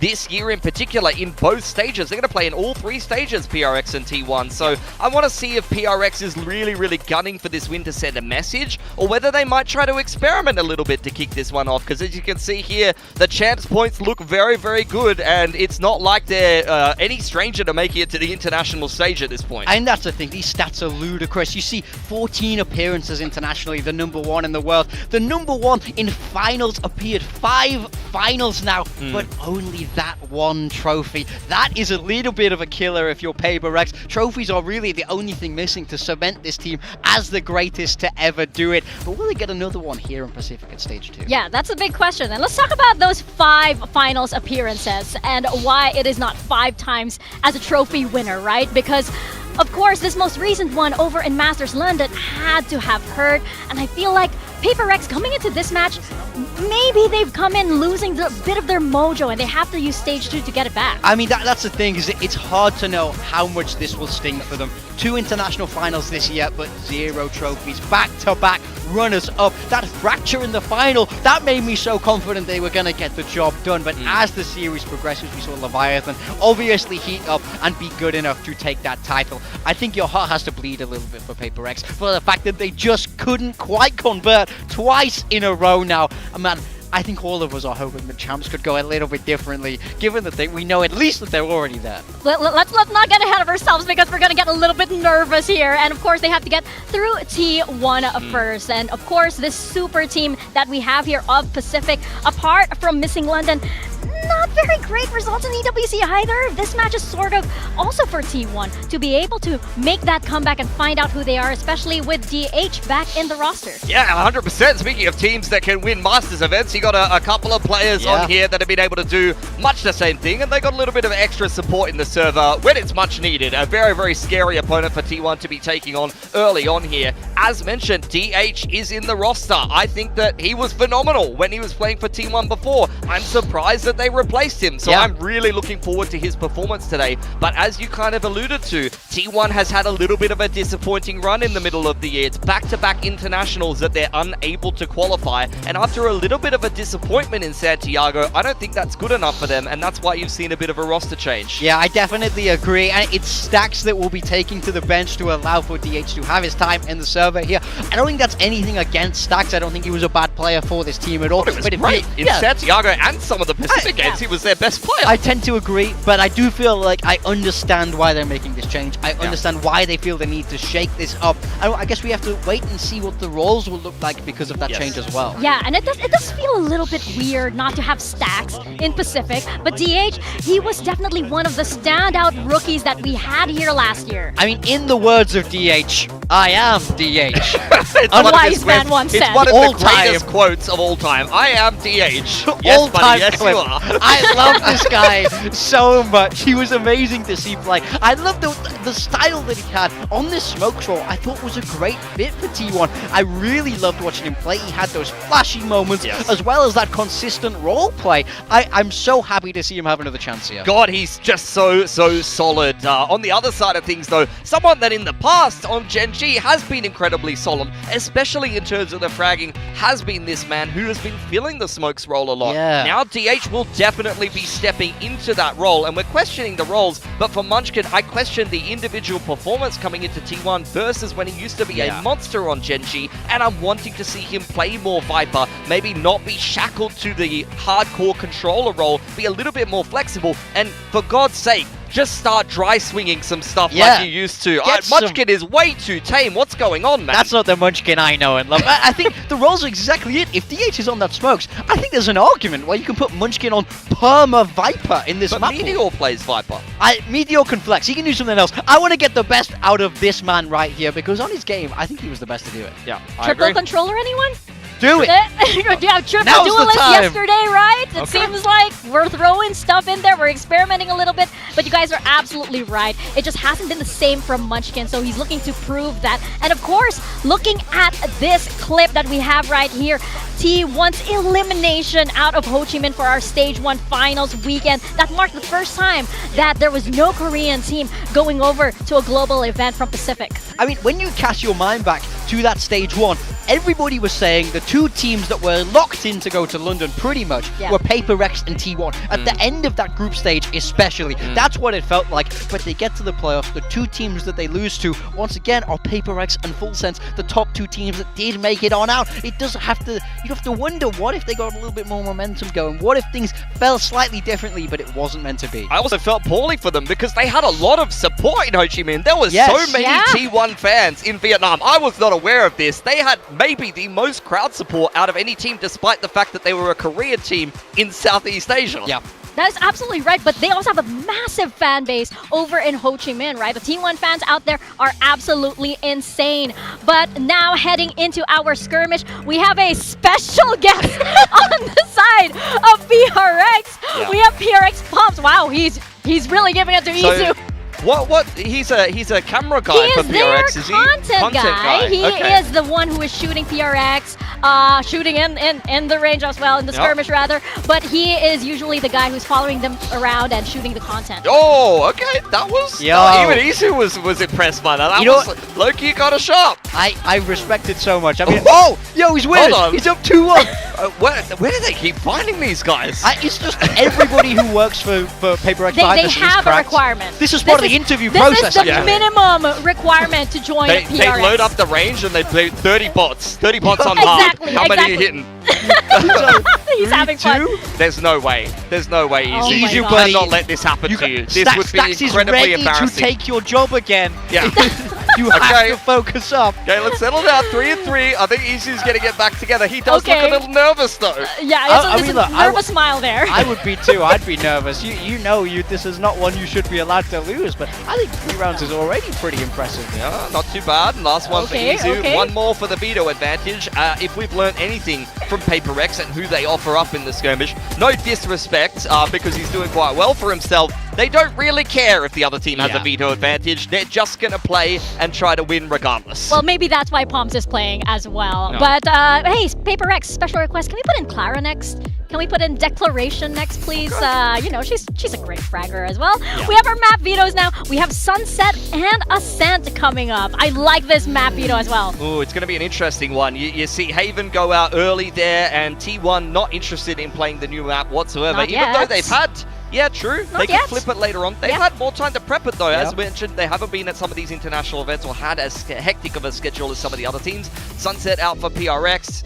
We're expecting Sage and things of the like, I'd imagine. so. And then Ascent for T1. We saw them play this over in Ho Chi Minh. It looked pretty good for them. They were playing the meta comp back then, very Genji-esque with the KO, you know, Killjoy, all of the bits and pieces. I want to see if they stick to that. And for PRX, I feel like it's been back-to-back events where they're playing this Yoru comp on Sunset and they haven't, on Ascent rather, and they haven't had time to innovate just yet. Yeah, I wonder if they will bring that out on Ascent. I think there's a very real chance T1 will have seen that they're running with the Yoru comp and won't have had a lot of time to adapt, and we'll see it as a sort of weakness in the pool. But I think PRX are sort of sending a message by picking Sunset, saying, hey, we've had more time than you think we have. We've managed to get this map in our pool. Let's show it straight away and prove that we're more prepared than you think we are. I think also in terms of teams that maybe don't have enough prep time going straight into another event, PRX and T1 are like the least worrisome teams in my opinion. They are so professional. They can do this in their sleep. So for them, it's another day in the office. It's like we've had no time to prep. It's okay. It's fine. We're already ready. We've been born ready, right? But now we look at our predictions that we have over here. We have some favoring T1 and the audience massively favoring PRX. Yeah, I don't think it's as PRX favored as the audience would suggest here. I did go for PRX, but for me it was pretty close. I think that prep time for T1, I think could have really worked out well for them. I agree. If they put in a lot of good reps. PRX have been pretty rushed around, but for me they have a certain quality to them, right? I think, and when they're rushed is almost when they're at their best. They don't need a lot of time to get things down because of the flow and quality of their players, but I'm expecting a very good close game here. I'm quite positive on the changes for T1. They've had some disappointing results lately, at least up to their expectations. Other teams in Pacific would look at T1 and say, oh god, I wish that was me, but I think the TH addition is going to be very good. I think they've had time to prepare, so I wouldn't be surprised if they win this game. More so, I'm surprised that Paperton and Achilleos could agree on something for once. Yeah, that is very, very surprising. One of the many surprises that we've had for this day.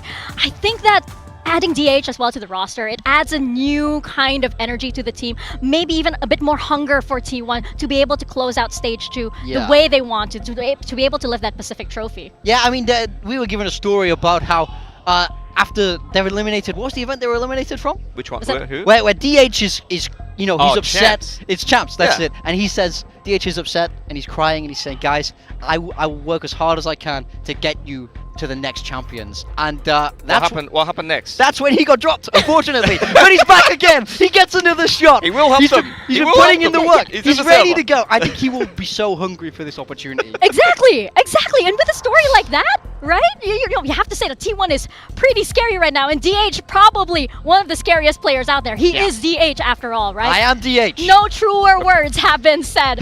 Let's send it to the stage for our second match of the day. It is a banger. It's going to be your Masters winners, PRX and T1.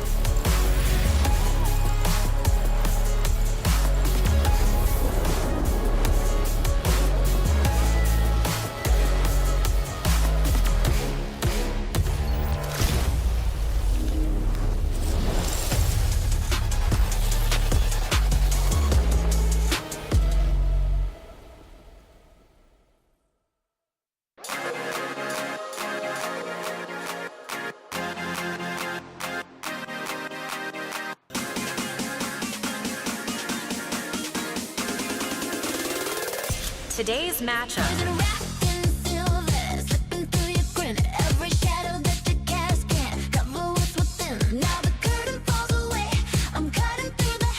We've got two of Pacific's heavy hitters back on the stage. It's PRX and T1. Both of these teams capable of winning a trophy, have won a trophy, and both of them equally capable of taking down any team that stands in their way. And while PRX, they might be haunted by London, maybe even Paris a little bit, we are back in Seoul, and surely they're ready to press W once more. I mean, that's exactly it. On paper, it's been a great year for them, but for them, they know how close it was to true brilliance. They were so near 2 international titles already, but they're back home in Pacific. This is their stomping ground. Can they continue to show the dominance here that we've seen from them so consistently in the past? And when you talk of trophies, of course, T1 is always in the running with a roster change for the team, though. Is this finally the formula that gets T1 their first Pacific trophy? I think it's a very positive change for T1. They have always been outlined as a bit of a super team, as the last hope of Korea in that last season, not quite able to go just far enough. And I think this roster always has winning potential, but I love the re-addition of DH. I think he's earned his spot. I'm interested to see how they shuffle around the roles, though, and find the balance that they always have to strike with so many heavy hitters on their squad. Yeah, it's a lot to balance. I feel like this is a T1 team where anybody can really take over, but Stax was always a very solid, very consistent, playing that initiator. So who moves and takes that job now? We know Izu's done it in the past. Do we see somebody else take that mantle? I'm not sure the knock-on effects of this and how that will shape up. Yeah, that's going to be the story for T1 heading all the way into stage 2. But as you look at this for PRX, when you looked at the recent vlog, they were very, very emotional after London. And you almost have to wonder if they're actually, even though it was a runner-up finish, they're almost operating from a bit of a, lost momentum or lost morale here. Well, that's the thing. Second place isn't good enough for this squad. Certainly not for them in themselves. They know that they have the potential to win it all, but they're just not quite making it happen this year. Now, the thing is, they're still in for champs. We know that they can do very well there, but they need momentum. I think this is a team that needs to prove how good they are to themselves once again, that they do have that capability. I want to see that start right here, because T1 are no lousy opponent to go up against. Yeah, I totally agree. I mean, it's a case, unfortunately, of the train always getting derailed at the final stop, and it takes a while to kind of clean up that mess, pick yourselves back up, especially at the start of a stage after a bit of a hectic travel schedule when T1's been kicking up their feet. Yes, they've had some emotional things to digest of their own, and as we head into Sunset, let's see what both of these teams have come up with. Very, very different trajectories in terms of rest time, in terms of prep, and there you go for T1. Munchkin on the Sova. I was thinking it's going to be Izu, and interestingly enough, this will be Buzz's Phoenix debut. This guy's been playing for so long, but I don't think he's played an official on Phoenix, and Meteor will be on the Chamber. Yeah, I mean, that's definitely an interesting look for PRX. It's not that Sage, but something is back on the Gecko. This is an old school look for them in a way there with that double initiator, Envy supporting him on that Sova. So this is a very sort of old school in a way. I'm curious if we see something start opping on that Gecko where he originally made his name. Yeah, I'm interested to see like the interaction of these two comps, really. Yes. You know, you got the attack side first for T1. That's going to be very quick. It's really up to PRX to use their init util to kind of, you know, retake some of these sites and minimize the risk. Yep, all eyes on the initiators for this match. Let's toss it on over to our casters, Paper Thin and Achilles, to take us into Sunset. Thank you very much. The oddities continue to arise here. The Gecko coming back through, okay, something. He's played that plenty of times. As Pilsky just mentioned, Buzz, this guy's been around for a long time. He has never played Phoenix. Crazy. So he's making a debut on that. And Munchkin is playing the Sova, which is going to be for the 5th time ever in his storied career as well. So, some interesting changes coming through here as they shuffle things around. You know what's weird is the thing I'm most surprised by is that you're not flipping Izu and Buzz on what they're playing on, because I feel like Izu is a very capable Flash duelist player, right? Like yes. and a very good Yoru player, so I feel like the Phoenix would suit him very nicely. Buzz is well known as one of those, selfless, entry players for you on the Neon, but we'll have to wait and see. I mean, it could be cooking, could be not. I mean, this is a huge match because this is a revenge match here for T1, who fell to PRX to not be able to qualify to Masters London, and look what PRX did with that. They got second. Yeah, not good enough for them, but they were still able to make a hell of a run. Well, that they were. As, of course, PRX already secured 4 champs, no matter what. So, they have a little bit of room to mess around a bit, to go say, okay, you know what, let's go back to an old composition. Let's try this out. Let's not have Devi on the stage. Let's have him on that Viper, which is kind of what I thought T1 was going to do. Was just, okay, DH comes in, he plays hard controller, and then Munchkin just full-time Vipers pretty much every map. Yep. Not to be the case, at least not here on Sunset. Yeah, so curious. Interesting toxic screen early from PRX, and a big first kill for Envy. Well, the 13th outing on Neon for Izu, off to a rough start. Clean here from Envy. As a big walk down through tiles. Smoke going to be going out, that trademark going to be covered. Planted. As Envy will find a bit of damage. Meteor going to be tagged down to 50. DH try to watch from this alley approach. Finds a bit of damage here. The Paranoia onto the corner, and it's going to be Jing coming away with the kills. Munchin's going to be taken down now. That's going to be that nade lobbed into the back, but will be avoided as Meteor is able to find an elimination. But Envy gets himself a second swing at the corner. Buzz dead, and now it is just the DH intercepted and eliminated. PRX will find the opening pistol. Yeah, just so aggressive so early on the map, and again, a huge first kill found for Envy. Shutting Izu down, giving you that man advantage, not taking any damage in response, and he plays this round incredibly well. I mean, you could argue that Envy was PRX's best player overall throughout all of London. He starts off really nicely, a phenomenal Paranoia there from Forsaken to break that angle open. DH Meteor try to punch back, but the Sheriffs, as usual, very devastating for PRX. And they're still very fired up. PRX. A lot of talk around, okay, you're already in champs, like, how much do you really need to How much do we phone it in? Yeah, exactly. And they're still going to be wanting those wins. Slide forward here into Alley, but Forsaken, filling that space, is able to come away with 3. Buzz just the 1. quick and dominant kills going to be found as Munchkin now having to go on a walkabout, try to rejoin back in over towards the B site where Meteor has got himself on a decent lurk. Oh, jump peek. He turns away the worst possible time. Devi will find it. And, well, this would be one hell of a clutch, to say the least. Devi, typically very clean with the Sheriff, as within the first couple shots here, but will have Munchkin dead on the swing. Gets him in the end, avoids taking too much damage there in exchange. 3-0 so far, and PRX 2-0. Yeah, nice start again. Devi coming through hot. I mean, the other concerning thing, if you're going up against PRX this stage, is like, since they've already qualified to champs, like, they're kind of scary to go up against in that regard, because when they play loose, when they play free, that's kind of when they're at their best. It's when the pressure gets to them is when they kind of tend to crumble. They talk about it very openly in their interviews. This might be the happiest stage that we ever get to see of Alex. What a relief. I mean, like, he might still get annoyed if they're doing stupid stuff, but I don't think you can fully blame him on this one here. Just gonna walk out into the spray down. You shouldn't be mad at that. It is what it is. It's a bonus, but Izu able to find his first 2 kills of the map. Meteor gonna be cleaning up Jing as well. Maybe trying to see if he can just catch anybody on the timing there. Plenty gonna be spotted. Envy does manage to take down Munchkin. Devi with another clean shot. Buzz eliminated, just stopping this Phoenix from really getting that ball rolling at all. But DH will get the cleanup. 3 players surviving overall. Not too bad of an anti-bonus for T1 as they get themselves on the board. Yeah, I think you're pretty okay with that as T1. And just some early spam's going to get you some value. So is PRX. Probably time to stop the mid pushes off that toxic screen because it's gotten red. They're spamming both angles there. Both top, mid, and through the door. Still Envy very sharp. Ooh, that's a nice one from Izu. And DH able to swing out. Paranoia didn't connect, but did not matter because Devi was not even looking at him. So pretty sharp round there, though, with the rifles in hand. Oh, boy. Oh, God.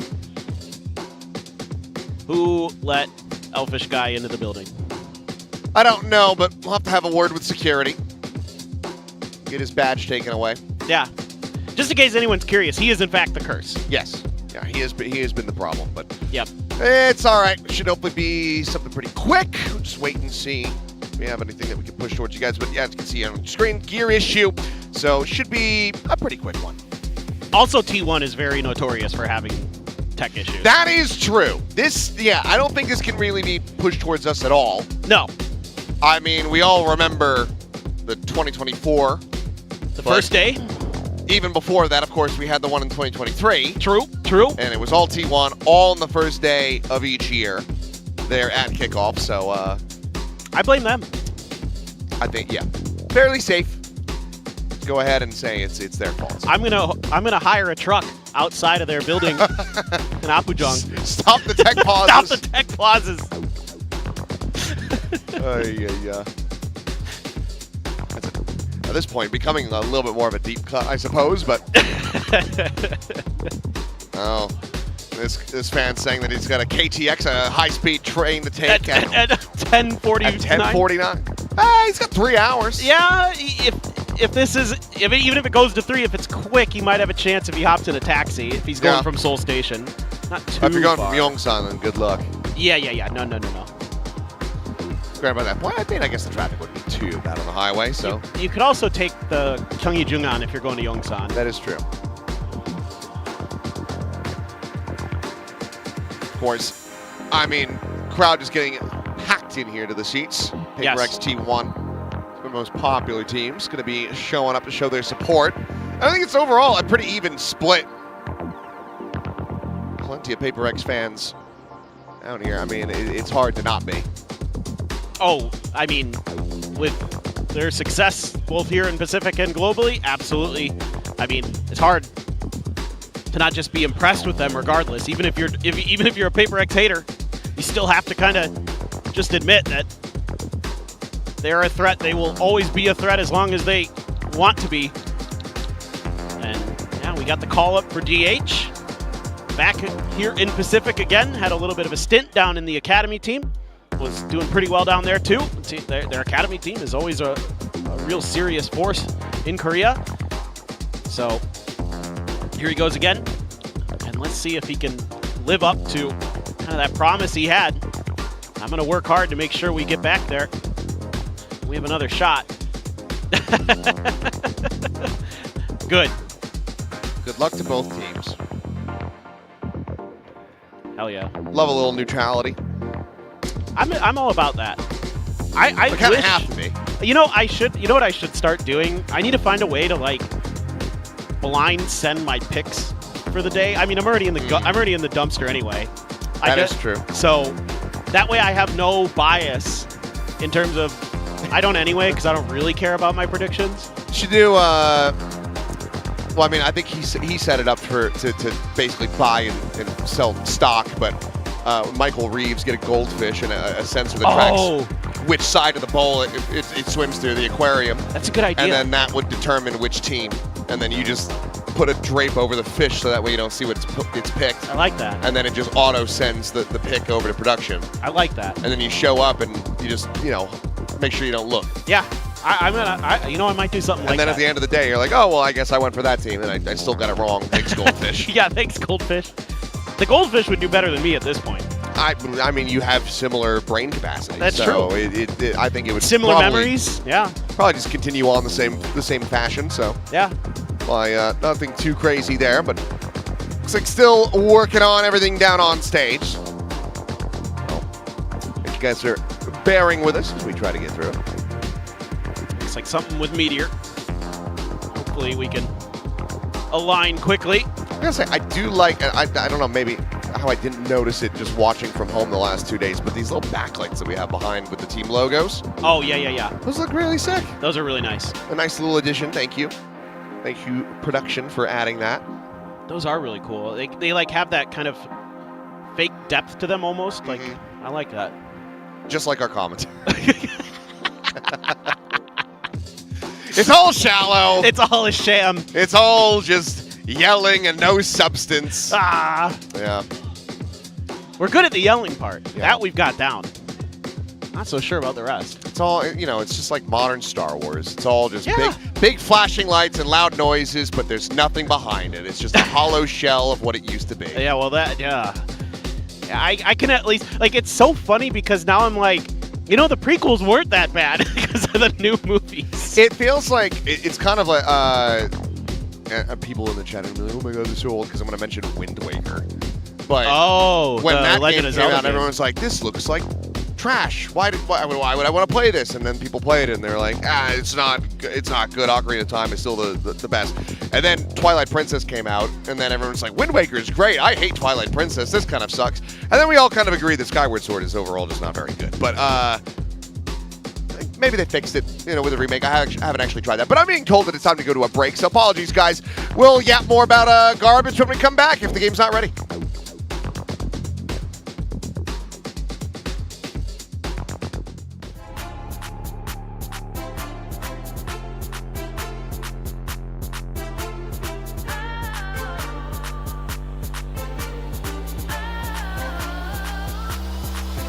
Hab seit Tagen nur geschlafen, meine Augen sind wund. Fühl, der Druck wird immer lauter, stell den Wecker auf Stumm. Check mein Insta viel zu oft, alle busy, alle hot. Wollte so vieles noch machen, aber fühl mich wie Schrott. In mir drin, 24/7 Hustle. Hangover, steht auf meiner Morning-Tasse. Lass rausgehen, lass mehr sehen, will aufstehen. Ich bin viel zu hart mit mir, kann sein. Aber irgendwie spüre ich, wie die Zeit vergeht. Alles bleibt gleich. Pack die Sneaker in die Tasche und mach den ersten Schritt. Und der Boden weht. Alles in mir schreit, dass es weitergeht. Pack die Sneaker in die Tasche und mach den Lauf aufs Feld. Und ich spür den Druck, doch ich bleib nicht stehen, bis der Treffer fällt. Pack die Sneaker in die Tasche. Blauer Himmel, süße Luft, alles kribbelt im Bauch. Sonnenstrahlen auf der Haut, atme ein, atme aus. Hab mich viel zu lang versteckt, doch ich weiß jetzt, was ich brauch. Hör nicht mehr auf zu laufen, weil ich wieder dran glaub. Da draußen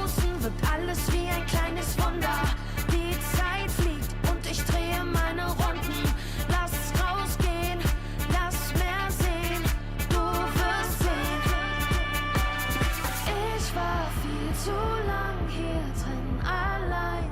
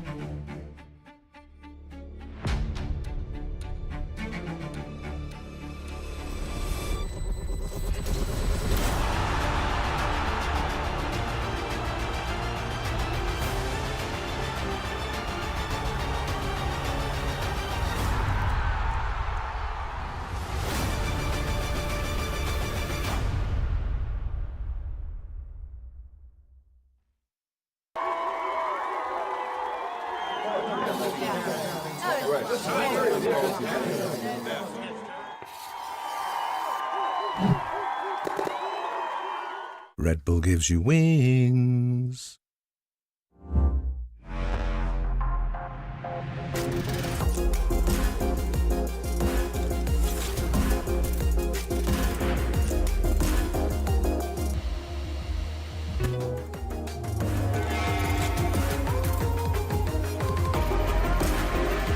Knock one, push, push, push.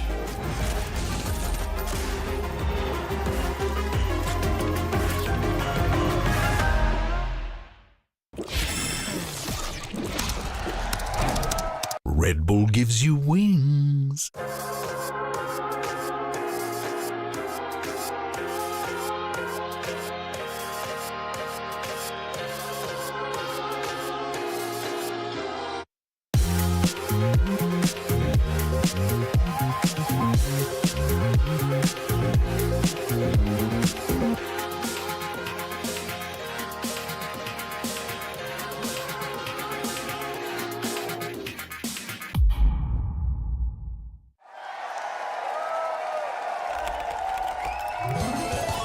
Red Bull gives you wings.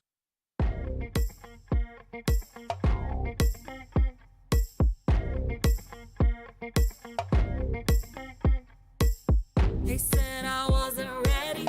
On me they never bet. It's funny how the pressure wasn't made me rise instead. I rose through every moment, was at the very edge, but all along the process taught me how to bend and stretch. Now I feel the shift in me. I'm taking what is meant for me. Nothing can stop me now. Ew, ew. Nothing can stop me now. Ew, ew. Nothing can stop me now. Ew, ew. Nothing can stop me now. Ew, ew. Every doubt I carry through, turned every no into flame. Through the noise, I found my voice. You're gonna know my name. Every doubt I carry through, turned every no into flame. Through the noise, I found my voice. You're gonna know my name. Hey. You're gonna know my name. Now I feel the shift in me. I'm taking what is meant for me.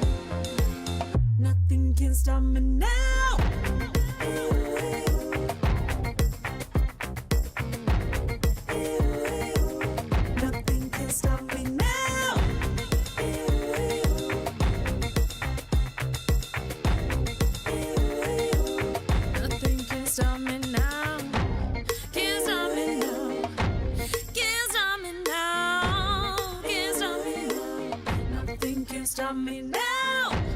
Can't stop me now. Can't stop me now. Can't stop me now. Nothing can stop me now. This is VCT Pacific 2026. Earn everything. Me veo brillante como el sol. La gente lo dice.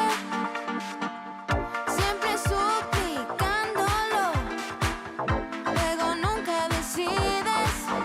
Oh my God, vámonos. There's a party going on. Ha! I couldn't believe it. Ya pasó. Go, go, go. Me huele a resurrección. My heart can't stop beating. Come with me. Escapemos juntos ya de aquí. Sube el volumen a la radio al máximo. Cuéntame tus fantasías. Te la pasas tú pensando en mí. Escapemos juntos ya de aquí. Sube el volumen a la radio al máximo. Cuéntame tus fantasías. Siempre serás mía. Soy hedonista, no pienso negar mi forma de vida. Nada puede hacerme parar. No hay quien lo consiga. Oh my God, vámonos. There's a party going on. 안녕하세요. 안녕하세요. 베타 디비전의 이코입니다. 바렐의 푹시나입니다. 리큐 테이크 원. 우리가 언제 처음에 만났었지? 2021년이었나? 우리가 리그나이트 일본 팀에 들어가기 전에 무슨 아마추어 팀을 잠깐 했었는데 그때 처음 만났던 것 같은데? 근데 그때 형이랑 처음 만났을 때 TNL이라는 팀에 있었잖아. 나에게 형은 정말 뭔가 엄청 커다란 사람이었어. 그런데 좀 무서웠어. 왜냐하면은 너무 엄청난 팀에 있었고 그래서 와, 나 이 형이랑 같이 하면은 나 진짜 뭔가 잔소리 같은 거 많이 듣지 않을까 하면서 좀 무서웠었어. 형은 내 첫인상 어땠어? 근데 재성이는 재민이었어. 말을 안 들을 줄 알았는데 그래도 뭔가 내가 뭔가를 주도하면은 그래도 너는 좀 따라와주는 쪽이었으니까 뭐 타번이 아니고 저거 일본어가 일본어가 계속해 나쁘지 않아. 대회 경험이 많이 없었는데도 그때 너무 잘해줘가지고 난 좀 꽤 편했어. 형이랑 처음에 팀원으로 했을 때 솔직히 내 나이 또래 애들밖에 상대를 안 해봤단 말이야. 그렇다 보니 뭔가 형을 상대하는 데 있어서 너무 불편함이 많았고 좀 많이 미숙한 면이 굉장히 많았는데도 불구하고 형이 너무 잘 대해주고 작전도 엄청 많이 짜주고 피드백도 진짜 열정적으로 다 해주고 그냥 난 형이 너무 좋긴 했어 그때. 형이 있기에 내가 지금 여기 있는 거라 생각해. 이건 좀 과찬을 또 네. VCT, JP 경험에서 혹시 퍼시픽에 와가지고 그때 그 경험이 도움됐던 게 뭐가 있어 혹시? 나는 일본에 있을 때는 엄청 이기고 싶다는 열정이 좀 심했어가지고 내가 하고 싶었던 게 되게 많아. 그래서 그거를 좀 많이 시도를 할 수 있었던 경험이라고 생각해서 그거 덕분에 이제 내 역할에 대해서는 내 할 일을 할 수 있는 그런 거는 좀 많이 좋아졌다고 생각하긴 해. 그럼 재성이는 좀 어땠어? 일단 처음에 일본 팀에 있었을 때는 내가 아무것도 모르다 보니까 형이 알려주고 그리고 형이 말하는 것만 시키면서 그렇다 보니 오히려 내 피지컬도 많이 늘어나고 그리고 뭔가 내가 엔트리로서의 그 각이라던가 그런 걸 잘 보게 됐는데 그런 거 덕분에 이제 또 DRX에 들어가서 아직까지 증명한 건 없지만 증명할 수 있다고 난 믿고 있어가지고 너 할 수 있지. 둘 다 해보자고. 둘 다 가능해. 가야지. 형, 우리 둘 다 일본에서 부트캠프로 게임을 해봤었잖아. 그치. 어땠어, 형은? 일단 나는 되게 좋았어. 뭔가 일본이라는 나라가 일단 한국에서도 되게 가까우니까 해외에 나가면 가장 문제가 한국 음식이 가끔 먹고 싶잖아. 근데 일본에서는 가깝다 보니까 한국 음식도 되게 많아. 그리고 맞아. 일본 자체 이제 음식도 되게 많고 이제 난 되게 편하고 좋았어. 일본에 있을 때. 이제 나는 마스터즈 도쿄 때 일본에 잠깐 있었는데 뭔가 그 일본만의 그 잔잔한 분위기라던가 그 길거리가 너무 힐링이 되는 거야. 그게. 맞긴 해. 꿈의 도시인가? 하면서 이제 그렇긴 해. 좀 그런 느낌이 있긴 해. 기분이 좋았어, 그래서. 너가 이제 퍼시픽에 처음으로 이제 합류하게 됐던 때랑 퍼시픽에 처음 경기를 하게 됐던 날? 그때 기억나? 이제 퍼시픽에서 처음 경기했을 때 너무 긴장을 많이 했거든? 근데 아무래도 우리 팀원 형들이 너무 베테랑이다 보니까 너무 날 잘 케어해줬고 미안하지만은 그때 상대가 제타였어. 첫 개막전, 첫 경기 때 에이스를 한번 했었거든. 아, 나 그거 봤어. 난 그게 너무 기억에 남아. 그때 기분이 너무 좋았어. 형은 뭐 퍼시픽 처음 왔을 때랑 경기했을 때 어땠어? 이제 첫 경기를 했을 때는 긴장은 별로 안 했어. 나 오프라인도 예전에 많이 했고 뭔가 익숙하다 보니까 긴장은 안 했는데 그때는 사실 좀 못했어. 뭔가 스스로에 대한 길을 좀 못 찾았던 때라서 설레고 좋은 스타트였지만 좀 잘 못해서 좀 아쉬웠던. 재성아, 이제 너가 퍼시픽에 거의 이제 4년차 대선배인데 좀 뭐가 좀 달라진 것 같아? 처음 했을 때는 뭔가 경기장이라던가 너무 나에게 너무 컸어. 경기장을 그렇게 세세하게 볼 만큼의 여유가 있진 않았어, 나라에게는. 근데 1년이 지날수록 점점 여유가 생기면서 처음 했을 때는 이제 위에 분들, 아래 분들만 있었는데 어느 순간 보니까 좌우에도 생겼고 그 결승전도 엄청 멋있어지고 그리고 대기실 앞에 이제 선수들을 위한 그 과자라던가 음료수라던가 그런 게 있어. 근데 그 그런 게 막걸리들. 엄청 다양해요, 퍼시픽이. 그게 솔직히 난 개인적으로 굉장히 마음에 들었어. 확실히 처음 때랑 진짜 많이 바뀌었어. 24년 때는 진짜 그렇다 할 슈퍼스타가 많이 없었거든. 근데 지금은 그냥 어느 팀에 가도 한 명씩 슈퍼스타가 한 명씩 다 있어. 진짜 비교할 수 없을 만큼 진짜 다들 너무 잘해져가지고 확실히 프로게이머 같은 느낌이 좀 많이 생겼어. 형, 우리 둘 다 근데 생각해보니까 젠지에 같이 있었잖아. 연도는 다르지만 형이 있었을 때 젠지는 어땠어? 나 좋았던 게 회사가 되게 잘 돼 있는 회사? 팀도 그렇고 뭔가 이제 거기 환경도 그렇고 되게 선수가 게임 집중할 수 있게 많이 해주는 회사긴 해. 나중에 이 회사가 발로란트도 잘해줄 것 같다라고 나는 사실 믿긴 했었거든. 근데 너가 있을 때는 좀 다행이다. 나 때는 형이 말했듯이 처음에는 이제 다들 그냥 생각해보니까 난 2년 뒤에 젠지네. 2년 뒤에 젠지다 보니까 이게 정도는 잘 돼 있고 들어가기 전에 이제 마스터즈 우승까지 했다 보니까 그 우승의 그 아우라도 있었고 어떻게 보면은 그리고 이제 단장님이라던가 그리고 매니저님 굉장히 잘 챙겨주셨어. 아, 맞긴 해. 굉장히 즐거웠던 것 같아.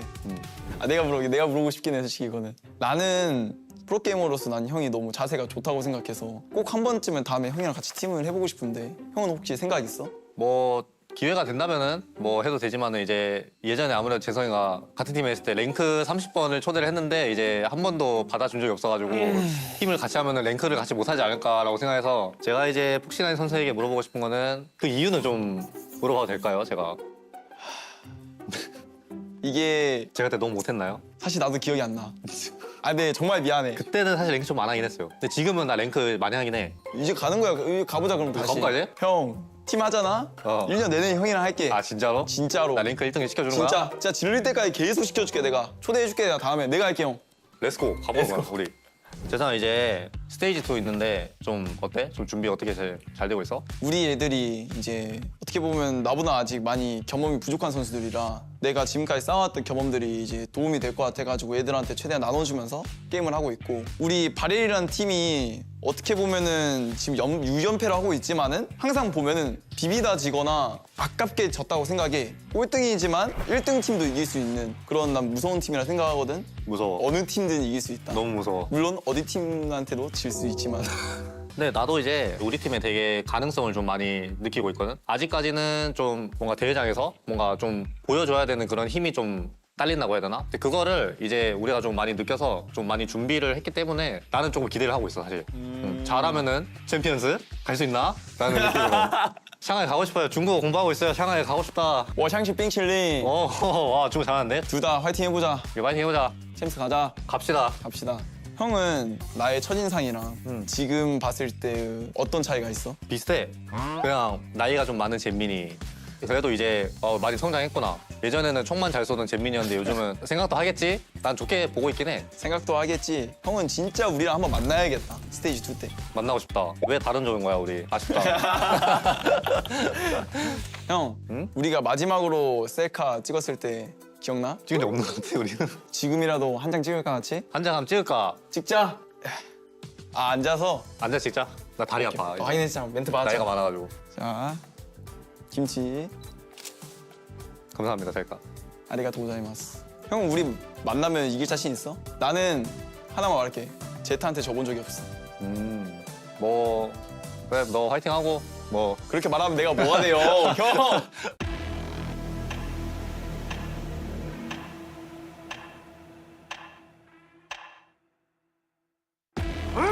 오. 뭐야 이거? 와우. 어.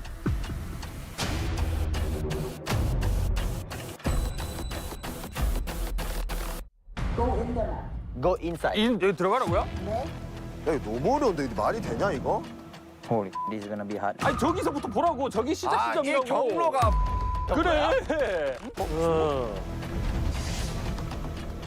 히 클러치. Yo, imposter. 왜? 자, 타임. Why they didn't use smoke? 뭔지 알겠다. 왜? 히어서.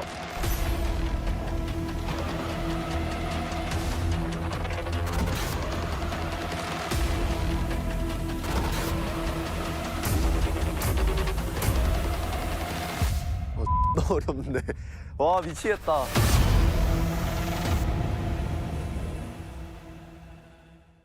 Twas the night before stage 2, the calm before the storm. Not a player was resting. Not one could be warned. The blueprints were laid out with meticulous care, in the hopes that a trophy soon would be there.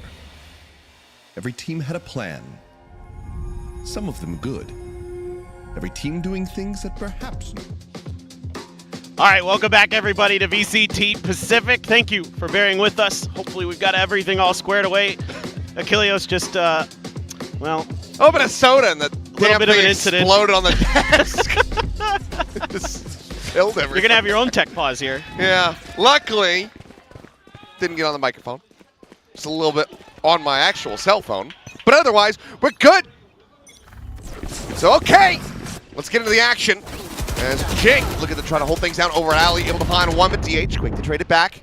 Forsaken, however, silently going forward, is able to get the jump. Well, get ready to have a listen to what T1. Careful now. CT 조심. 나 CT 한번 벌려볼게. 천천히 돼. 디폴트 클리어 시킬게. 디폴트 있어. 천천히 돼. CT 더블 조심해. 확인. 그냥 벌려. One enemy CT 쏘봐. remaining. Deploying drone. 링크 오빠. 엘보 클리어 했다. Keeping things quiet. Munchkin trying to clutch this out. Stun going to be there from the wingman for 1v3. Spotted on the first. He's wary about that potential swing around the back. Quick little readjustment, nice little wider swing, but now very much boxed in, and something with the operator will be able to take him down. Diffuses through, and PRX 3-1. Yeah, so this little force up on the op works a treat. Something able to win a really big fight at top mid to open up that retake really nicely. Jing there, just a stinger, but puts it to good use so they could have the money for the operator. Just in time to take down Izu with that final bullet. And yeah, okay, a good response from Buzz, but yeah, Meteor there goes wide swinging. Something able to dispatch him relatively easily. Finds another one. It's going to be getting in towards that Thrash here pretty quickly. 2 away from it. Jing 2 away from the showstopper, 1 away for Envy. As well as already Buzz has his ult. Just stingers though. Damage done. The spot out on that recon, nothing to be found. Quite a bit of damage going to be suffered here though by the T1 players as Izu down low. 16 health on him. Buzz at 29. Can heal himself. He sits at the blaze wall, but will be the Neon the first to fall. Taking on the up and over. Can't quite steady that Vandal spray. Meteor will be able to have him. That's going to be the spike now in play. Sneak bite avoided. T1 into the 4v4 post plant. As that Meteor quickly has to rescale back up through alley. Trying to reinforce here. Tuck away from Buzz. Is suspected by Envy.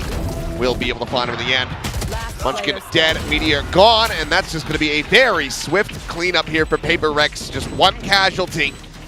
Maintaining dominance so far here on the map, 4-1. That's crazy work.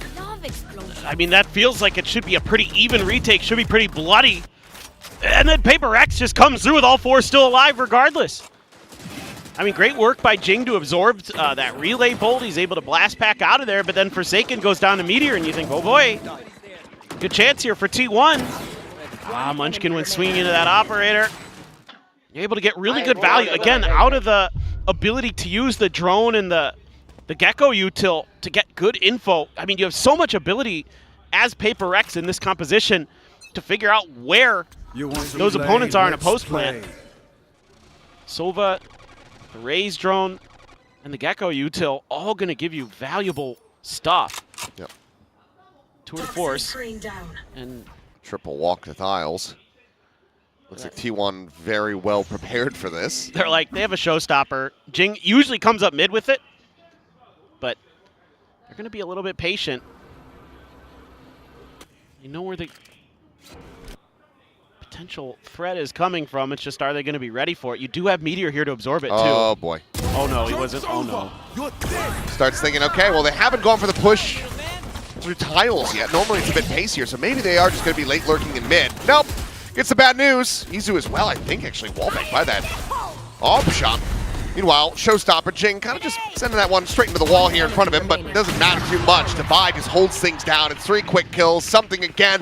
Finding Izu, it's a flawless, and T1, they have to be hitting the panic button at the moment because this is not looking good. Yep. I would very much expect a timeout. Maybe not on this round because it's mostly an eco. You do have the overdrive, but oh, Envy there. Just so quick. That crosshair right where it needs to be instantly. Oh, Devi. I go. Wait, too much. I think it's huge here for Devi to get some confidence back because, you know, if anybody's watched some of that, well, hold the phone. Okay. That's a tag. I should know better than I try to yap about stuff when PRX is playing. Oh, dearie me. Well, Paint Shell doesn't quite go as deep as they meant for it to, but Devi is still going to be able to find one. DH going to be caught here at B main. He's now walked past his pit. Slotted all the way forward. Obviously, Trademark still in position to hold him for now. He won't be able to use the wall against that. Well, I guess the good news is you're going to find an open site. You're going to get the plant. You're going to have an overdrive. This is still kind of doable for T1, I think. It's just going up against a Thrash. I mean, at this point, you're about to send this drone out. I mean, at this point, I'm a little bit concerned that Munchkin just gets backstabbed. He's going to turn sights back over here towards main, but yep, Forsaken will still be able to find that kill. Planted. 3 players now trying to hold the line. Classic. At 48 health, you're not going to be pulling out the overdrive, almost certainly. So a lot of this has to come down to Meteor. He will be able to win that first volley, but Jing going to break things open at Alley. Will be able to do so as Izu and both can take it down. Jing arriving, will end up falling, but there's a Thrash avoided by the Rendezvous, but he's still out into the open. Devi in pole position, 10-1 at the moment on this Viper, just tearing them limb from limb. As PRX is going to move up 6-1. Want to point something out for people back home, people who've been watching this PRX team this year. Look at the rifles they're using. It is not the normally. It is the Phantoms. Even Forsaken had a Vandal earlier. He whiffed that one spray on a Meteor. He's like, nope, right over. But this seems to be something because I think after getting beat by Leviathan, who are very Phantom heavy, they were like, maybe that's actually the play. Maybe this all Phantom business has got some legs. Anyway, something to keep in mind. The other thing I want to talk about with PRX quickly while T1 try to stop the bleeding. It's just that video they put out after their loss in London, and you know how Forsaken and especially Devi were really beat up about it, and how important it is, you know, I think for Devi to have a good bounce back here, especially, you know, a guy who's been ridiculously consistent throughout his career. He's having one. He's having a bounce back. Yep. A 10 KD so far. It's pretty good. It's pretty good. It's pretty good. Can't complain. Let's see if he can keep it up. I like the Viper on this map. That toxic screen is giving you a lot of space control that T1 is having to try to fight for and not really being successful in it, especially in that B and that mid side. And that gives you a lot of options as PRX contest this A main front a little bit easier, a little more comfortably too. You can add that extra player. You can make it your strong side. Force them over. Let's see, though. Meteor with an op. Oh, there's that fast hit and a big reveal. Swing of the corner, but DH able to get that Vandal out in time. Jing does end up falling, so that is as good of a start as you can hope for here for T1. Devi, though, Swing out, looking to try to get rid of him. He's going to go facing back forward. Does manage to find the one, but will suffer a second death as Hunter's Fury from Munchkin claims him in the end, but nothing else going to be found off of that ultimate. This Meteor will catch something, trying to make a play, and it looks like the timeout call. Working a treat. Mostly just being ready for this aggression from PRX and then them getting antsy after giving over those first 2 kills. Last player standing. Second round, looking to be added, but Forsaken wants to at least make this costly.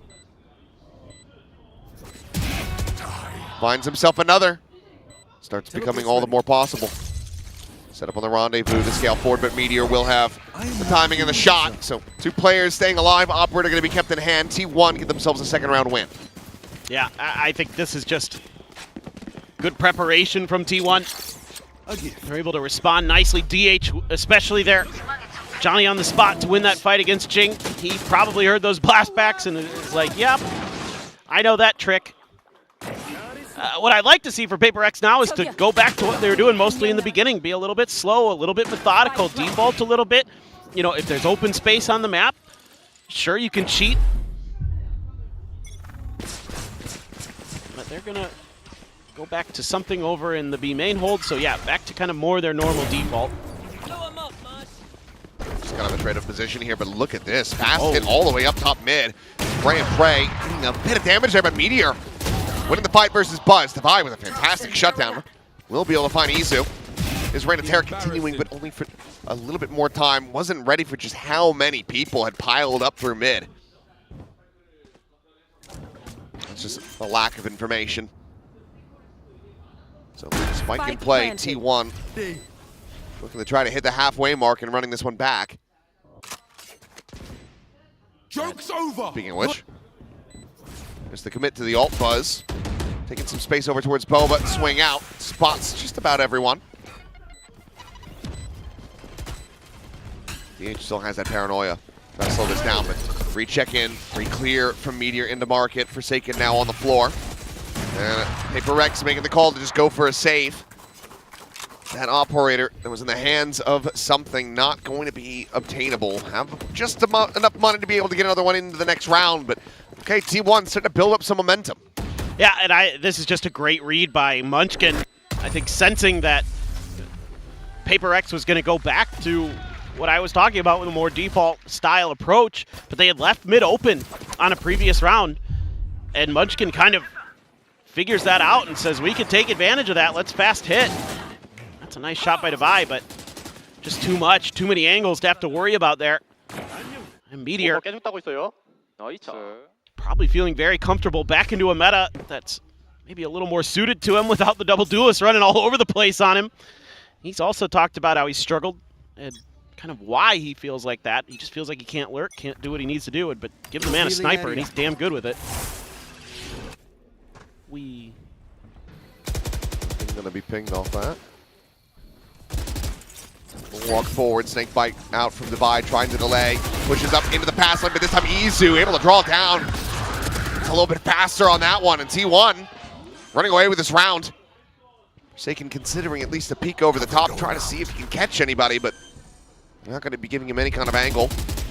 Something is a world away. And forced in for that operator. Now we'll just look to try to save this Vandal that he's got. But looking like T1, a flawless to find themselves a fourth, now building up that economy to last out the whole rest of this half. Yeah. They've got themselves very much back in this match. They're streaking now after that timeout. Wouldn't be too surprised to see Alex pop one now. Try to figure out what they can do. I mean, now you might need to counter aggression with aggression. It's another very pacey round from T1. You know, that fast lane, that Izu's movement just kept Divide enough off balance that he couldn't thwart that attack. Oh, readjust. Solid enough from Forsaken. Izu wanting to try to get a catch here, but will not be able to do so. So those two weapons going to be carried over. But like you mentioned, timeout is going to be called here. Timer stopped. So PRX looking to try to get these last 2 rounds of the half, slow down T1 as much as possible. Oh, the timing there for Buzz, incredible. Right as the smoke was about to bloom, he's right there to clear Boba. That's it. I mean, your two duelists, if they're getting both entries like that, that's pretty much round over, probably 85% of the time. Meteor really finding impact once he got that operator in there, so that's something you got to consider, of course. You got to talk about how you're going to keep him off balance with the util maybe. I'd like to see now some more mid consideration from PRX. They've left it wide open. I think it'll give you a little bit more ability to get in there and get some flanks going, that kind of thing. Fans from all over the place here this evening. China, Singapore, saw Germany out there earlier before. Yeah, there's like, it's literally worldwide today. Yeah. Love having a crowd. It is nice. And now, let's see if the adjustments here from PRX are going to be good enough to try to slow this down. I mean, T1 finding their form, scary, a very scary prospect. But, I mean, it feels like it's been an eternity since I've seen Meteor playing this chamber. But, I mean, this is where he basically had made a name for himself back on the Northception days. For sure, for sure. It was like chamber jet. Old all he comfort. did, yeah. And he was always sniping. I mean, Meteor with a Marshall was one of my favorite things to see. Well, flash out. Tuck into the corner, but something's still going to be flushed out. Quick little check there from Buzz. Meanwhile, the overdrive going to be popped on Izu, able to find Jing with that. The storm forward. Buzz gets himself a second. The heal now. Just dipping his toes into the molly. And Spike can be passed over, and that's going to be another run it back online.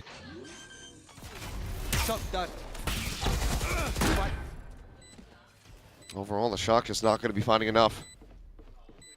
Now, another two-player save attempt here from PRX. It's time for Forsaken and Envy to try to see if they can hold on to these weapons. But it's going to be another round going over to T1. 4 in a row, and 1 away from tying it 6-6 at the half. This is what makes T1 such a fearsome opponent, is their ability to learn and adapt. You know, these players have all been there, done that. Even DH kind of at this point now, I guess you could argue, but especially the other 4. He buzzed so quick there to understand what PRX is trying to accomplish with the bait and switch. That's just stuff you can't teach. They just know. They're so smart. Ooh, Forsaken.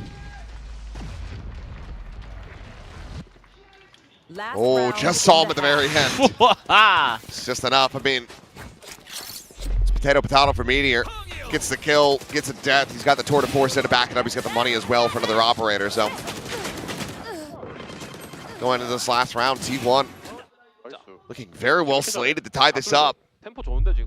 Take a look at the economy. I mean, Device going to go glass cannon into this with just a Vandal.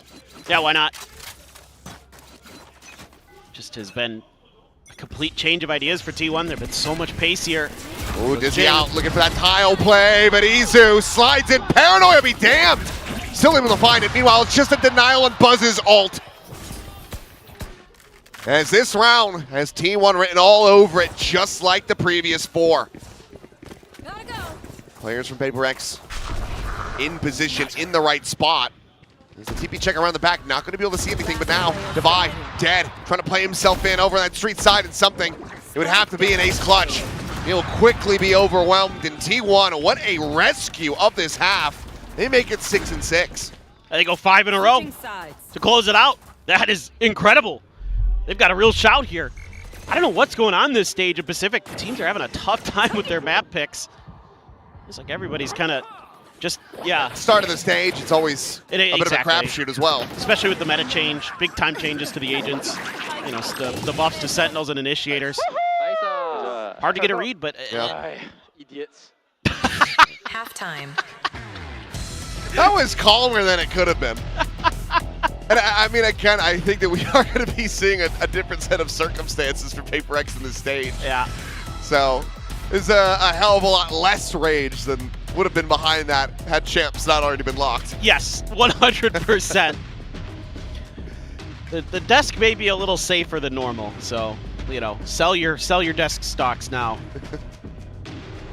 We ain't buying more here in Pacific this stage. I mean, hey, if Warbird's going to keep smacking him the way that he was. True, he was getting involved. He's usually pretty calm. There's our special Still hanging guest. around. Yeah. Here to show that support.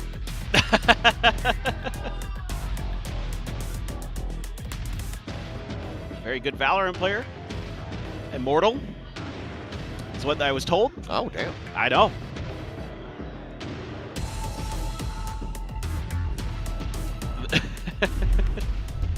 Well, PRX gonna have to have a pretty good attacker side.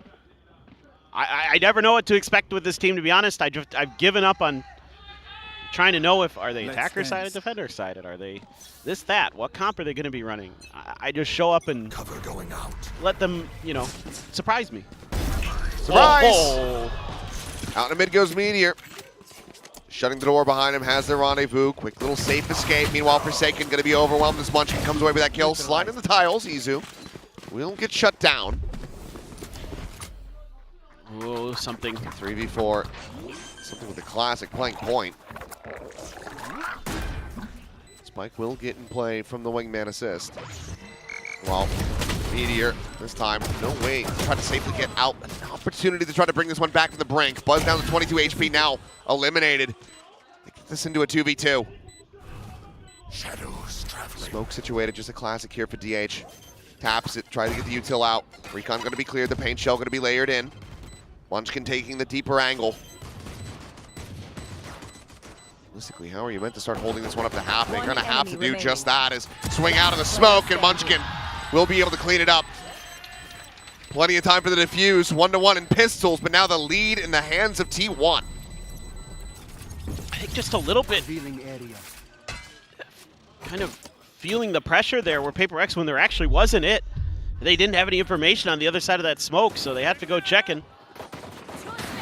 Huge shots early from Munchkin and Meteor. Still though, PRX fighting back. Envy again. Very good with that Sheriff, but that kill right there is huge. Yeah. It's a nice deeper smoke, making sure that the spike is not within it, so they have to push all the way through, make themselves more disadvantaged to try to check and make sure that it's not being held for the defuse. So, it's good placement from DH. That's himself second on the board at the moment as Izu taking some space over here at A main. Divide just backing away for now. Do have a couple Sheriffs and a Bandit, so as per usual, PRX putting a little bit into this Thrifty. You never know. They are pretty good about converting them. Meteor's having none of it. Spike That he is down, not. attacker spawn. Another shell loaded. The peek gets the kill. Headhunter out, had the spot on the Envy as well. Shifts away, does put him out of range of that rendezvous, but it's still going to be on CD for now. He hit Envy. Oh yeah, tagged him in the chest. Jeez. Well, I think we might have figured out how to fix Meteor's slump. Just throw him on Chamber. Just put him on Chamber. Let the man snipe. Good so far, Blazewall. Just try to funnel these guys forward, but okay, DH unable to hold his own. Does end up getting taken down. That's going to be a weapon collectible, so Guardian in hand now for Forsaken. And he's gonna, okay, he goes fishing. He finds Munchkin through the smoke. Now Envy forward, trying to go on potential late rewrap back up through Boba and Market, but no, just faces forward onto the side. Jing, Bandit in hand, unable to hold his own, and now it is all on Envy. But Meteor cleans it up, a 4K for him. Tour de Force about to be one charge away from having that online, as T1 will move up 8-6. He's so clean. The way he's just so ready for every moment, his reaction time, absolutely insane. It's really all this is. I mean, the first one's pretty easy. This one right here catches Divide trying to go for a bit of a jiggle swing. Last one, very nice. Crosshair right where it needs to be. Catches Envy. Right here. So still going to be able to get full rifles for PRX despite mild investments. Only going to have to do half armor on Divide. Everybody else full because that Outlaw is still there. And Divide's probably the one you're least worried about. Going to be in the back of the formation, I would think. But it's PRX. I don't know. Sometimes, sometimes logic does not apply to them. Hard to get a read. Drone to try to check up and over the top. As Buzz trying to just clear that out. Molly going to be thrown down. Jing. Minor damage going to be suffered by that. Is able to back away. Oh, the Dizzy able to find Izu. Tucks into the corner. That Bucky just not going to be doing enough.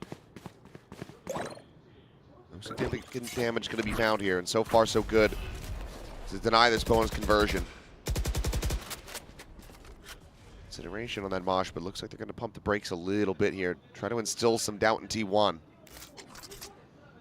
And they still have Meteor holding the other side, so I feel like they don't need to get aggressive.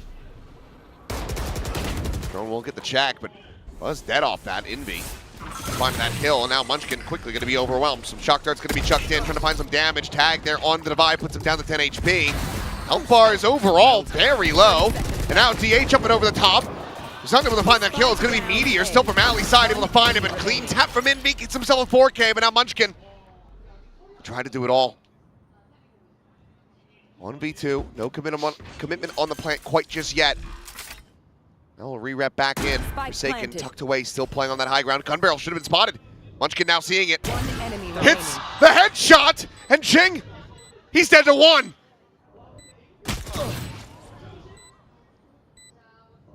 An exchange of damage. What a clutch this would be. Now a Bulldog collected into the hands of Munchkin. The swing in, and Jing to barely close it out. But holy hell, what a bonus for T1. I mean, Meteor is just feeling it today. The confidence, huge. Envy as well, absolutely incredible in this round with the 4K. Bailed PRX out. I mean, it looked like Meteor was just going to take this over. Oh, insane. Envy. Oh, that was so slick. Nice shot. Come on. Easy, Bliat. I got this, boys. So easy. You want to... Okay. Tour de Force now going to be popped. Showstopper immediately invested as Meteor can make that safe exit, but the first shot unable to find anything. Hunter's Fury going to be called in now. Ooh. Is Envy able to find that tag, but cannot get the follow-up. Munchkin still alive. Meteor watching towards Alley and able to find a kill. So now listen in as they try to bring this back. Holy fuck. I'm cooked. Out, guys. Nowhere to run. Dwelling out, one here by. Out B. Omen low. I'm mapping by. Nice. Last two side. Can defusing, can defusing. One enemy remaining. I'm not defusing. Off. On me. I'm going. Nice. Jiggy, nice. Just a Jiggy. fucking Let's go, best, Jiggy, bro. nice. Okay. Cool. Well, on a knife's edge, but PRX still able to bring this one back. And still see some shankiness from Buzz on this Phoenix as well. The majority of a blind onto himself there, but Meteor looking like he was going to make this one possible. This swing, oh, incredible to take down Jing. 3v5 at its peak. Yeah. 20 kills, though, for Meteor. He is having the best we've seen this year from him. But again, there's just that depth on PRX in the back lines. Envy and Devi in particular. Very consistent. Ooh, just a little bit to the left. Oh, Izu looking for that second. Gets a ton of damage there on a Jing, but he's able to plant his feet, turns back, finds Buzz, finds the third, and Jing absolutely destroys them. On for an ace. See if he can find it. I can hear some cheers out from the audience calling for it. But okay, I mean, it looked like T1 had the right read. I mean, they did. But They Jing did. just absolutely shuts them down. And this is awful for them because Jing's going to be very near another showstopper. If he finds the ace, he'll be one away. If he just goes and dies, he'll be one away. But he's not going to get it. Munchkin has Worlds a rifle. apart. Yeah. So no reason to commit. PRX now regaining the lead for themselves, 9-8, keeping things close. 4 players surviving. Pretty necessary here for PRX to try to establish and stabilize this economy. Yes. And finally they're able to get one of these pacier hits to actually work. Like T1's been shutting them down, granted. Yes, the buy up here, not great for T1. Oh, Kavo went behind him. Oh my god. This man just basically jumped through the damn thing. Rotation towards B. I'm gonna alt A. And then we just... Huge round for Jing. This time, not much of a reaction. Well, let's see. Meteor's got an operator. I think you're... I'm PRX. I'm trying to play for those orbs. Get that showstopper. Wow. That was a really fast thrash. Yeah. It's already down. Yeah, shut that one out. Didn't manage to find anything there. Entry attempt, Jing. Checking into market. They didn't take the orb. They're just going to opt to take the site instead. Oh, and Meteor not going to be ready with that shot. Launch towards Boba, holding them back, though. Scale forward, Forsaken. Let's get punished. Meteor just staying tucked into the corner as best as he possibly can, and he cannot align that headhunter shot. Jing able to find him. DH now being challenged, but it's going to be Jing again, coming away with a kill. Showstopper built up, but not necessary, not in this round. PRX again. Storming their way through. T1 now starting to falter. PRX going to hit double digits. Well, there's the Jing we remember from stage 1, just obliterating every opportunity he gets. I love the way he uses Devi's utility against T1 there, pushes through, knows he's got an opponent stuck in the corner, wants to punish him. So they throw the snake bite at the door to make T1 think that, you know, they're just going to go into post plant, but Jing actually just walks through it. I mean, nobody on T1 really able to get much going other than Meteor. Again, finding the nice one. Beautiful work from something. Then here you go, snake bite right there. Oh, Devi even gets a kill after that. Nicely done. But this is right here from Jing. Beautiful. One enemy. Taking inside, right? You detain the guy. Timeout. Here we go again. Granted, it was a very good timeout last time. Oh, yeah. I mean, they won 7 in a row. Off the back of that, but this time, not so sure if that's going to occur. No tour de force. The money very weak at the moment here for T1. Trying to run this back. Starting to prove more and more difficult as Jing just continues to heat up. And from where he had started, Devi, I mean, he went from 10-1, now 16-9, still overall. Clean scoreline for him, but Jing is just 2 kills away. This poor guy's going to have to leave. The tech pause did you in, my friend. He's got about 2 hours. Yeah. So if it ends up being a 2-0, he might have enough time, yeah. But we'll also be quite disappointed. He will not be happy with that, yeah. There was another fan I saw that had a sign from Daegu, so they're coming from all over Korea even, not just all over the world. A big match day. It is. This is the biggest this week, it feels like. They'll jump up and over the top. You know that Showstopper's online, so for T1, you should be backpedaling away. Recon got the spot, but counter recon. Sees 2 for T1, and that's going to have PRX rerouted. Meteor pushing it very far forward. I mean, he's out of his rendezvous. I think he's out of his mind. He is. Goodbye. Seemed like T1 getting a read that all of PRX was still going to be lingering outside of B. Oops. Well, let's see if this Bucky can do it again. Good for 1. Jump it. Nope. He didn't even take a single pellet. Well, there's been a bit of a nerf. Planted. That new Bucky, that just ain't it. Buzz will be able to find 1. Revealing it. Watch your eyes. This be one hell of a clutch, though. And there's the backstab. Something with a 3K. PRX with an 11th round win. 2 away from taking Sunset and just moving us on to a set. Well, just really starting to feel it now, and obviously keeping the economy off balance is helping. I think the thing here for Meteor is a lot of times with PRX, like one of the things that kind of frankly drives me a little crazy about them sometimes is they'll go for that early main aggression and then they won't peel back off of it and rotate to another direction and try something different. Like they'll just pause and then re-hit. They do that a lot.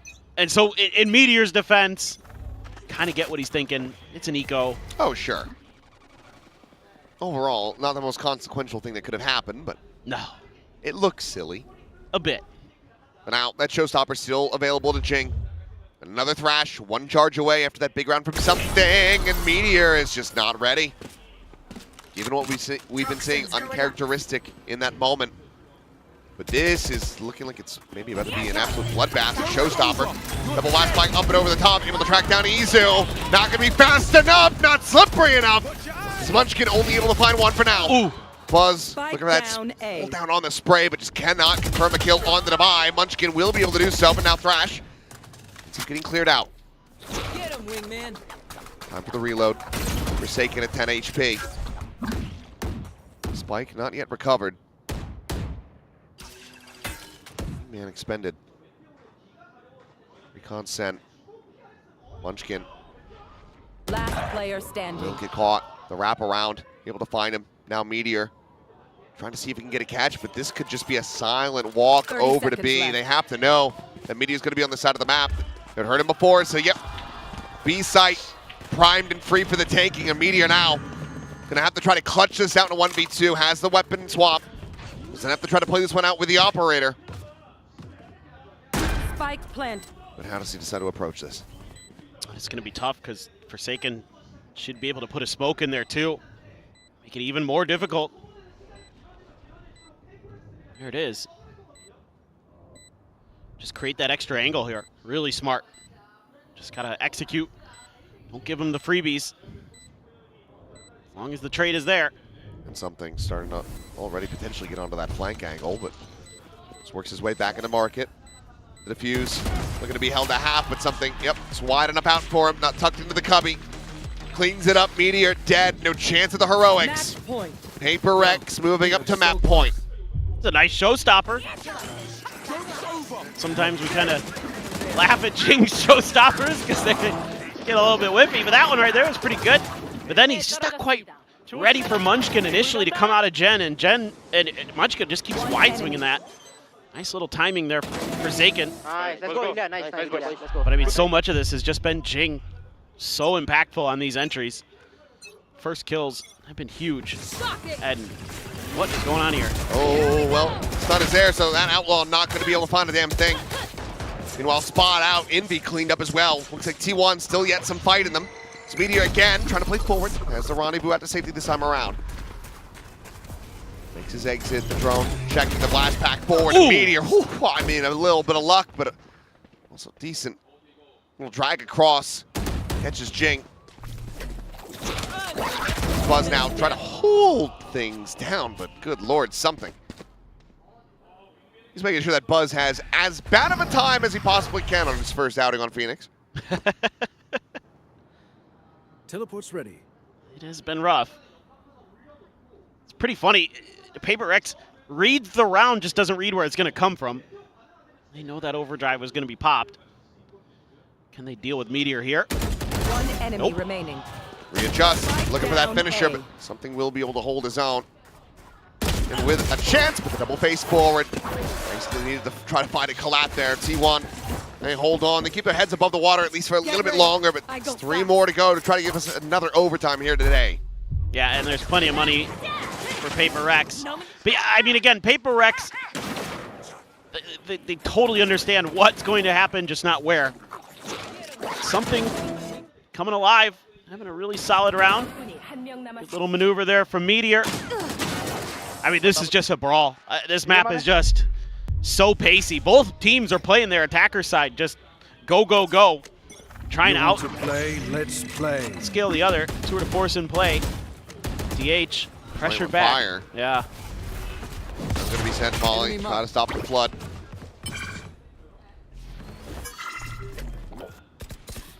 Close to that two away from it. Yep, 2 away from it. Jing just bounding forward towards market. Buzz will be able to find him.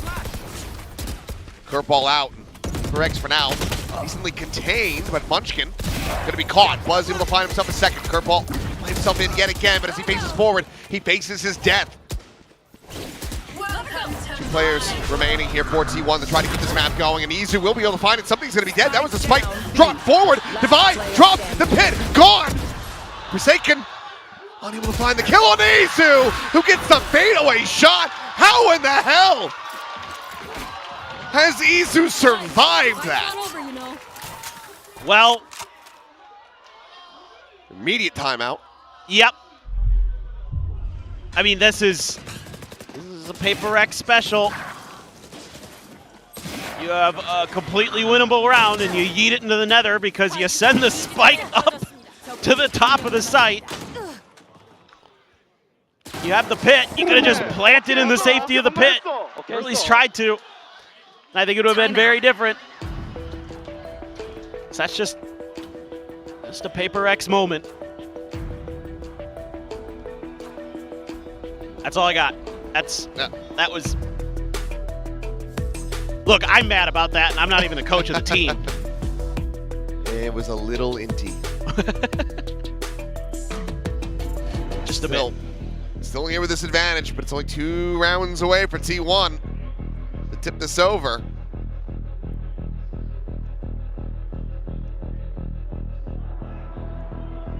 Run it back available. I mean, you are staring down the barrel of quite a bit here. 1 away from a Hunter's Fury. Phoenix ult, I think maybe even the overdrive in play. Still that operator in hand for Meteor as well. No, never mind. It's the from the shadows for DH. Meanwhile, just the thrash here so far. So that should give you the ability to clear into an angle. Meteor's got that operator though. I don't see anything to force him off, but they're playing it slow, so. Out. Munchkin, drone's mid. I need to see the drone here. Yep, good. Get that off that angle. Very nice. With reposition back in the market. All going to be sent. Doesn't go that deep though. In fact, it just basically gives them all the front of the site. Buzz does manage to still dodge out, being detained. Swings in though, and Devi snaps him back to Boba. He shuts the market door, trying to make sure that he doesn't get caught from behind, but he's going to be able to just face forward, finds Forsaken. Omen now down, Paranoia going to be going across, Jing spraying and praying. Rewarded as Izu will fall, but Buzz storms his way forward. 2 kills found, Jing and something both going to be taken down. A 4v2 now is Envy, able to hold his own for 1, but quickly gets overwhelmed. Meteor finds his second from Market, and T1 find themselves 1 round away from pushing this into overtime. Yeah, it's really good stuff from Meteor again. These guns we use are okay. The op in his hands has been instrumental for T1. Buzz as well coming alive in this round, fighting 2 big kills. Had that run it back.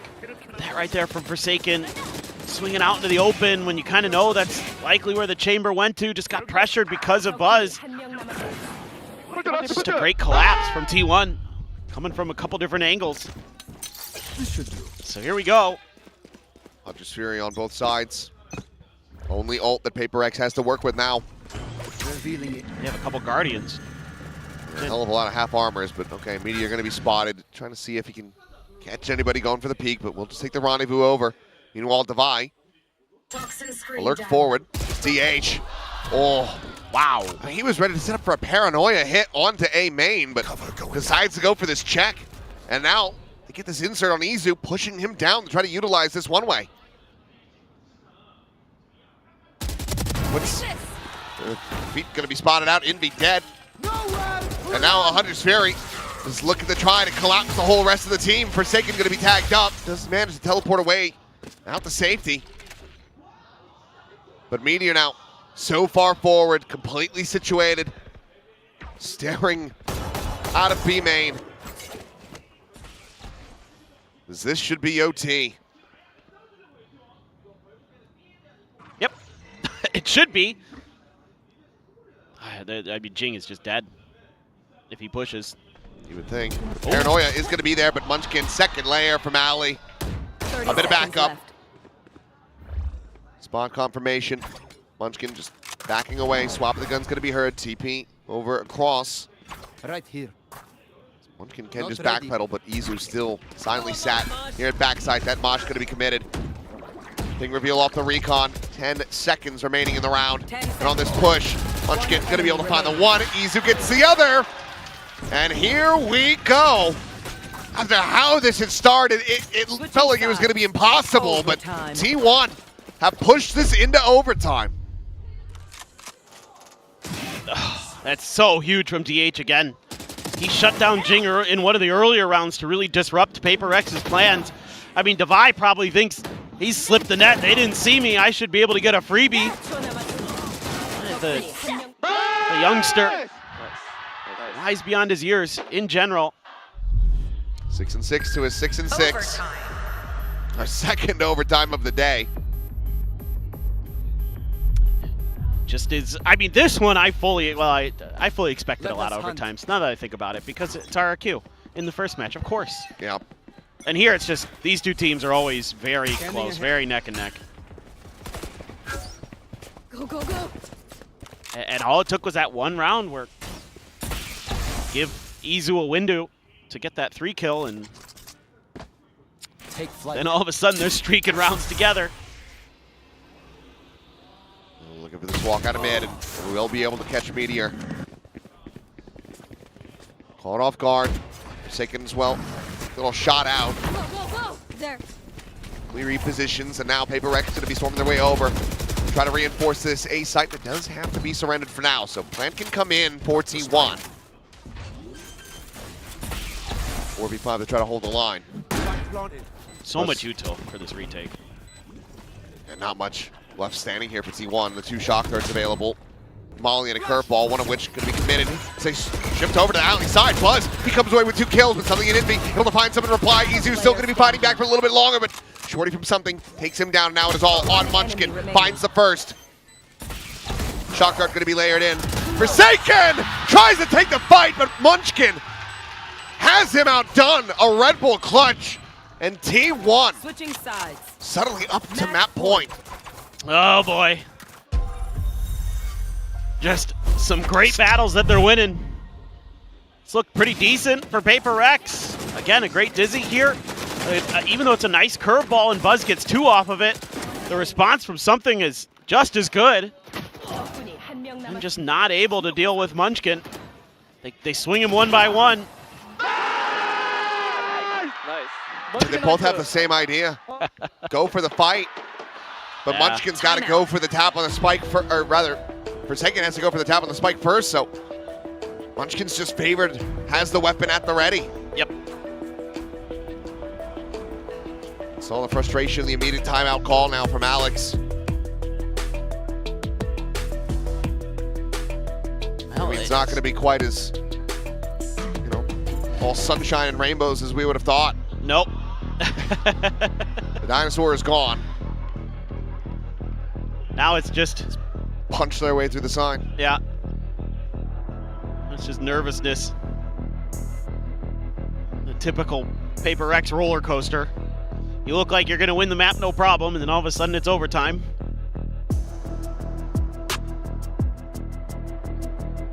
Now they're facing the end of the map. They're facing losing. Meteor's going to go for the op. Glass Cannon going to be there.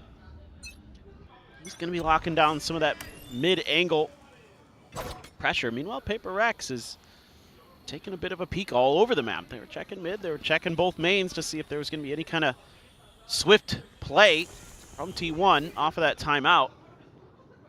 DH again in position. Timing on the recon. Could it be sent out? Now, there's the paranoia. There's a catch on a one, but Jing on the counter swing will be able to make it a 1-for-1 exchange. Drone to go out over the top. DH can't fully commit to that swing. Orb going to be grabbed. Jing one away from having the showstopper online. He's got the spike in hand. That could be all that they need to secure this.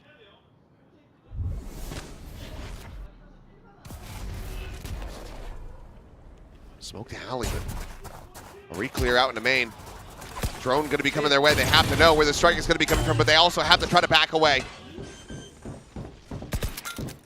Spike's been handed over. Divide going for this one, but TH winning the first fight. Forsaken taken down. Jing over towards backside. Dead! It's Munchkin! Able to find 2 in Divine now. Having to be the one that dig deep, but Meteor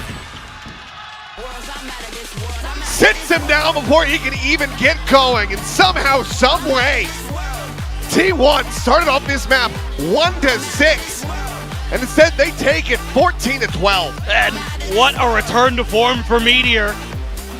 Give the man a sniper rifle, give him a chamber, and he's going to work wonders for you. The PRX going to be kicking themselves. Really good starts in both halves, and they can't keep it going. They peter out, they putter, and they fall apart. And now we get ready to go to Ascent. T1's map pick. And I mean, given that we're seeing some pivots here, there's room for experimentation from PRX. I have no idea what comp they're going to be bringing out on that one, but let's send things down to Jen and hear from our T1 coach. T1 completing that comeback on Sunset. I have Coach KDG with me to talk about it. Now, KDG, we see everyone besides DH kind of playing something outside of their mega comfort role. So what led to this decision? 감독님, 일단은 DH 선수 제외하고 좀 모든 선수가 약간은 새로운 도전을 하고 있는 것 같거든요. 좀 어떤 배경이 있을까요? 일단은 선수들이 가장 그 성향적으로 잘 맞을 것 같은 영웅들로 약간 생각을 많이 해놨고요. 그다음 선수들도 사실 성향적으로는 잘 맞지만 새롭게 시작하는 거기 때문에 좀 적응 단계에 있습니다. Well, we kind of picked agents that would kind of suit our each and individual's game tendencies, and I think we're still kind of getting used to it as well. Thank you very much, KDG, and good luck. 감사합니다. Overtimes all across the board, I guess, for both of these series. Today, we have T1 coming out on top, but it was very, very close there, even up until those last few rounds. I gotta say, this is so impressive from T1. They go down heavy at the start of this, but great resilience to recover that first off, and then exactly the same thing happens in the second. They get themselves back in it, win it in OT. To me, that really speaks of the mentality, the composure of this international winning squad here. We know the experience, we know they're a super team, and they just stole away PRX's map. 100%, and all year long we've had our questions about Meteor, and he's just had an absolute blinder of a game there. Great adjustments from the coaching staff, and to be perfectly honest with you, outside of Meteor, I didn't even necessarily think that was a fantastic game from anyone else on T1, and they were still able to scrape together a win over a PRX that started very strong. Everyone individually was pulling their weight, but in some of these small kind of situations, the XVXs and the clutch rounds, it felt like things were kind of getting away a little bit from PRX. There was a couple of sloppy little 2-on-1s that they definitely could have won, and T1, we know the quality and the caliber of these veteran players. They're going to take full advantage of those situations and get themselves a dub on your map pick. Absolutely. It's one of those cases where in PRX they feel like they're their own worst enemy, and I feel like that really came out in this map. There are so many missed opportunities, and as you mentioned, Pilski, T1 is just not that type of team that you can make a mistake and expect like, oopsie, we'll just bring it back in the next round. It's not like that. Yeah, not at all. I mean, I think for T1, just look, see how they string together those rounds there at the end. It's so impressive how they were able to pull this game back. And like you say, Pilski, this wasn't 100% T1. I think there's room to step up for everybody else. For PRX, I mean, we were hearing some anger coming out of that coaching booth. Very not happy with how this game was played towards the end. I think sloppy is the right word for it. It was messy. I feel like they could be far more refined. Yes, we have to give them some grace. They haven't had a lot of time. Yes, they're already in champs, but I want to see a team that's playing efficient. I want to see a team that's ready to go right now, and it wasn't like that for PRX. Yep, 7 first kills there for Meteor. He was really kind of defining the early rounds on the attacking side. You know, obviously going to be a problem on defense, especially against Double E. He wants to be the guy soaking up that util, and I think he did a fantastic job of just doing exactly what his skill set is. It makes a lot of sense for him to play the chamber because he's so good at just using his body and positioning himself well, finding the duels at his own pace and winning them where it's needed. No, yeah, it was the Meteor show, and like we mentioned, we've been criticizing this player for a really long while because he has such high standards, but look at him in this map. Yeah, I think especially when he gets these scoped weapons, this operator rolling, that's when he really takes on a leap of his own, because not only is he able to soak up that util, is he takes that shot before he manages to TP away, and you just saw PRX really struggle to deal with it, because despite dropping the util, they still end up a man down, and that just became too much of a disadvantage for them to be able to climb back from. Yeah, I mean, on the attacking side, he was able to basically either self-sufficiently walk and find the gaps on the map, or even kind of punish them aggression in some regards, holding the extremities. You were putting him in some of the kind of post-plant positions, and he was able to have multi-frags and actually clutch up for T1. On the defense, the thing I loved seeing from Meteor was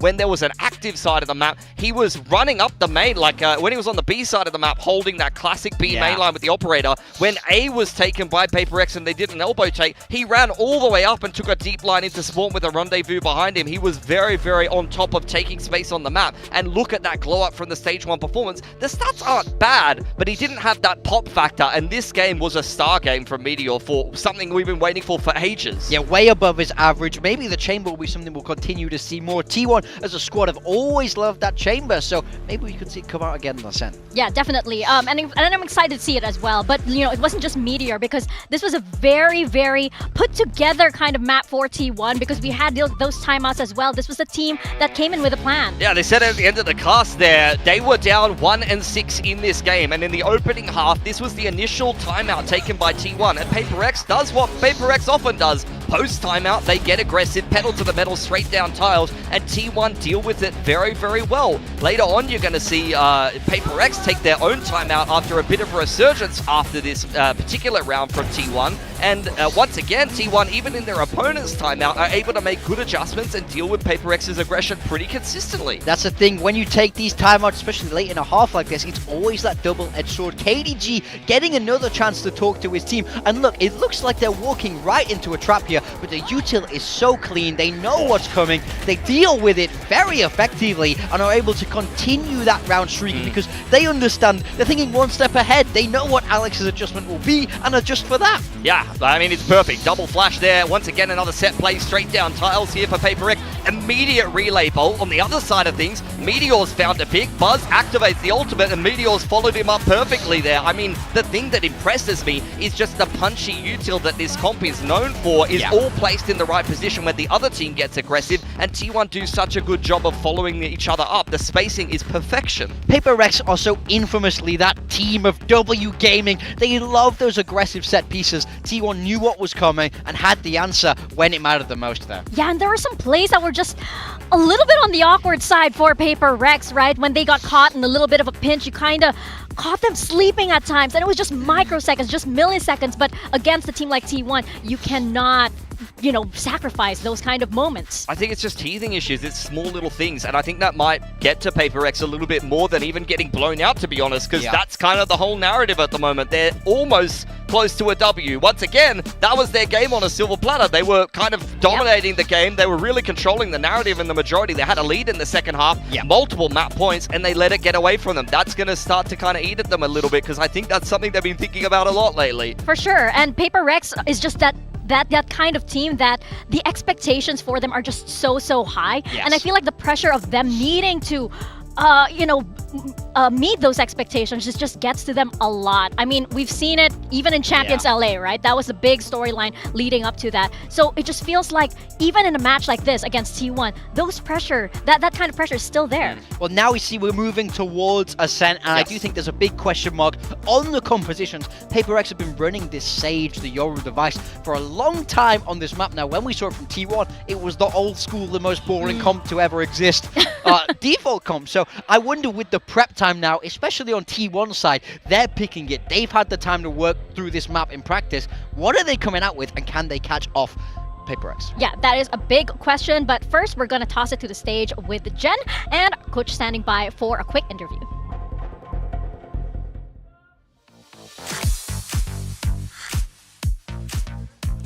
We have PRX's Alex next to me. Alex, what was the last timeout about, and why did Sunset slip away from you guys?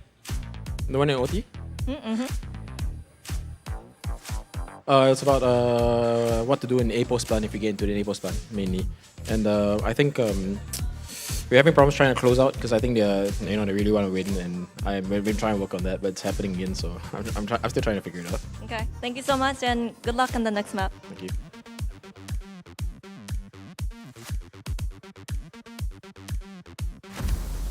Yeah, looks as though PRX still have some little things to work through, and I guess it's good it's happening early on in this stage, but right now we are heading into Ascent, our second match. Oh! They've done it! They've done it! PRX Forsaken is on the mix. This is the first mix we've had here in He's VCT completing Pacific. his Pokedex! He's now one away from having the full clean sweep. Gene Harper as well. They've kept the core of the comp the same. On the side of T1 though, guys, DH is on the Cypher and Buzz is on Omen. Meteor on the Jet is Meteor becoming the guy here for T1. He just said, it's my turn to be the star player of this team and start to take things over. No more middling performance. It's time for me to win us a chance. What is in the water here in Seoul? Because we have no idea what's happening on every single agency. Like, we got to keep an eye on this mix. Can Forsaken make it work when no one else can here? Yeah, this is the first time that we're going to be seeing this here in Pacific. And yesterday, KRX was in with a triple duelist. Now, PRX and T1 are like, let's mix things up a little bit. We're going to toss it over to your casters, Papers, and Achilles to cast this exciting match. I caught that one, Mika. I caught that, but I don't know what the teams have caught. There is something in the water. There is something bizarre going on, because it's just puzzling swaps across the board. Buzz playing Omen, DH playing the Cypher. The mix is there for PRX, and Jing is playing Harbor. I think we've all lost our damn minds. Could be. Could be. Has everybody been going and eating at Taco Bell in America recently? I was gonna make that joke. Were you? Oh God. Yeah, if the gameplay got real sloppy, I had that one ready. Well, I am very curious about the mix, obviously. Also, Jing on Harbor, man, this is gonna be madness. DH has actually played a lot of Cypher, in case anybody's curious. Buzz has not played a lot of Omen. No. It's about 26 games, I want to say. At least that are tracked is something to get point, but it's going to be DH taking that first kill, and okay, Meteor. He finds 2. He's back to his roots, he's back to comfort, and he is back to frying. What year is it? I mean, with the comps we've been seeing, Gecko back, Meteor on Jet and Chamber. 2024 all over again. Even before that. Divine with this Sheriff. Dead. Aw, thought you'd try harder. Meteor just faster to adjust, gets himself a 3K. It's going to be another pistol. 2-1 in that regard for T1. Yet again. Gun here. This time off to a roaring start. Yeah, so also we did have, you know, a little bit of a hint that this comp might be possible for PRX, but Wendler has mentioned it in the past. I thought today, if there was going to be a day, I thought today might be that day. Might as well just try it, see what happens. But I think the bad news is you're going up against a T1 who's looking revitalized. I think the bad news is that I put Forsaken in my build dip. DH going to be able to find another one over, but okay, Forsaken will be able to get one back in reply. Exit from something, just game crashing out of wine. Door now going to be tapped, not going to try to get cheeky with it and slide through. Smoke is just too shallow. No way to lurk in as Spike now going to be planted. And, I mean, look at the weaponry for T1. They won the pistol.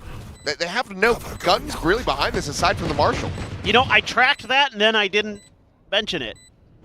Because I don't know. Well, leg shot.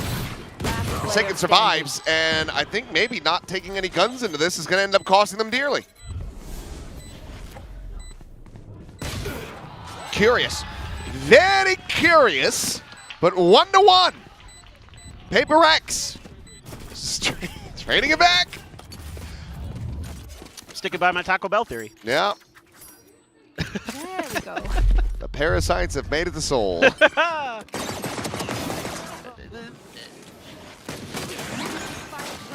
Very nice on that, though. That is a great timing on that flash. That was beautiful. But yeah, I mean, I guess the thing is for T1, you're effectively coming into this third round with a bye anyway. Yes. So, I mean, we're fast forwarding the gun round here for T1. PRX now. Slightly weaker weaponry, but still this Judge, okay. Something actually doing a bit of a service by firing that one off. Yeah, he was just hoping that maybe DH had gotten close to that corner again. He could punish that a little bit, just trying to play off the tendencies that he had seen earlier in the first pistol. Drone does confirm some presence, but gonna be on the Buzz over there, maybe. Nope, they're ready. Going back. Oh, flash to market, spot to the buy now as well. Envy gonna be seen. He just runs over into B main, able to find one. The full flash, however, going to be connecting. So it does get taken down by Dubai, able to find Meteor. Fragment over towards Ali Izu. The one who's able to find the transfer, though.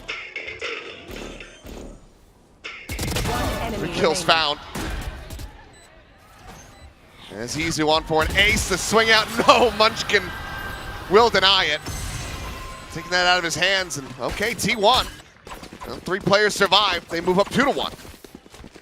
So I guess this is kind of fine if you're T1. It sort of, I mean, it would have been better if you'd gotten the, I don't even know if I want to call it an anti-eco. Your eco versus their eco to go. Yeah. But you get the first buy round anyway. Oh my God, Izu. That is beautiful. And Munchkin had to do you dirty there, but also the noise from the mix utility has me. Oh yeah. No, it sounds like somebody's playing Bop It. Yeah. Well, I actually thought someone had like queued up Zenless Zone Zero. I know you've never played that game, but it has a lot of that kind of music in it. Well, Meteor on a lurk down here through Cat. Smoke going to be blooming. Let's listen in to T1. See how things go. 왼쪽. 나이스. 미드 나왔다. 못 먹게 드론 써야 돼 저거. 미드 찾았다. 이거 한번 꽂을게. 1차들. 가운데 좀만 버텨. 1차들에 피면. 1차들. 싸워줘야 돼 얘들아. 둘. A 가면 되는 거 아니야 우자? 갈게. 하나 더. A 갑니다. 아 미드 싸운 거 같아. It went pretty well, as it turns out. Decent bit of fight there from PRX, but clean shots from DH on the back end. That's good read here early on this double smoke push, kind of anticipating it. You know, PRX is going to want to take those moments. Then just able to keep clearing down. Nice work from DH. Great stuff with the Outlaw. Deep breath. All right, I'm going to try to key in a little bit more on mix when it matters. Right now, goes the clone, which can have its knife out now. Thank you, Based Riot. Nowhere to run. Speaking of base, though, Base Quake is available up and over for Meteor, and okay, the knives. Ooh. Not quite as clean. Divide. We'll find that shutdown surviving with 50 HP. And Buzz, where are you going? 6 feet under. Should I say the line? Yeah. We'll say the line. That's the spike! Over an alley. That is the spike. Last player standing. And Divide takes down Munchkin. Izu doing it again! It would have to be an ace clutch, though, from 50 health to close out another 2 kills. My.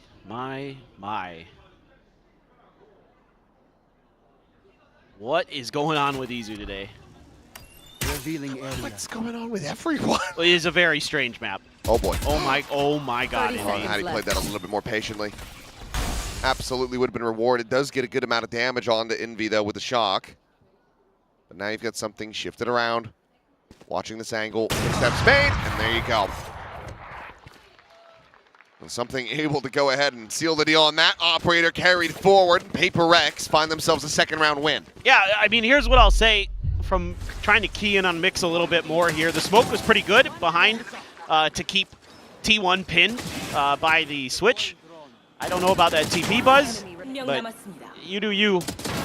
Also, he had the stim onto the harbor when they were pushing back here, which helped as well. So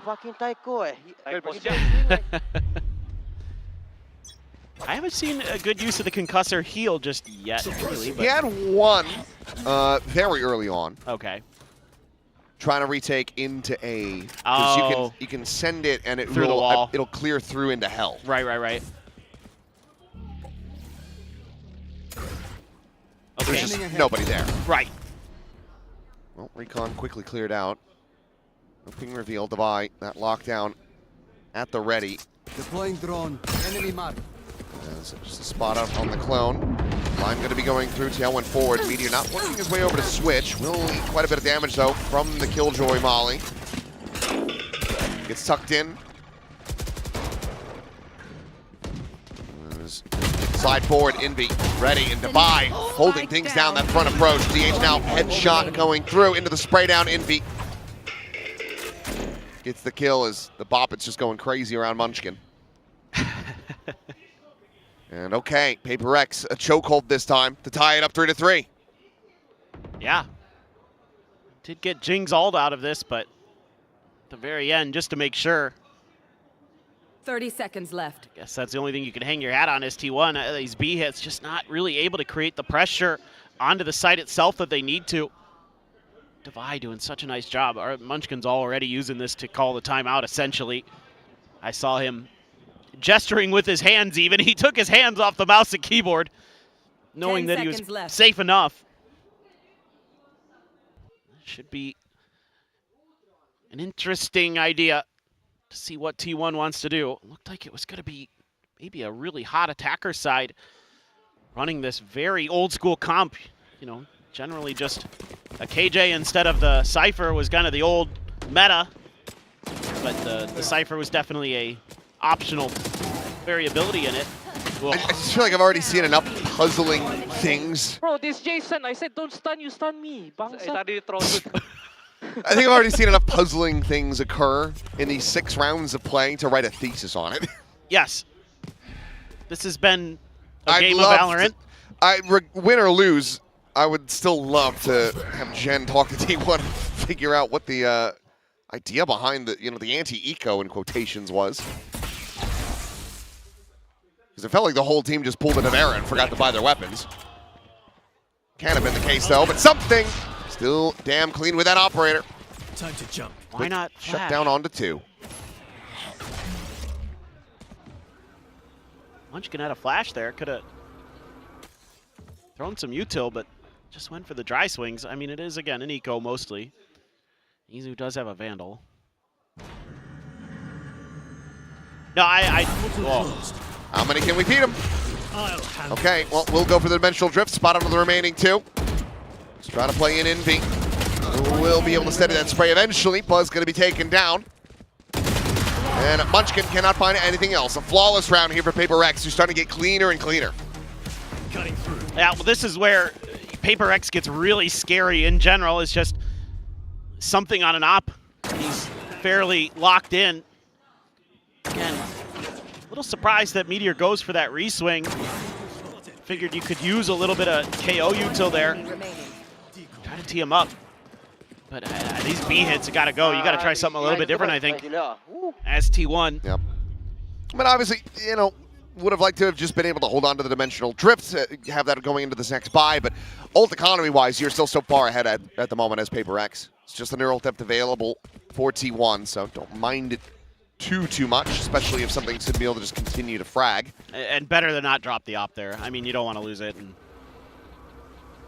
I think I'm fine with that decision, to be honest. I think he had just lost his gate crash as well. Yep.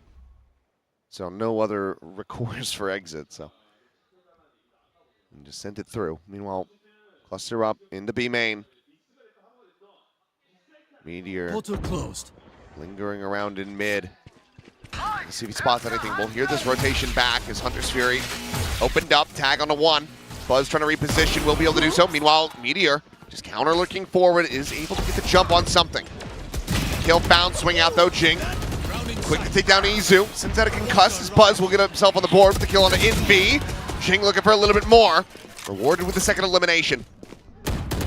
Rotation's now going to be coming through. That lock down the base Quake. Both still in the back pocket, but Munchkin able to find Jing, and now the neural theft going to be coming through. Spike planted. So it's concussed, but there's the reveal, and Buzz here from main. Sends out the paranoia, slowing down Devi. Trying to go for the lockdown from this position. Just realistically can't be done. Maybe clear out Buzz. Alarm bot out.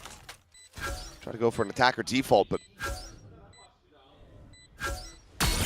not gonna be the case. Sound alarm bot down. Just can't do it, yeah. Goodbye. Don't make it costly though. Operator can be recovered. The best of a bad situation here for PRX. And T1 will tie things up at 4-4. Well, it's very curious. I like the way Meteor plays this round.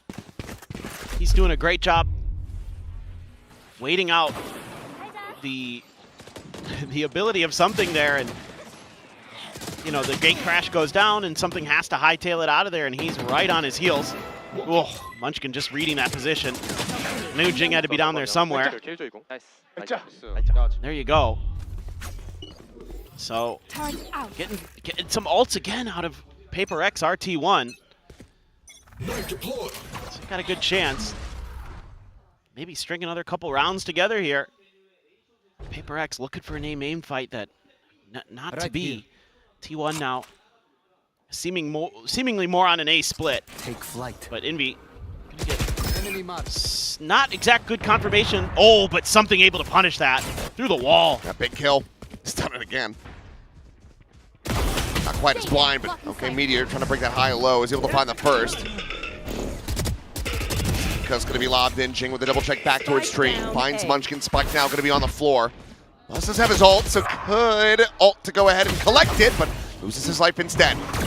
The tail went forward. Meteor trying to close the gap, turn to the flash, and something. Not at all ready for that. Meteor on with a 3K, gets us back into a winnable position.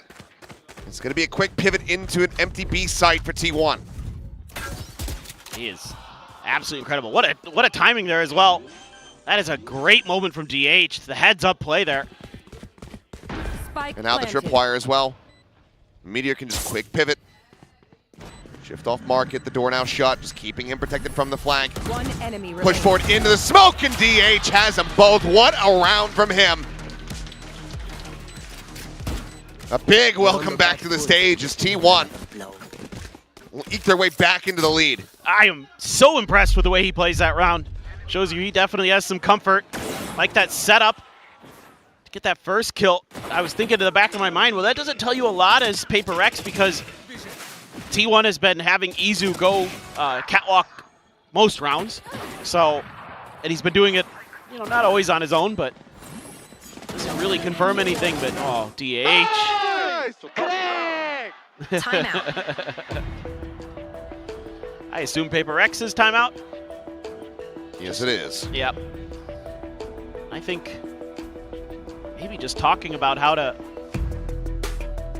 keep, you know, playing through these chokes, like when they're kind of having their good moments, is you just shut down the hits before they start. You know, don't get Meteor that free space in mid. Just kind of run over you. Granted, they didn't exactly do that. He kind of made his own space there by killing Envy.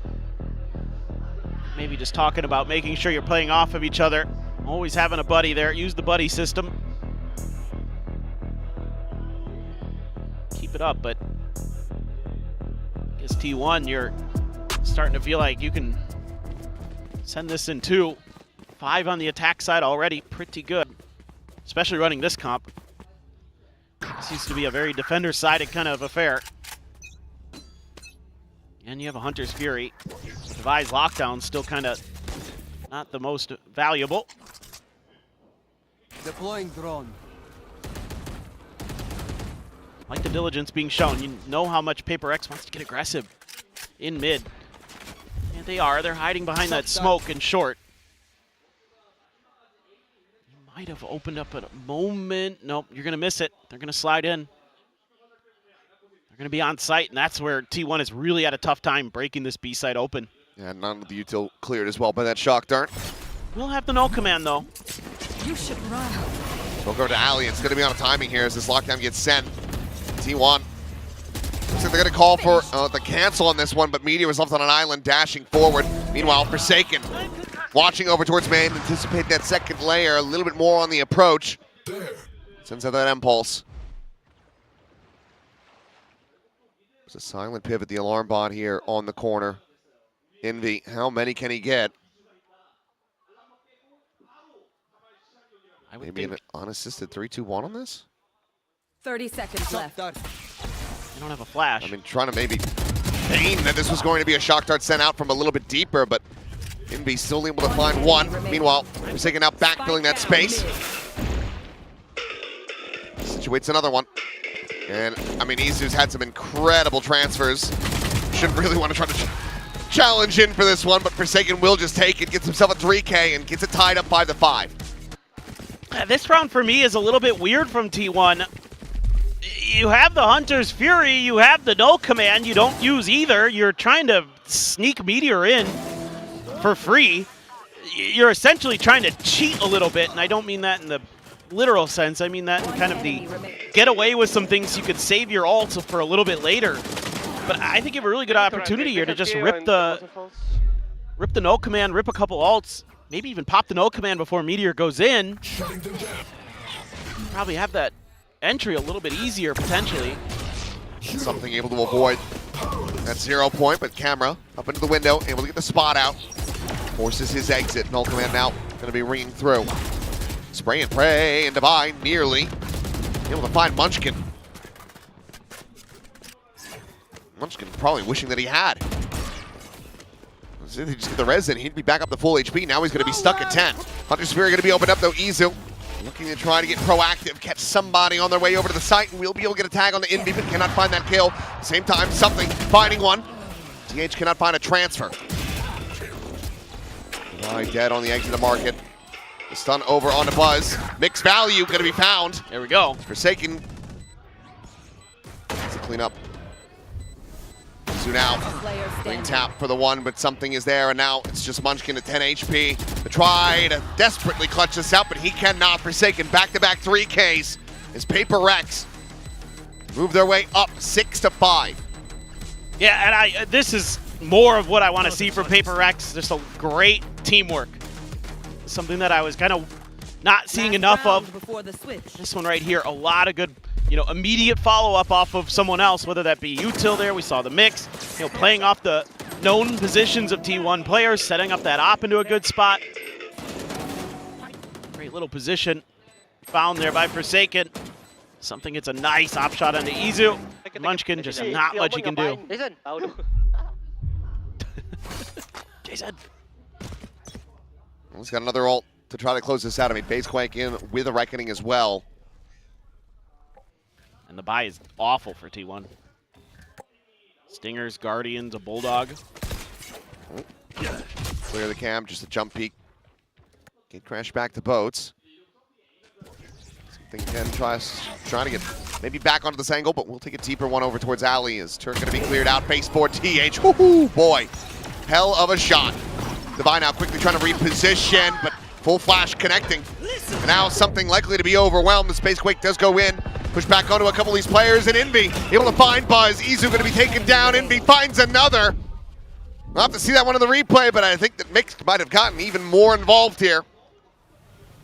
As Munchkin now held between his legs, just having to creep his way back out across through mid towards A. Only a Stinger in hand.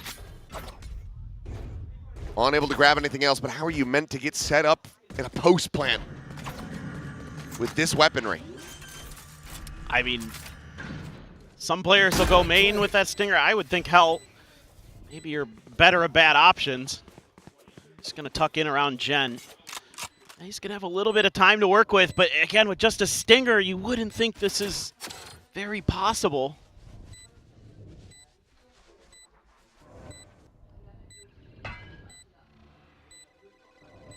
I mean, it's just need to get in there and take care of business. Well, it's taken him a while to get into position, but should still be well set up. And yep, there you go.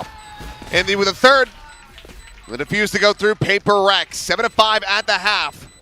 Was looking rocky on both sides here, frankly, but they do manage to gain the 2-round lead at the half. Absolutely do, and I think you're seeing that mix on this map.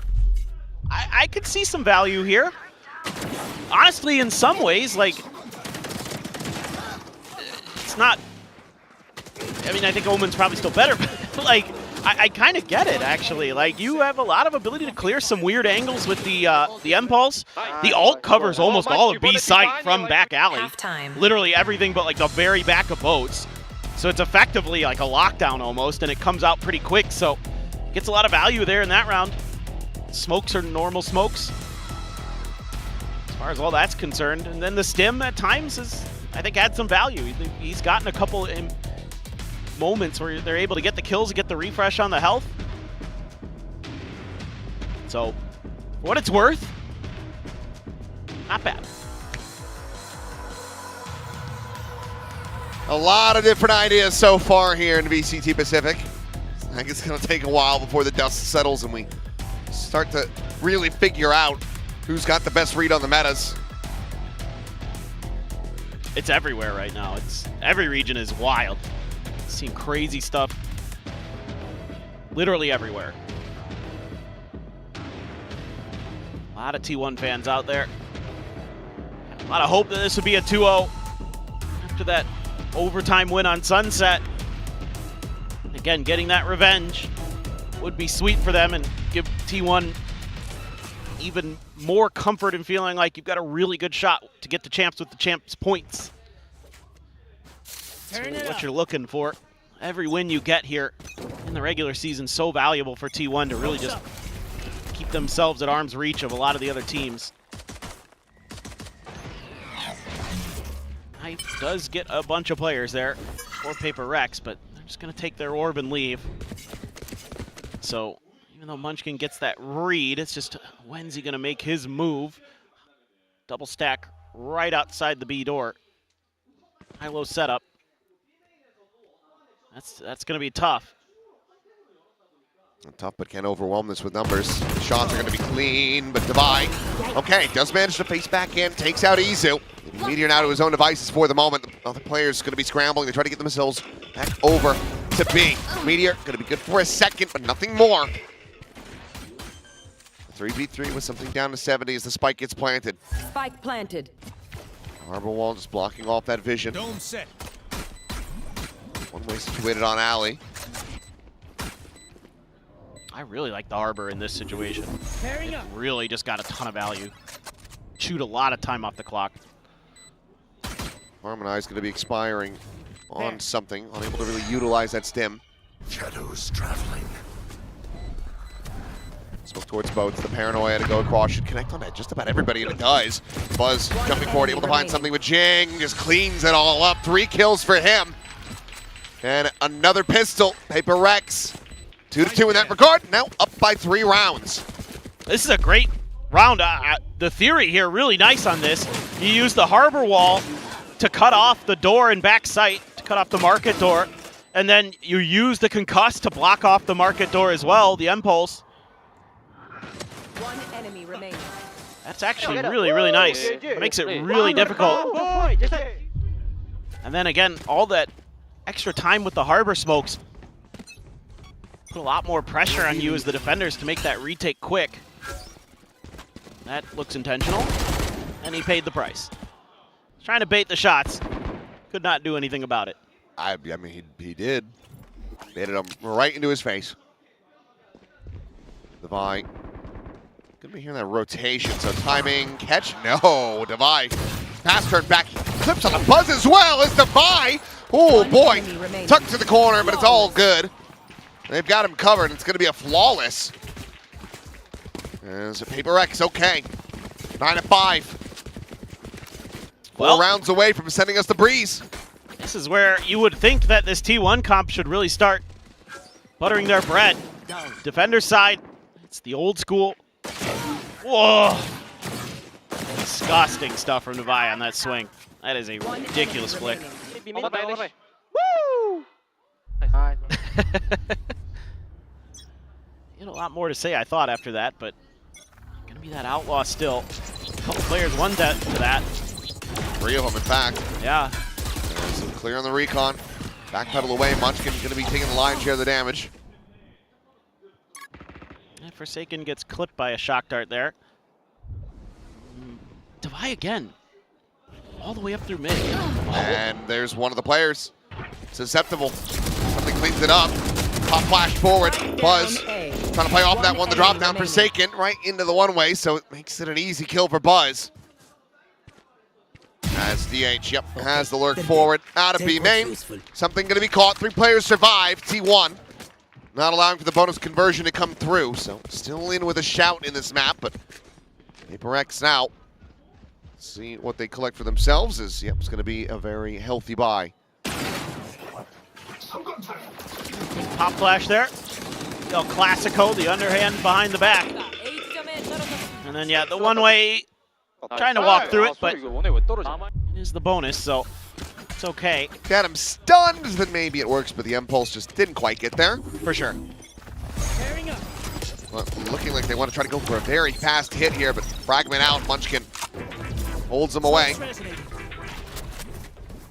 Just smoke out for now. Explorer up to mid, past bench. Recon going to be cleared. Izu sending out the recon. Just back away as we go and listen to Paper X. Jay, you're alone, ah. Wait, 1 sec, 1 sec. Anyone wants to CT, Jay? Someone running middle. Flash. On the wall. I walk CT as well, boys. It's not there, Ilya. You have flash? Or... Check the market first. I'm I'll only the trick. join. 3, 2... Jump, you want me? 3B, 3B, 3B. One 2 more, more. switch, boys. Chill, boys. Wait, 2 more. Go back. It's fine, go back. I have one smoke only. Go aim in, is it? I think they push double aim. Calling for the retreat. It's a good read. Ends up being a 1-for-1, but something tagged down to 10 now, finished off. Buzz, maybe a little antsy with that paranoia. Sends it out early. Spot though, gets a fadeaway shot on the Forsaken. Looks for a little bit more. It's going to be a ton of damage on the Envy. So 11 health remaining on him. Swing in from Munchkin. Good for 1. Nothing more. Divide with a chance if he can find Meteor, but Meteor will be able to hold him back. T1. Another round accrued. 2 away from tying it up. Yeah, you could see the, they're trying to figure out how they can clear that market.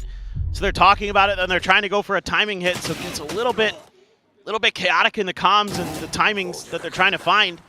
Asking something, do you have a flash? Can we try to get through there? Not able to find their moment. Our Paper X and T1, very sturdy. This is what this comp does best. Just plugs gaps, plugs holes. Makes your life really annoying. It's so easy to track all the information because of the KO and the Sova and the Cypher. So it's kind of one of those things where there are options to beat it. I wouldn't be surprised if we go into some just fast execute, big util dump stuff from Paper X. Because I really liked what I saw in that pistol round. Some of the stuff they cooked up. Wouldn't mind seeing a little bit more of that kind of stuff. Just using those harbor walls really effectively to cut off a site, and then you can use the mix util to buy a little bit of space. And then you'll have a lot of smokes for post plant. To me, this kind of comp screams like old school kind of DRX almost. Just have like really good drilled executes. Athena very happy so far. Yes. Still trailing behind, but with an opportunity to try to catch it up. Cover going out. Both timeouts now committed by Paper X in this map. Oh, some noise made, and Meteor able to collect the kill. Divide going to be taken down. Now you off that Outlaw, immediately going to be found. Goes for the reload. Spotted the clone. He's looking for a little bit more, but some pot shots forward through the smoke. Unable to find a connection. Just for now. Live left to their own devices. Light will come in just below Hell. Paranoia going to be sent out. Spotted the 1 for Forsaken. Sheriff shot to the back of Meteor's head. Takes the jet out of the equation, and Jing, able to find an immense amount of value. But it's going to be the Bandit from something to get them over the line. 2 kills found, and I'm going to have to see a replay to know exactly how things shook out here. Yeah, that was incredible from something. I think maybe just a little bit out of sync here. We're T1. Get that man advantage, but you gambled so much into mid. The site wide open. Meteor went for the swing. Forsaken dealt with him, and they just line up for him. Pixel out of place on that first one. I mean, kind of as a wall bang. I mean, yeah. I didn't get it either, something, but job well done. And it's an immediate timeout call in response to the round loss for T1. I think that one you're going to wish he had back as T1. Munchkin here.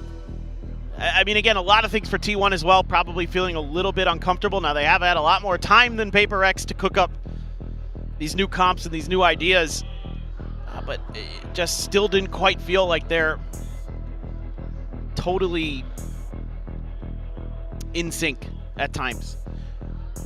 Like, you've seen the individual prowess, some of the stuff from Meteor on Sunset on the chamber, and here Izu, some of the insane stuff he's done with a rifle in hand. And there are definitely good rounds in the macro sense from T1, but that one right there, just a weird retake that they kind of give up. Now they're on an eco, but you do have the Blade Storm. 3 ults versus 4. The knives first to be invested. Buzz with that Bucky chasing forward, but will now start to just backpedal away. Seems like maybe Munch can do it. One of these early calls to try to pivot, but Reed ends up being wrong. Swarm grenade out. Buzz shifting back over. He goes for a check here on a main. He's going to be screwed either way. He's going to be spotted out, trying to find a timing off that as the dimensional drift went right past him. Sam on to Forsaken, able to find a little bit of damage. Buzz just being out over towards Tree, makes his exit. Stays alive and in the mix here for the moment. Flash out of the wall, the up and over. Meteor trying to find that kill. Eventually he's able to do so. One to the back of the head and be dead. Meteor finding Forsaken as well. Devi was in Narnia. The spike never able to be planted.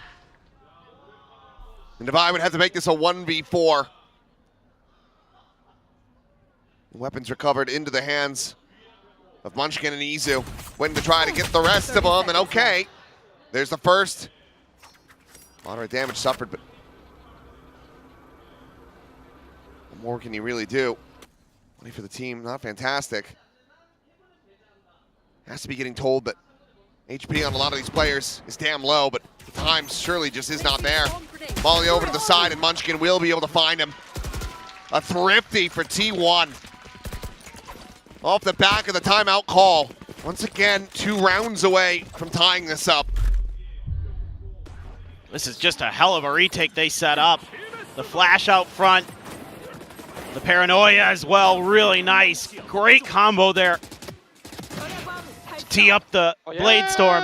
Took a second for Meteor. That's kind of an awkward angle. Unfortunately for Alex, there's nothing more to be done but to sit back and watch.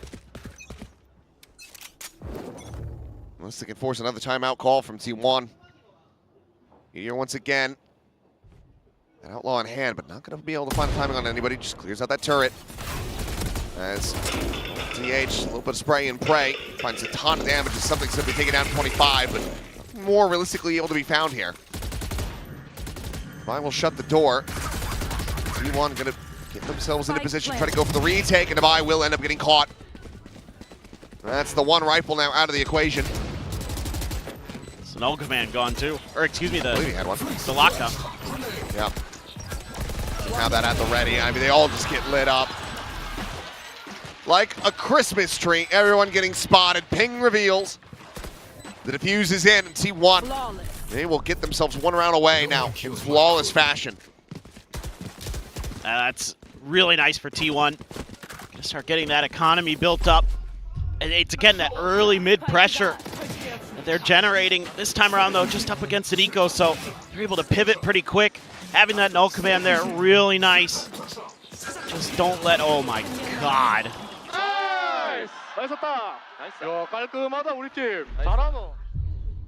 So now they're just kind of either playing for retake there or just looking for that early contact. Now we're back to a more default setup. Munchkin just always wanting to play that fragment early if he's out at A main. Deep dart. Doesn't see much. TP forward. Oh boy. And there you go. It's going to be Meteor actually to take the kill. Either way, something was absolutely dead. Take flight. Real chance to try to play that one out. Base Quake 1 away for Forsaken to have that ulti online. Flashbang. Pressure to try to utilize that lockdown might be building, but that's a little bit more comfort now to try to go for it. Granted, the Hunter's Fury is available for Envy. It's Buzz shifting back over to try to watch window. You should run. Envy tucked in on the side, Lega to be spotted. The tink, that's the spike now on the floor. Lockdown committed, the Hunter's Fury going through. Devi trying to scale his way up. Forsaken able to find one. Meteor dashing back gen. The lockdown's been cleared. And Devi gets rid of the enemy op. DH stunned up. Spike planted. Spike now planted, a 2v2. Trip for the spot. Another spot stun going to be sent, but now the Neural Theft just looking for Divide, just trying to get his final position. Swarm grenade out. A 1v2 to try to clutch it out, the double drop down, and they're just not lined up for him. Splits the aim. DH. He takes it. The defuse is through, and T1 have tied it 10-10. Yeah, a little bit awkward here. I think T1 taking some fights that maybe they'd like to have back, but this early trap, yeah, something just absolutely screwed. Great read from Buzz. Meteor holding the line at the door, able to get around the outside of that lockdown if it was necessary. But then Meteor gets stranded here on site, crunched between Devi and Forsaken. The reinforcements just couldn't comfortably get there in time. Now you're onto a weak buy again. There's an Odin for Izu. Same kind of fragment conditioning. This time they're doubling up in short A, at least initially. Devi is looking for that angle into mid again. Knows there's a trip likely there. Might be calling for... Ooh, there are no shocks on Envy. Well, they get confirmed presence in the op. Yep. DH, though, he's fully anticipating this walk, but he is not fast enough on the draw. Meteor, however, is. So That's it does huge. end up being a 1-for-1. Kitchen Devi. Cloudburst down. Meteor wanting to go for the re-peek, try to see what he can find. He's going to be able to find Envy. Stun going through, the concuss from the impulse, able to slow him down. Tailwind's over to the side, push around the back, and Forsaken will be able to find him, but Buzz, in response, takes down Forsaken. Something zoned away. Needing to try to find this kill, turn to the flash. Munchkin none the wiser, does end up getting caught. That's going to be a gun now in hand. Something with a Phantom. Izu, who's staring over towards Market, but Ching just rushes forward, and it's going to be a thrifty as well from PRX. Retaking the lead. Now they're doing a nice job. Devi there, able to cheat his way forward. They cleared the trip a little bit earlier, and even though DH is aware of it, still can't stop Devi. This is nice work again from Meteor, but it's just not quite enough. Spot nice, but then they get caught because Munchkin just assumes Market's clear. I think they just completely were assuming that they were both on site there. See the size of relief. As you manage to get another operator in play, Buzz rushing forward here. Turn to that flash. Shocked her to the corner, and it's a very strong understanding of exactly what T1 is trying to do. But Buzz does manage to avoid taking any damage.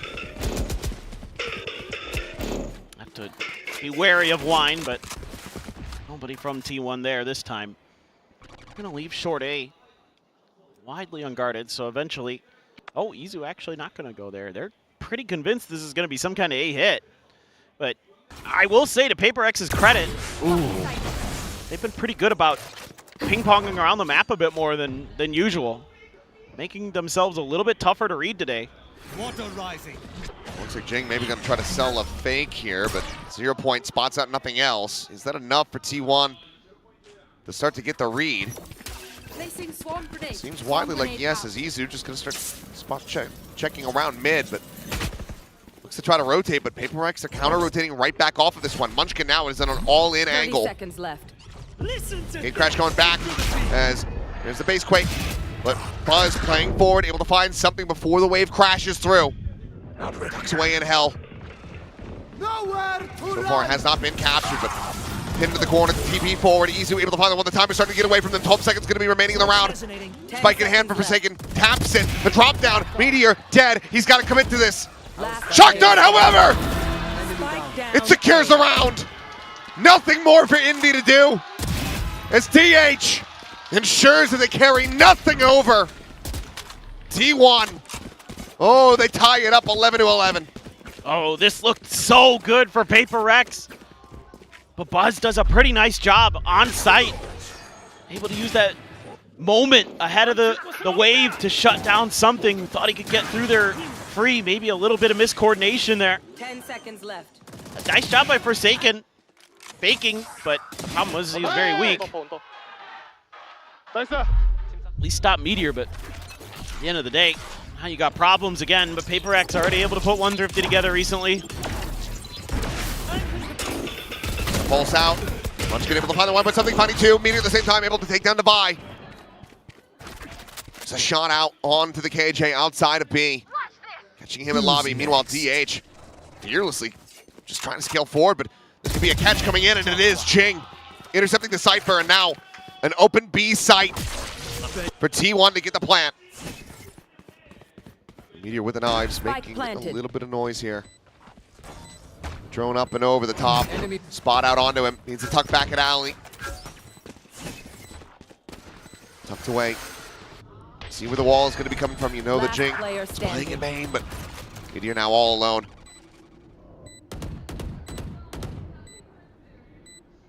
Getting ready and waiting for this backstab. Check around, spot on the one. The drop down. And he cannot snap on for the headshot in B. Oh, able to get him over the line. Big interception in mid from Jing to take down the enemy Cypher, and PRX up to map point. I have questions about that decision to fight from that spot because almost every round Forsaken's thrown the impulse there. I really don't know why going up against an eco in particular would challenge like that. That seems a little over-aggressive from Munchkin there, so T1's coaching staff needs to get involved. It's roulette. It can't land on red a 6th time in a row. The gambler's fallacy do be fallacying sometimes. Well, now, we've had one overtime. How about a second one? Sure, why not? As T1, their final timeout call to try to make that happen. Cash-wise, though, it is Rocky. Stinger going to be there for Munchkin. One away from having that null command online. Yeah, my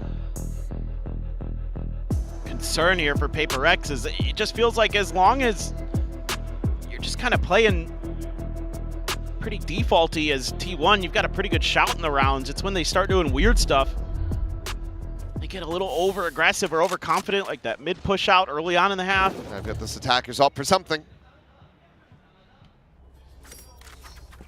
Is that going to be a top mid challenge here? But Meteor doesn't have one, so don't have the money. He's looking for a Tiles crunch here, and Devi fully blinded up, will get caught.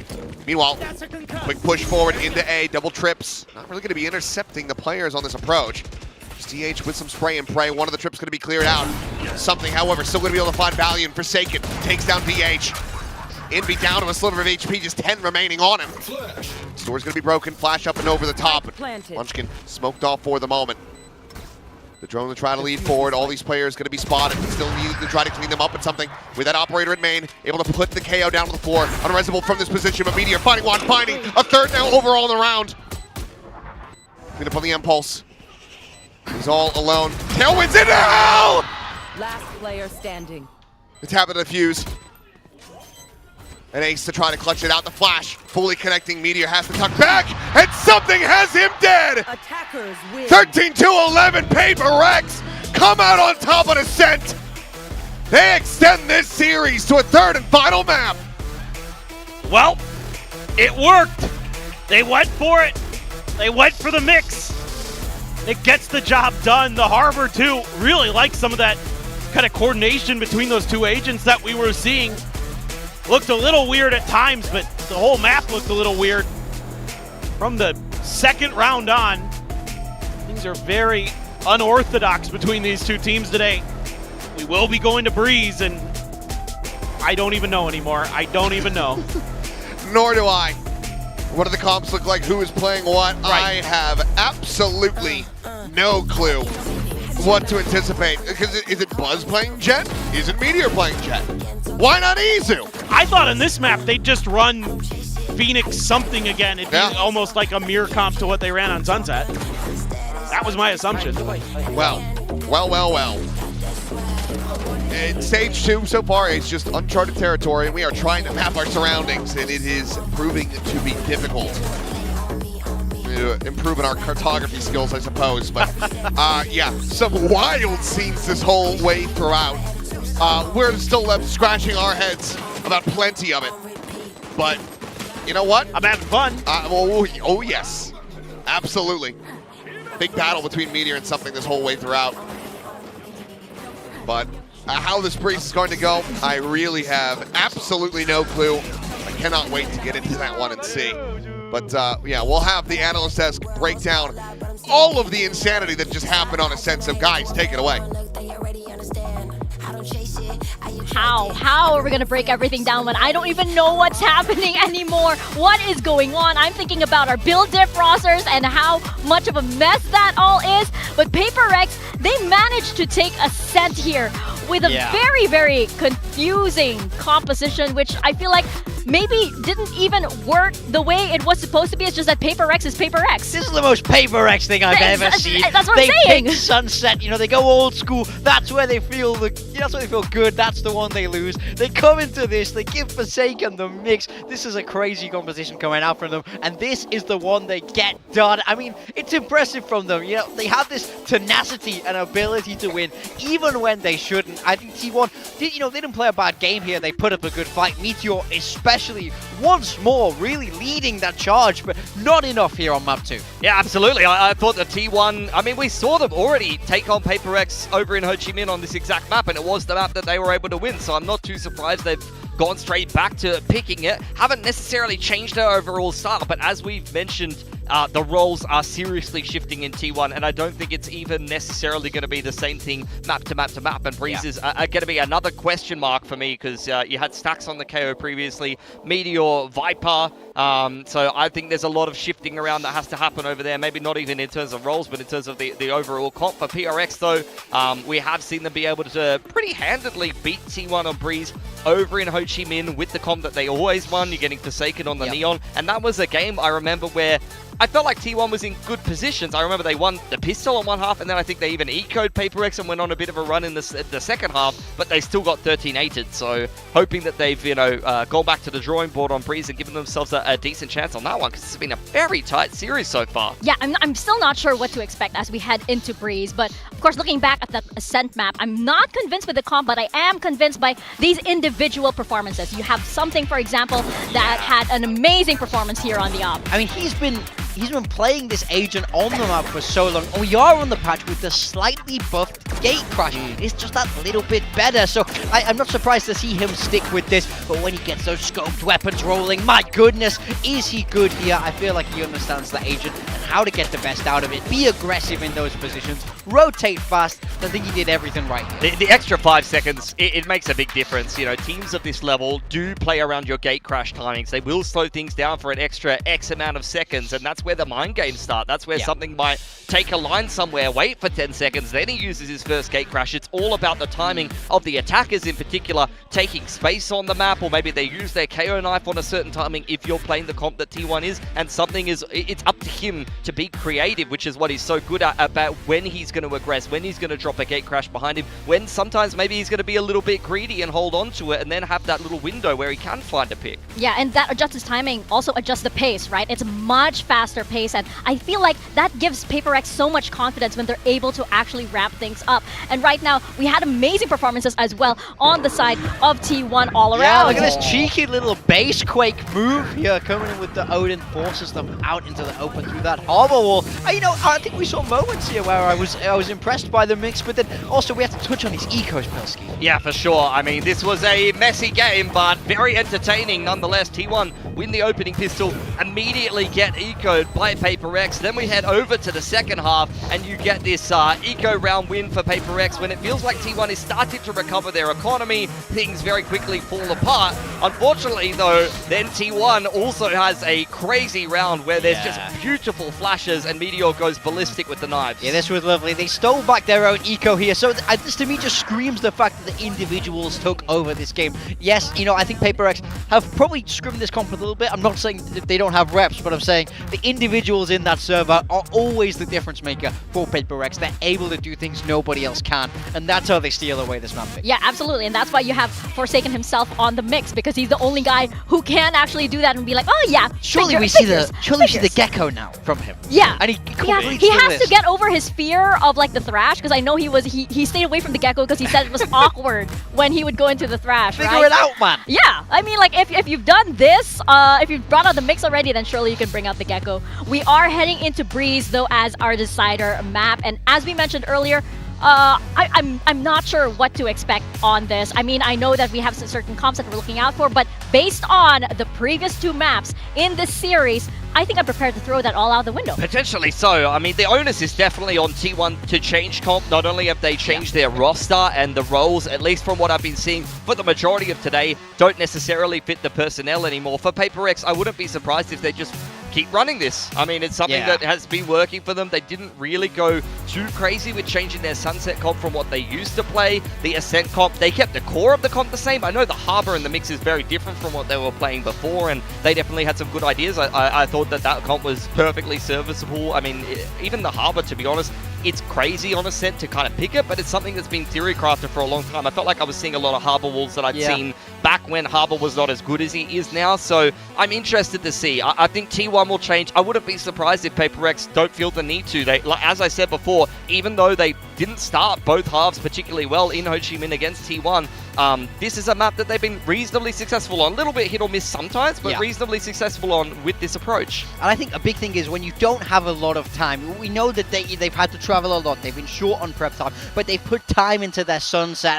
I think they've focused on other areas of their map pool, and so I think this is one of those things where if it's working, we don't have to touch it. We can just develop what we have. We don't have to put a lot of time to sink in and find this new comp. So I'd be quite impressed, to be honest, if they do have something new that would show that they're really adapting in the time that they've spent. But I wouldn't prioritize it this if I was PRX. I think the graphic says a lot there as well. 9 times picked by PRX, banned once. For T1, they banned it more than they picked Breeze. So the level of confidence in the approach on that map, I think that says a lot. Yeah, absolutely. And I think like for PRX as well, even though there is lack of preparation, this core has just been together for so long that they can almost read each other's minds. So I feel like they rely on that. They rely on that kind of camaraderie and that kind of almost telepathy that they have.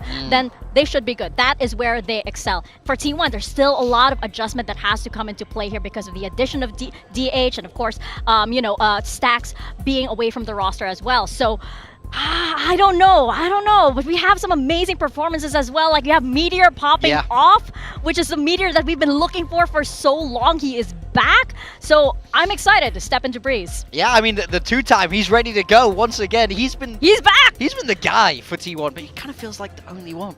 I want to see the step up from the rest of them. That's the big thing for me. If they're going to get this across the line, PRX are not a shabby team. You really have to be on your A game. And as we're moving across the Breeze, who will be the hero? Is it Meteor once more? Taking a look at the agent comps. So T1, this is what we would expect from them, but from a role perspective, it's DH on that Viper. Munchkin is playing that KO. But for PRX, a little change here. I mean, Buzz is on the Harbor. It seems like he's filling controller a lot right now for T1. This is a style that they've gone for previously, but on the Jet instead of on the Neon previously that we've been seeing for T1. For PRX though, that is a bit of a throwback, honestly, to a different meta. You've got the Yoru Jet in there, not usually a combination of duelists that you have seen, at least for a long time, but Forsaken is a player that definitely can play the Yoru in the past, someone that maybe pioneered it a little bit quite a long time ago. So PRX, after the changes, really backing themselves with this agent.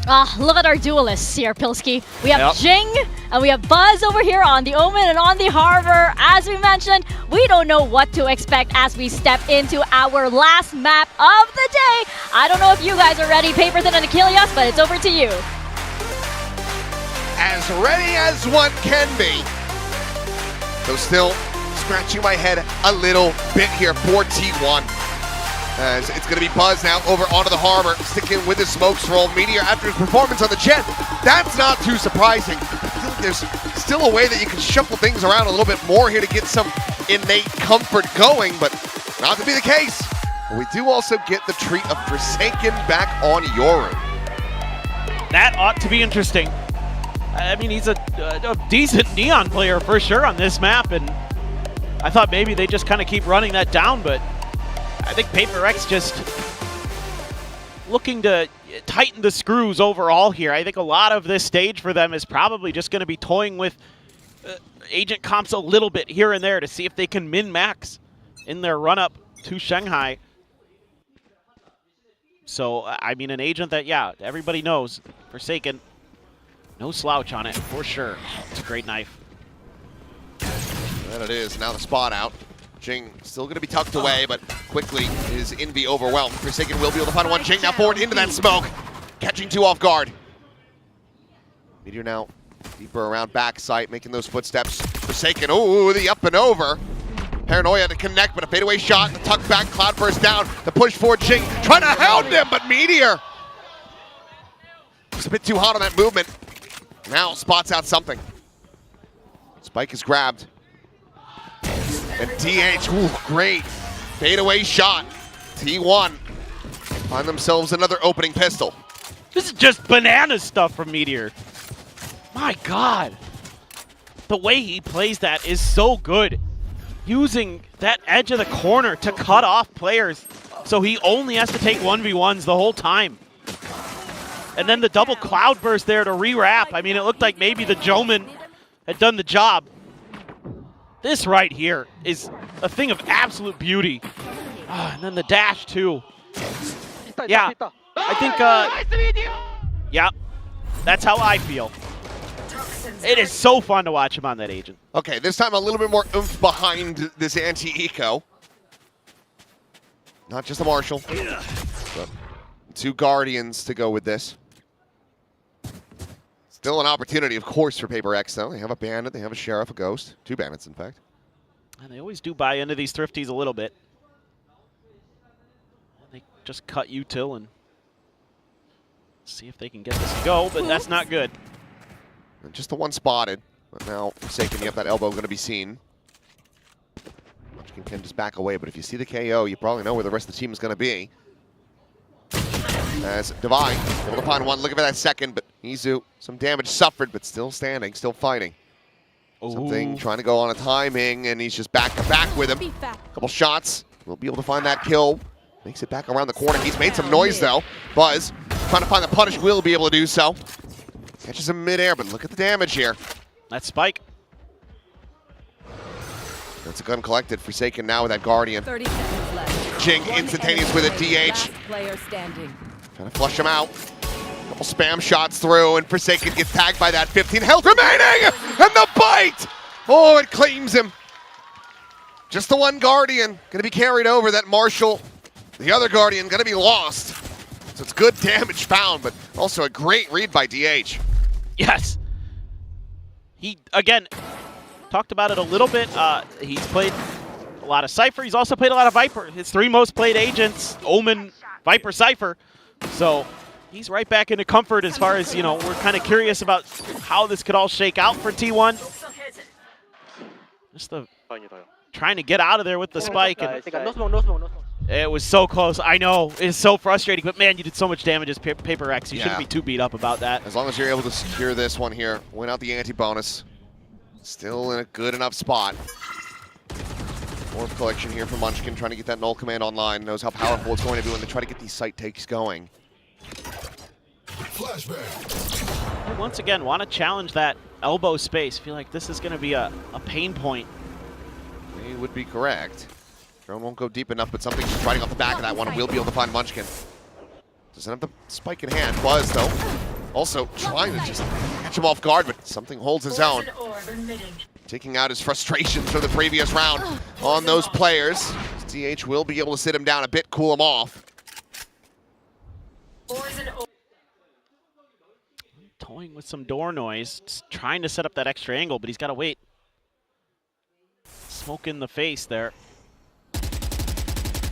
No way to make a distraction on the other side, otherwise he might be able to just force, or bait rather, Forsaken to take that TP, but instead, DH will just take him out of the equation completely. Reveal off the recon though, Izu. Easy enough to be able to find the headshot, takes out Jing. Planted. Grabs up a gun, so 2v2, trying to get this bonus converted. Recon up and over. It's a little improvised, but still, it's a decent enough spot.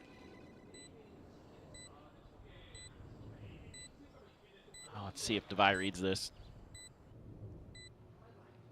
One enemy It's not. remaining. The time is starting to get away from him now as Envy to try to clutch it. The jump peak still there from Meteor. Had he been able to hit that instantly, find that headshot, perhaps, but spot out onto the enemy Sova. Takes him low. Remaining. Gets it isolated now into the 1v1, but Meteor can just play time. In fact, he's just trying to play with his food a little bit. Says, well, if I'm going to go down, you're going to go down with me. Meteor will be able to escape, hold on to the weapon, and that's going to be a bonus converted, a 3-0 start for T1. It looks a little messy at the beginning of this round, and you think, okay. Yes, it does. Just trying to challenge something in a 1v1, not something I would advise many to do, but then DH is like, hold my beer. I got this, guys. Surely he can't get 3. So I think Devi maybe thought that that recon would have been able to clear that corner, but it actually didn't because of the box. It went a little deep. Already a timeout from Alex. Unsurprising. I mean, damage you found in round 2, the Thrift Thieves you've pulled off so far in this series. Don't mind just calling this one here, trying to see if you can get on the board. Because it feels like more often than not, at least recently, whenever we see a bonus get converted, the team that converted it ends up dropping to a Thrifty in round 4. Yeah, happens a lot. Feels like it's been occurring quite a bit lately. So we'll see if PRX can continue with that magic. And they came really close in the first eco. They were 1 player away. So that's kind of what you're looking at. I mean, I think in general, just maybe making sure that you're being diligent about keeping mid control. You know, if you win that fight in elbow, make sure that, you know, you don't try to take another challenge there. Maybe just play for the later parts of the round. I think losing something to DH was really actually very impactful because that allowed DH to create that extra angle. It made things very uncomfortable. Knife. Sucked back from Forsaken. I had to swing this corner, but I mean, there's a death squad waiting on the other side. Now starting to scale forward, double stack here. Let's see how T1 tries to pair with this one. It's going to be Meteor dead. 나 A 팔게. 이거 미드 살아봐. 사운드 일단. 드론 같은 거 써주라 그냥. 봐주고 있어 내가. 호가 6. 그래 우다라 그대로 A가. 내가 여기 총 칠게 계속. 날라온다. 이거 스파 줘. 깨고 갈게. 그대로 A가. 로로 쏘바. 누가 안 보였어? 발퍼맨. 바이퍼 안 보여. 맨 여기 있다. 10. 줄 있어? 동할 잖아. 뛰는 중. One enemy remaining. A big round now. Looks at that timeout, finding exactly what they needed, exactly what they wanted. DH is walking in to Envy, and there is the Thrifty. It's happened again. PRX will get there first. Weapons grabbed across the board. Wow. And it just comes down to adding a little bit of an extra layer. You know, you have the Yoru there, along with, I believe it was the Jet, or was it? Oh, it was a Jing there, actually, with Forsaken. Jeez. I mean, this team, sheriffs in hand. Nice, boys. You called it. Somehow, some way, that 4th round just always seems to go to the team that didn't get the bonus. Yep, 4th round, 4 upgrades as well for PRX, just the 1 player dead.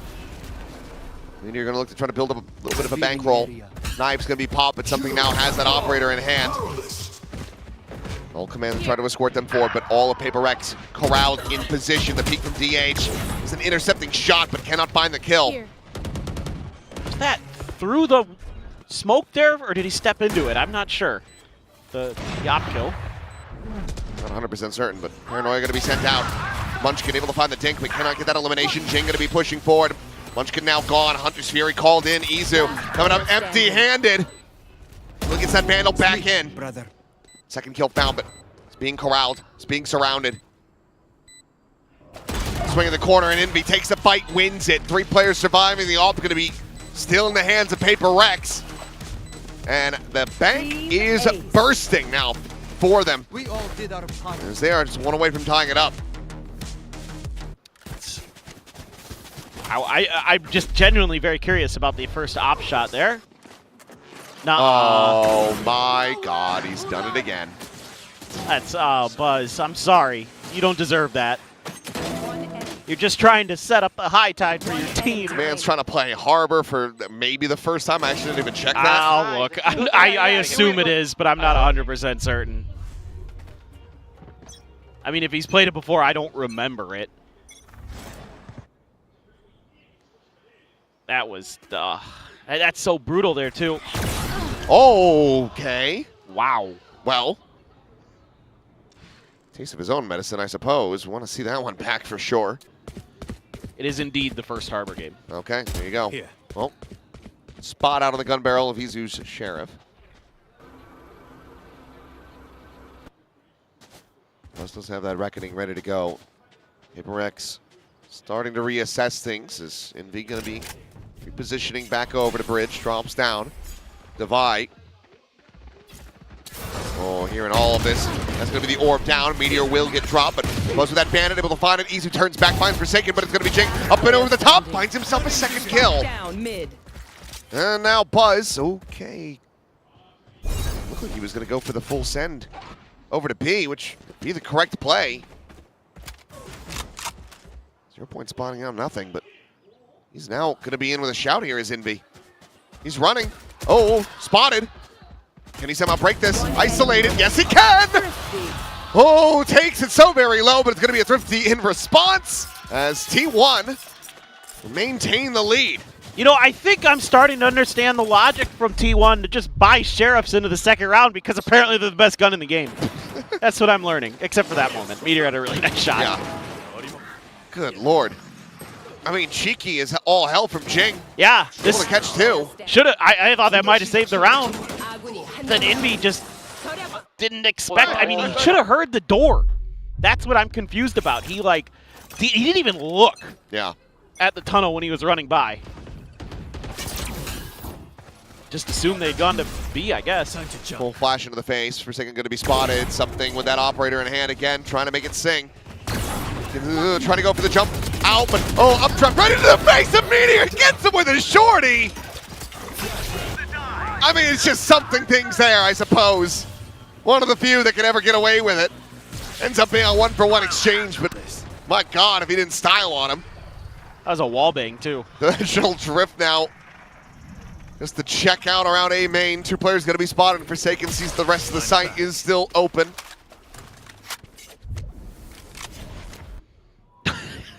Yeah, I mean. It's just the most PRX thing in this whole match today. It's just been absolutely bizarre. What do you do here? I mean, T1 should be smothered out of this. Yeah. There's no way. Forsaken, yep. Spray and Bridge. Slam the door in their faces. Late reveal, even more damage. Izu tagged at 15. And you can try to scramble your way over to B, maybe get that plant in play, but it is going to have to take some insane heroics to really pull off this round from here. I mean, Munchkin's just like, yeah, you just run the spike. I'll try to just slow them down. 10 seconds left. Divine, however, he's worked his way after Nest. Doesn't have a snake bite, otherwise could have just gone ahead and brought this round to an end. Planted. We'll be able to find that kill. Meanwhile, Munchkin. Oh boy. No. No shot. Okay, Divine watching for it. Player standing. They realize. Putting 2 and 2 together in Izu now. Absolutely screwed. Okay, PRX. Keeping things tight-knit. Just one more to go to tie it up. I want to see this from something's perspective. Good try, idiot. You almost feel a little bad for Meteor in the moment. It's just, he's making the right play. He should have him dead to rights, but it's something. We saw some great movement earlier. Here it is. Oh my God. Oh my God. It's like his shorty has like crit capabilities. It's like they're vulnerable when he's using it, it feels like, right? Just playing TF2, we got a mini crit off it. It really does feel like he's playing Scout at times. But okay, timeout call now. T1 starting to feel the pressure. Yeah, I think for me, my bigger concern, if I'm the coach for T1, was they're not spreading the map a little bit more after that first fight in A main, and just kind of making it easy for PRX to get the read and plant their feet and just, you know, if you know the hit's coming at A, you just spam the choke and you're probably going to get a player or two, and that's exactly what happened. So I think just wanting to give them a little bit more in terms of being a little bit more proactive on the map, creating some more question marks. I mean, that's something that this team should be very good at, has historically been very good at, is making it really hard to read where the hell they are. Now, here's the thing. The timeout call, it's a hero rifle, and otherwise a thrifty attempt from T1. Can they do it again? Do we continue to have this? Just find success each and every time. Walk down attempt into mid. Oh. Nova's going to be popped. Damage not yet found, but something dialed in. Meteor gone, and it looks like the answer is going to be no. Buzz, however, does recover the Vandal. Sort of Jing. Sets up the wall, just giving himself a little arena. Right there. To try to keep himself protected, but the pop flash through.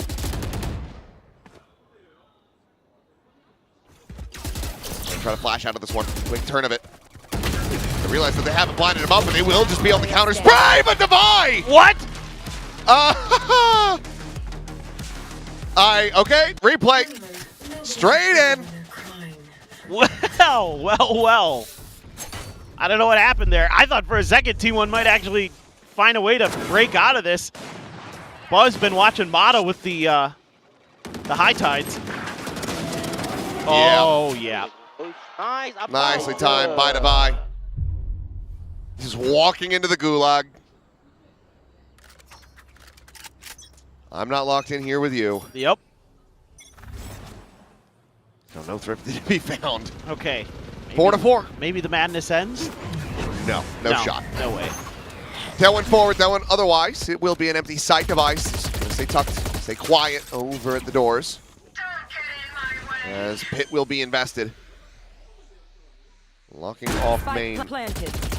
Also, dead. Have been taken down to 16 HP previously, but Media and Munchkin able to find one of pieces. India and Devi will both fall. Flash over to the side. There's Izu. He's eating that full blind. Tucks in, and oh, Forsaken tries to TP right in front of him. Right there within the pit. An easy clean up and out. Even with the cash that you've got. Holding on to the operator. Surely that's got to be priority number one. There's no way to try to play this one out. So something just trying to see if he can get somebody on this exit, but Meteor, he's pushing his way up through mid. He goes up in the nest, would have him dead to rights from that flank, but looks like something will be safe enough. But T1 regain the lead off the buy round. Well, it's one of those rounds where if you don't face any resistance at A main, you throw the knife at the front pyramid, you know it's cleared. Makes it pretty easy to go in there and get the plant down. You have the pit as well in the back pocket. He's relieved. Nice. One round good, one round bad. Yep, he wants a different. I agree with that. Red light, green light. Yep. Double operator? And that's just how a roller coaster functions. As you say though, double op. Taking in something. Splitting the map, trying to find value, and on this swing, Buzz. Oh no. There's going to be Meteor there in his sights, but shot does not connect. Meanwhile, Izu. Potentially a risk if he tries to go for a throw. No, will just be the jump spot from Devi. That actually gives Izu the opportunity to back away. He's got that Hunter's Fury too. You'd really like to have that in the back pocket. Kind of a tough choice now is T1. But mid has been left, again, relatively undefended, so you're going to open up some space potentially for DH. It's going to get the harbor smokes, but Devi is aware of it this time. They're a little bit proactive.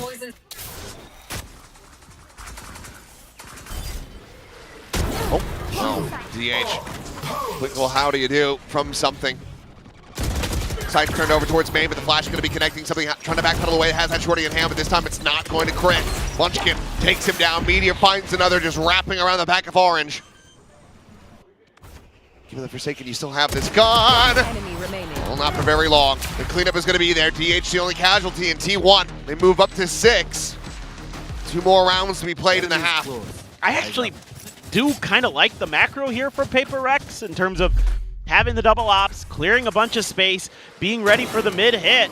You do a lot of good things, but then you give up just a little bit too much space. Something can't hit that op shot when he goes in back towards pyramids.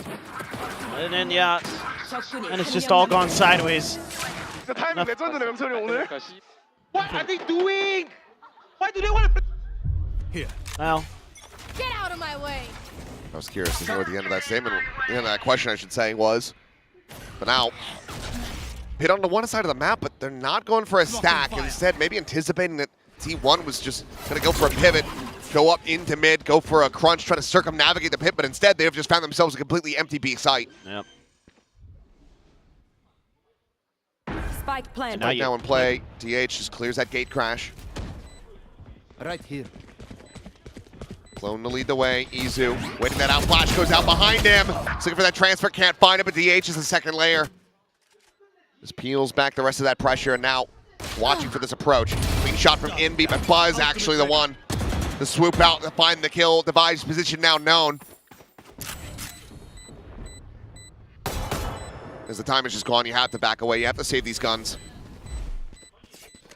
Nothing more to be done. T1 securing a lead for the half. Last 3 rounds now consecutively built up for them. This time I really like what T1 does. Kind of aware that with that Hunter's Fury in play, that PRX is going to want to create pressure, you know, with how quick that hit was and how they're just giving up all of A. You know, that's where the stack is going to be, so you're likely to have flanks, so they're reinforcing those positions. Great push and pull, great crossfires they're able to set up, like the way DH is able to swing in there, and then Buzz refills that space. That is so good from T1. It is very, very effective. And understanding, you know, what your win conditions are and how your opponent is trying to take them away from you. Okay, 3 ops, this time for T1. Big push down mid, but T1, I mean, they're widely reading this.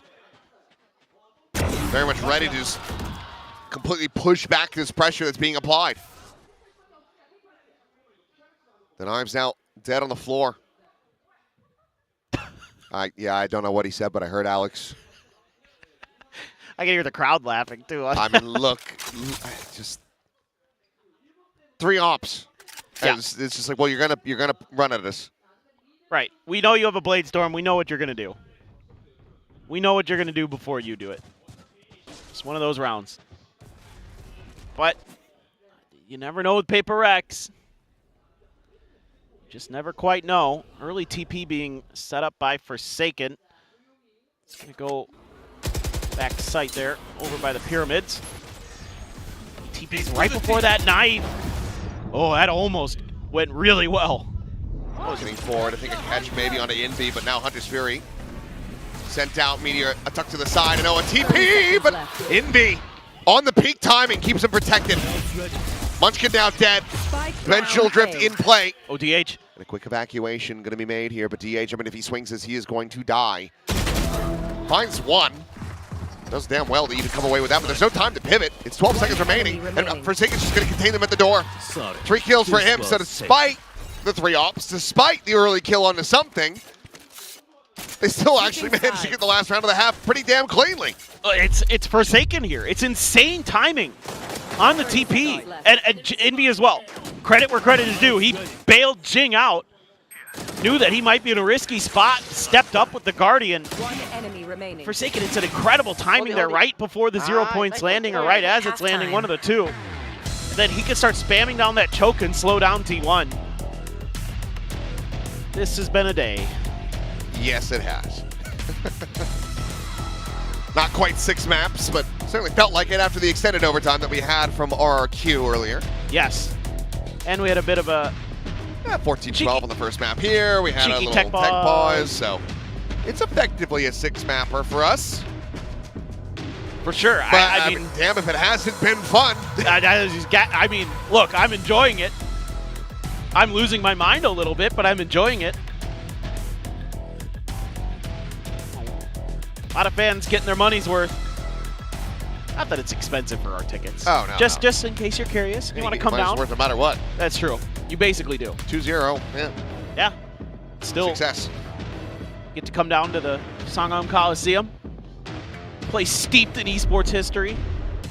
I think when we wrap our broadcast, do I want to say this? Is kind of mean. No, I won't. I won't do it. That's a first. It's. I've punched down. Yeah. So many times. You kind of do that a lot on EMEA, so I won't do it. I mean, they've been doing good in group stages internationally lately. Oh yeah, no. I mean, got to give them that. What is this? Okay. All right. And okay, so here we go. The trap has been sprung. They say to buy, go kill somebody at main. That's going to make T1 push and look for us. And they have. And it's absolutely been botched.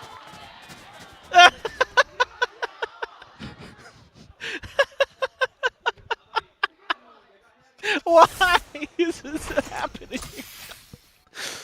Envy's got 5 health.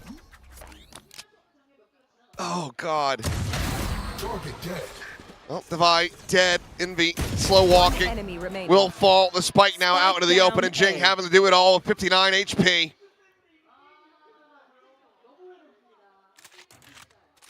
I bet Wendler drew that one up. And I bet he's so mad that didn't work, because it was exactly how he probably drew it up. Oh, boy. Well, he will be able to take one down with him, but it is another pistol. 4-2 across this series now for T1. Not trying to give that wiggle room over to PRX to let them back into this map. I mean, great shot. But that, I mean... Oh, even better for Izu just absolutely destroys them. He's so good, man. He hits these moments. He hits this flow state. And it seemed like it was going to work for a brief moment. It should have. They're staying at top mid, but as soon as the Vi gets that kill, they're like, well, we have to move now. We gotta go check this out. And it's like, oh God, T1 have fallen into the trap now. I mean, it should have worked for PRX is what I mean. Yes. There's 3 sheriffs. Oh, well, okay. Good timing to found Buzz. Look at the buy. Down, but Izu able to find one. DH shutting down Envy. The spike now on the floor. Jump up over the half wall. And now it's just Forsaken. His position known. Late read there from DH, but covering fire. Izu with that Guardian, able to find the wall bang to keep him alive. So 1 casualty, just Buzz dead. T1 not looking to drop another anti-eco here. Yeah, and they're going to have a really nice bonus because they once again cut funds to go for 3 sheriffs, a marshal, and then they did buy 1 Guardian, which will be kept over. So they're going to have 4 rifles and a Guardian. Well, a rifle. Okay, yes, Guardian is a rifle, but you know what I mean. 4 rifles. Oh. Man. All right. Let's see, though. PRX is also on the exact same buy. So they buy up in the ecos a little bit. Right here. Couple shots out. Forsaken wanted to clear that. Meteor trying to swing off of it. Eats a ton of damage. I know Izu's going to be the one getting eliminated. Good kill found here for something to start off the round. Meteor now down low, has to backpedal away, but still trying to cheat forward. Catches a glimpse. Something catches a bullet to the temple. DH trying to poke and prob and divide, just a little bit too clean with that Guardian. Comes away with the kill, gets him back into an advantageous position as Spike get brought forward, waiting for that Viper wall to get re-raised. I think Jing goofed that smoke. It was a little bit deep into the orange crate. Gave Meteor that chance. Still. Set up from Buzz, pop flash ready to go. Full catch onto the Vibe, but Envy able to avoid it, and the cleanup is swift and good. PRX fighting back with a very strong anti-bonus. Yes. They are winning some of those big individual moments. Meteor goes for the play this time, but pays the price. Izu actually suffers more than he does there initially because of it. Oh, that is disgusting work with a Vandal. Nice, boy. Just like that, boy. Nice. Yeah. Keep it up. More of that. That's what the PRX camp needs. Still at T1. Gonna have the same buy. It's a Guardian for Buzz. Outlaw for something, which means 1, 2, 3, 4. Everybody but Izu. Gonna have an immense amount of impact here. PRX trying to bring this a little bit closer, get within 2 rounds of tying things up here versus T1. So let's go ahead and listen in and see what they have up their sleeve. I don't know, maybe. No, I'm saying maybe up a minute. I'm gonna contact middle. You have scans for middle? Yeah, I have scan. I'm scan. Someone throwing middle, brick. I break. Some, yeah. I scan now. Picking double door, 2. Guys, can we drone the admin? If he's not there, then we can just execute. Careful, Jiggy, careful, Jiggy. Take TP now. Nothing, I don't see anyone. Fake teleport. I'm gonna get knifed here, okay? Slowly approach, suspecting that 0 point is going to be coming through. Not to be the case. Munchkin's still on the other side of the other side of the map, but I thought that something was well aware that Buzz was there. Not to be the case here. Spot out, tailwind over the side, Meteor. 30 seconds Still left. low on health, but Izu facing forward, playing front pyramid, is able to find a buy. Envy up and over the box. Begging for this peak, but drop down should have been heard, and either way, Izu, Spike down. he's got him outdone. Swing out into mid, Buzz finding Jing, and a flawless, certainly not what you want to be seeing in the PRX camp as T1 hit double digits. Yeah, that's an insane amount of money that's going to be flooding into the T1 coffers off of that. I don't know what happened there.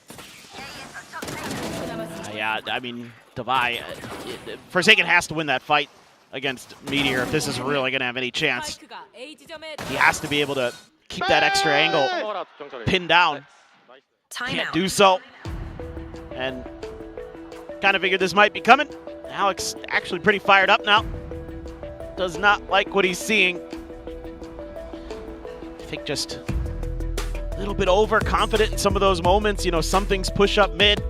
Didn't have any cover, didn't have any smokes. It was just him dry swinging through there, and that's risky business. But I could see a lot of NRG in what T1 is doing here today. Like having your harbor pushed up into that corner, that is very much something they like to do on this map.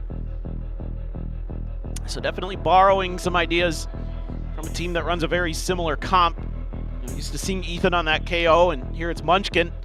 Don't see the same kind of knife timings, though, from Munchkin. He doesn't really kind of go for that counter Sova play as much. I mean, I like that Envy's aware that it's probably coming, but he's been leaning B a lot. So, big mid fight. Still have the better part of a buy here for PRX. Envy's going to go for the Sheriff.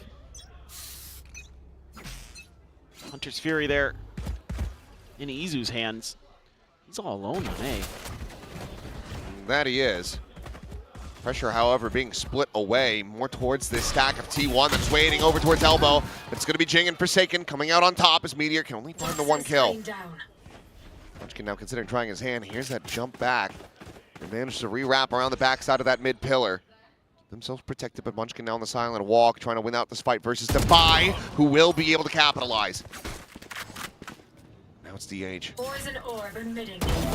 Finds the first, looking for that second. Ooh, some damage found, but can't confirm the kill. Envy surviving at 70. And now Izu to try to play it out, but no. Something immediately intercepts him, and the round goes the way of PRX. Yeah, it's a pretty simple call. Just 4-1 split, walk up mid. There's numbers here for T1, but they don't win the fight. It's just a gunfight. I don't think a single piece of util gets used there. PRX just able to win it out. DH had to watch the front door B. Nice fight. There you go. Good fight.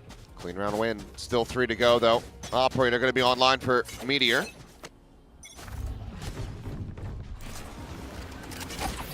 He's been rather good with it.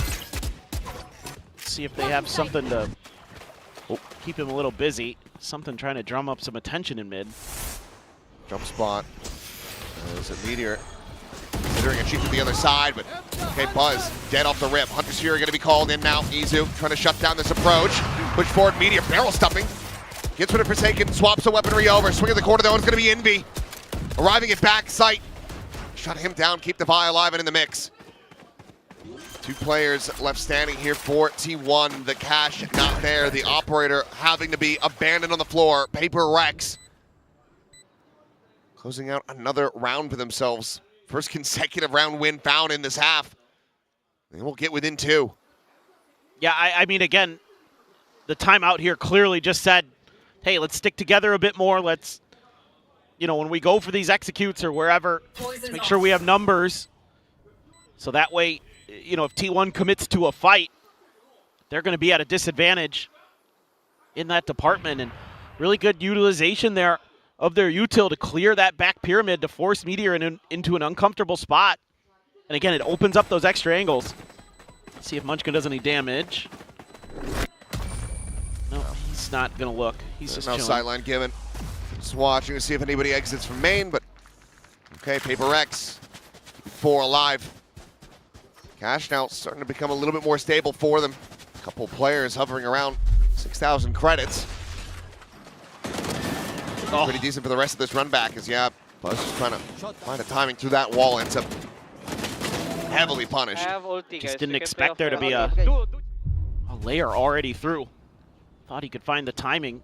And we calling that he's got his ult. They don't have a little wombo combo with that dimensional drift.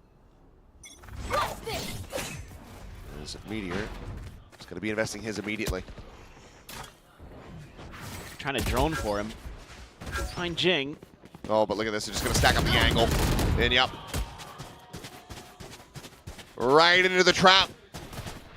Fly's been swatted. T1 going to be hovering on the back foot yet again. A reckoning here. Nope. Over top, Paranoia connecting on to just Buzz. Munchkin still having a sight. Look at them trying to steady that spray, but just can't do it. Overwhelmed by the forces. PRX once again, 4 players surviving. Ult's not needing to be invested. They now have a stacked deck, all 5 online as they look to tie this up. I was wondering if there'd be a T1 timeout. Nice play by PRX. Starting to get the tendencies of when Meteor has that Blade Storm and he's going to go out hunting. They read that that drone is going to be the setup. Shooting and talking. Timeout. Shooting and talking. Hard to do, I guess. Everything invested from both sides. Final timeout call for T1. Is it going to be enough? Because as we can see, it's going to be another thrifty attempt for them. To get a little bit more behind this, seems like Munchkin going to be buying down, but surely it's just one hero rifle. Try to go for a mismatch of Guardians and Bulldogs on this one, and it doesn't end up working out. You've given over the lead and probably given over the map in the series. For sure.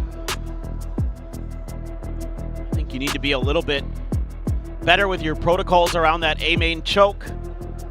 Don't give up too much space in mid if you can help it. I mean, this round might be a little bit weird, of course. Meteor with that Marshall. See if he can find some headshots. I mean, look, I'm never going to forget that ace on this map with the Marshall. Years ago when he was on North Eption.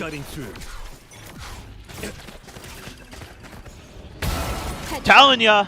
Finds the first. Looking for that second. You almost had it. Yeah, not quite able to line that one up, but still dangerously close as Buzz is able to find a buy. And oh my God, I think T1 somehow are doing it again. As Munchkin tucking away. Something going to be caught. None the wiser about this elbow position, and now Jing and Envy got to be scratching their heads.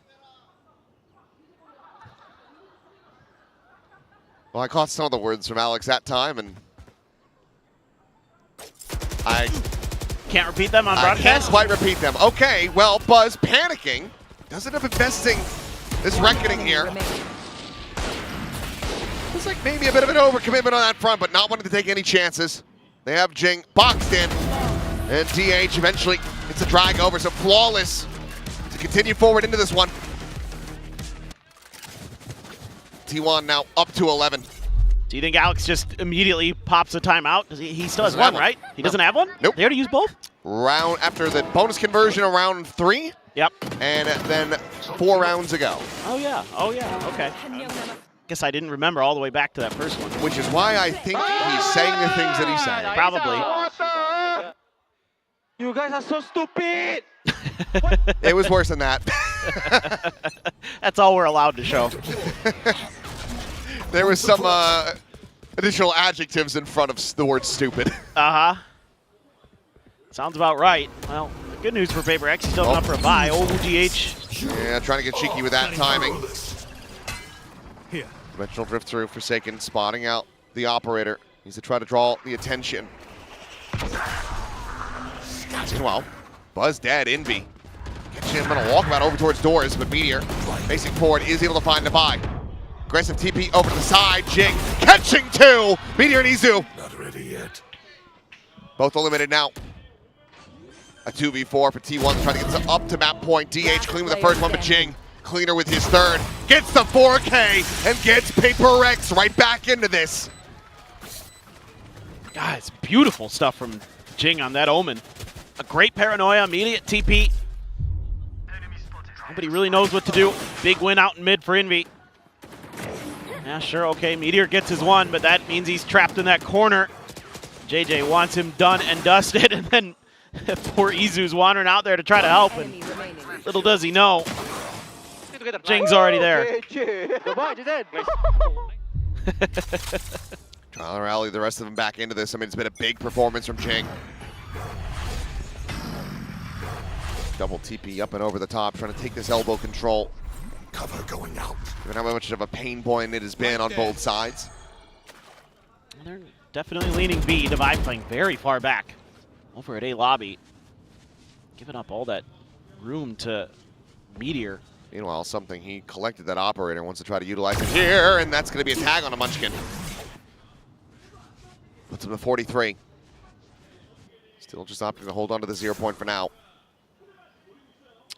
Assume waiting for the Sova util. Should be the case. Oh, just the clone. That's great. They tuck back. Yeah.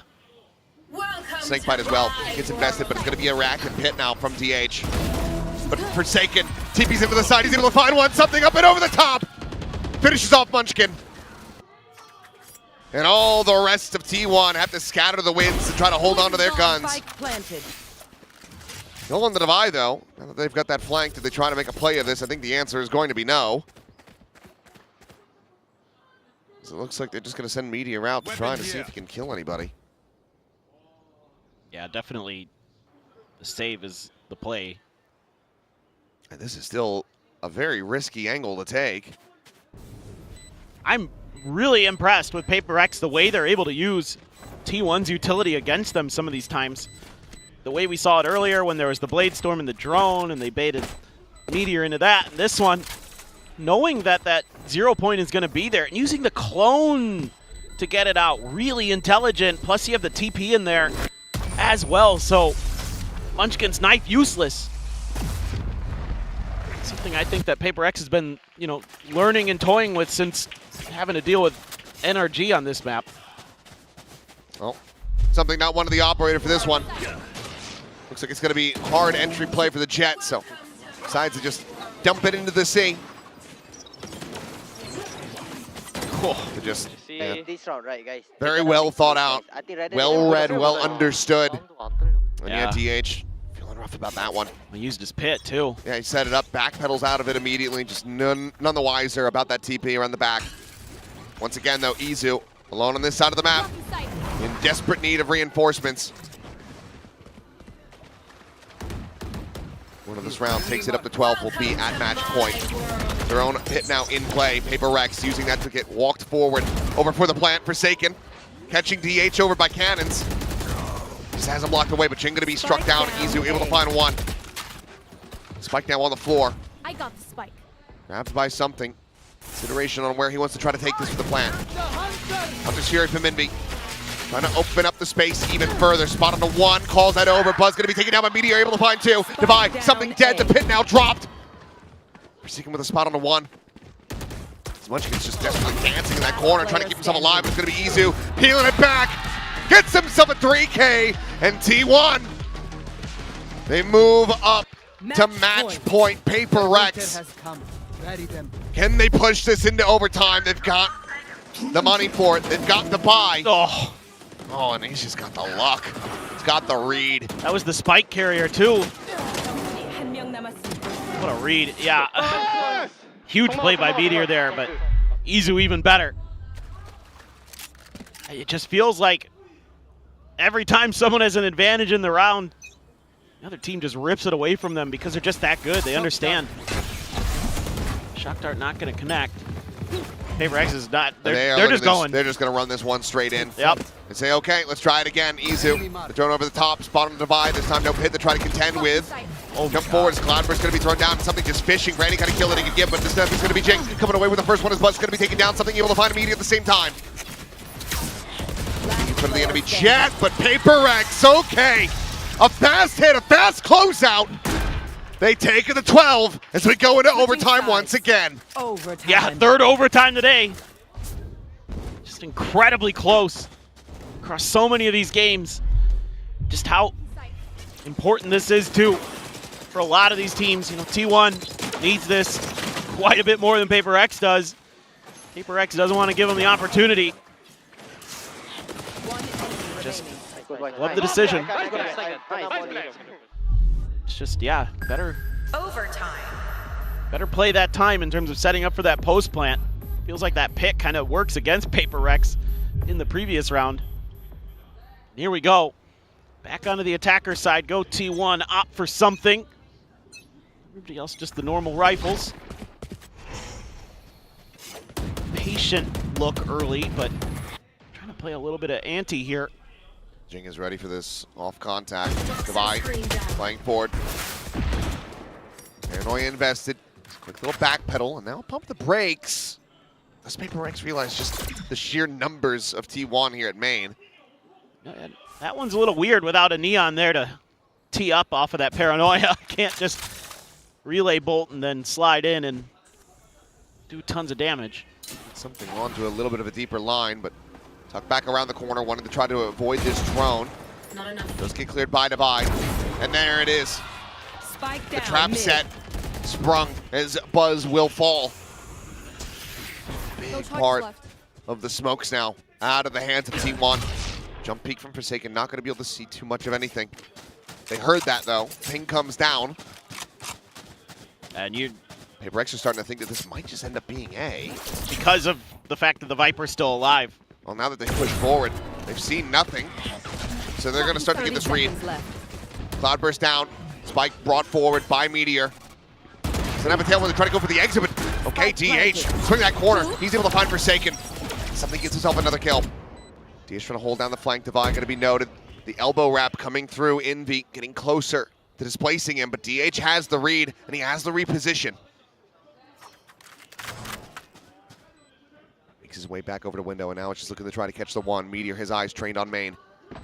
Jump in the corner, to swing in, and Defy, what a shot! Swing out, Envy trying to get the reset, cannot do so. One enemy remaining. As Izu cleans up one, Defy now into a 1v1. Bite and the shock, exchanged on both sides. Izu, oh, the shorty battle, and both losing it! But Izu sprays and prays, swings the corner, finds the kill! And gets the opening round of overtime into the hands of T1.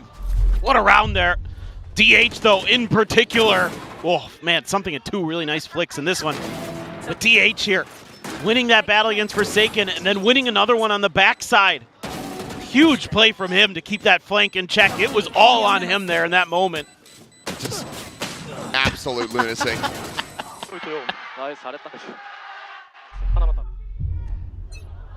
Okay. Oh, boy. Double up on the attack. And I think I know what Alex was just screaming about. This is a massive risk. Obviously nothing behind this, and you're giving two players zero armor to try to work with. Both ops working around mid. Want the doors of the A, but Divide. That is a big fight one. Meteor dead off the rip. Bodes well for PRX to extend this. Hey, the thing about those two ops is it took so much space, and it gave them such a great opportunity here to try to find an open angle. The window's closing, though. Buzz has been pretty quick to rotate over, and they're delaying Revealing area. Fragment going to be sent out, but again, this is just a lot of util being invested by T1 off of relative nothingness. Something now. Hearing those footsteps, Buzz should be dead if he pushes up into this position, and he is. Another kill found. Zuzu will be able to trade one back, but here's that second off.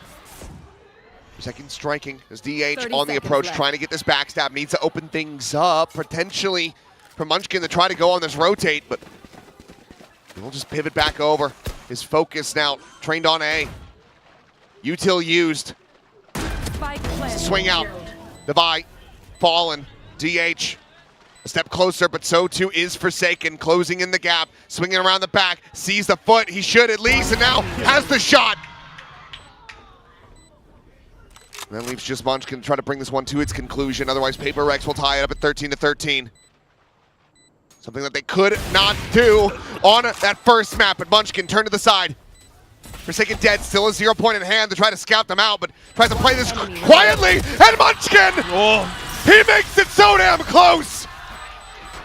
But Envy perseveres! Switching sides. And this is not done yet. How much do you think Alex is going to pop a timeout and say, don't ever do that again? Even though it worked. It kind of shouldn't have. If DH had just swung a little bit further, actually this round probably. Yeah. And it's probably T1 in the match. But he had to respond to what was going on site. Well, congratulations on the 3,000th kill, by the way. Big achievement there for Forsaken. Joining in alongside, I think it was a they're texture double the other day. again. Well, from the defender side, at least makes a little bit more sense. Sure, I get it. I get it on the attacker side, too. Oh, my God. Well, I mean, they scouted it, but I don't think that they really thought that he was going to have the op again. Powering out the hard way. Here. Shot through. Forsaken's like, well, I'm just going to keep on this angle, and now something fills it again. They're just taking turns. Op shot after op shot. Absolutely destroying. Buzz just managed to turn back to find that kill. There's something eliminated, but now Munchkin's going to be gone as well as Envy arrives around the back, gets himself over into window, but Buzz playing forward, looking for that transfer, can't find it. Forsaken, faster on the draw. And Izu now alone. A fake of the gate crash. 2 shocks available to Izu.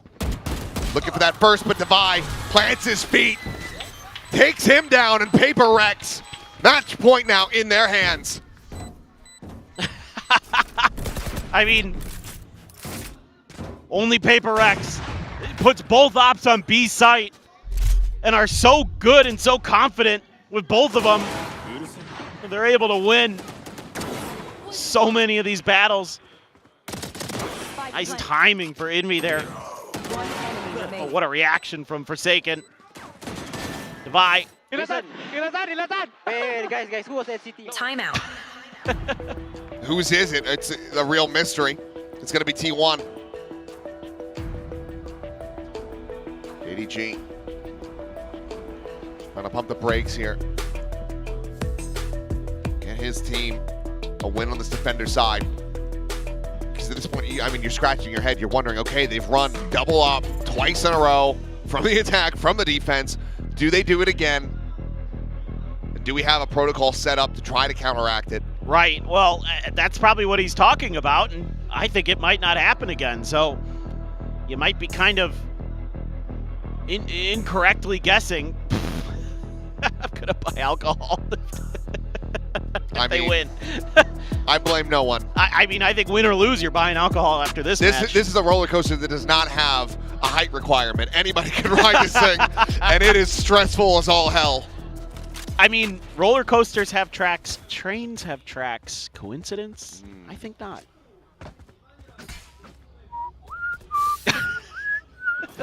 That's the best I can do. It's close enough. I knew what you were going for. Time to jump. I appreciate the X-Files. No ops, right? Okay, good. I'm not crazy. They stuck with it. I mean, they're crazy. I'm not crazy. They're crazy. Oh, look at this. All an attempt to try to fake. You've got 4 players on that B site. It worked. It's working a treat. Meteor, the only one sticking by on this side of the map. Pre-fire. TP forward, has no idea. Oh, trying to hunt this one down. Paranoia going to be sent through. Meteor able to hold his own. Comes away with 2 kills. Looking for the shutdown now. The approach to the mid. Goodbye. Displacing the enemy jet. Is Envy trying to intercept, but Munchkin is able to find the kill, and now it's going to be a 2v4 to try to bring this one to an end. Something. Spot out. 2 players seen over by doors. Goodbye, have them come to the rescue. The wall to try to keep him covered. Shock dart still available. Fragment going to be sent out. Goodbye concussed here inside of main, trying to cheat his way further forward. Clear the recon, but there's just 3 players on the opposite side of that wall as it does fall. Something trying to go for the sub swing. Will be able to find the first with 30 HP, 7 bullets, 3 targets on the far side. He does not stand a chance. The timeout works at least for one.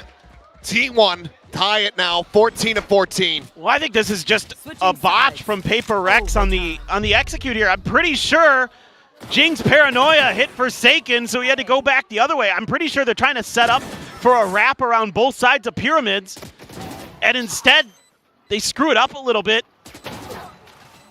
They got to try to challenge Meteor from the front end, and he just gets 2. I think it's just a little bit of a misplay on the micro, and that costs you. Well, it's going to be 1 off this time. Just into the hands of Forsaken. Checking over in towards mid. 0 point at elbow, thrown out. Quickly going to be cleared. Jing's position. Ends up managing to find the catch. Meteor eliminated off the rip. It's a very quick pivot call from T1. All into the arms of Forsaken as the jump peek. We'll be able to spot him out. He's going to go back out looking for a little bit more. Meanwhile, though, Buzz counter swinging. Finds the headshot. These has PRX scratching their heads a bit. Fragment over to the side. Trying to keep themselves protected. But DH, what a belter of a shot. Out from doors. He has hit some insane 1-taps. And now they're in with the player advantage. All 3 players arriving now. On the site.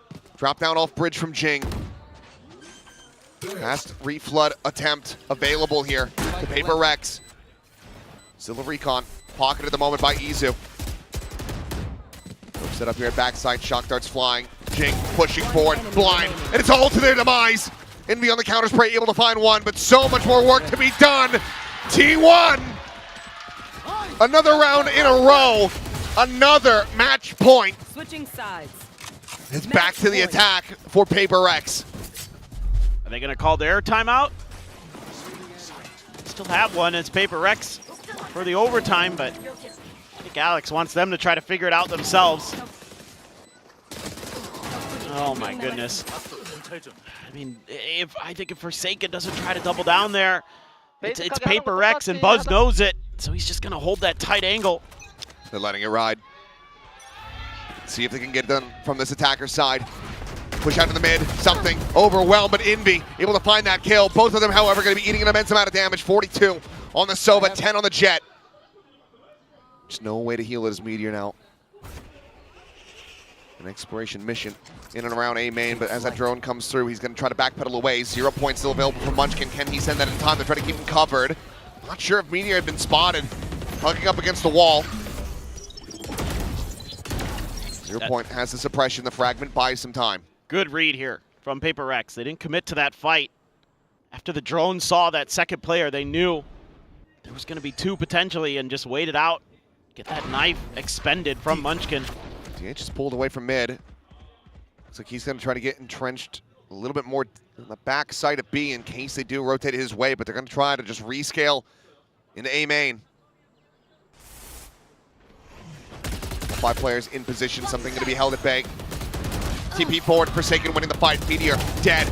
Munchkin playing forward, center pyramid. He's able to find himself a second kill, but Divine and Jing come away with a little bit more. Now it's just DH in transit. Trying to work his way over as the spike gets planted.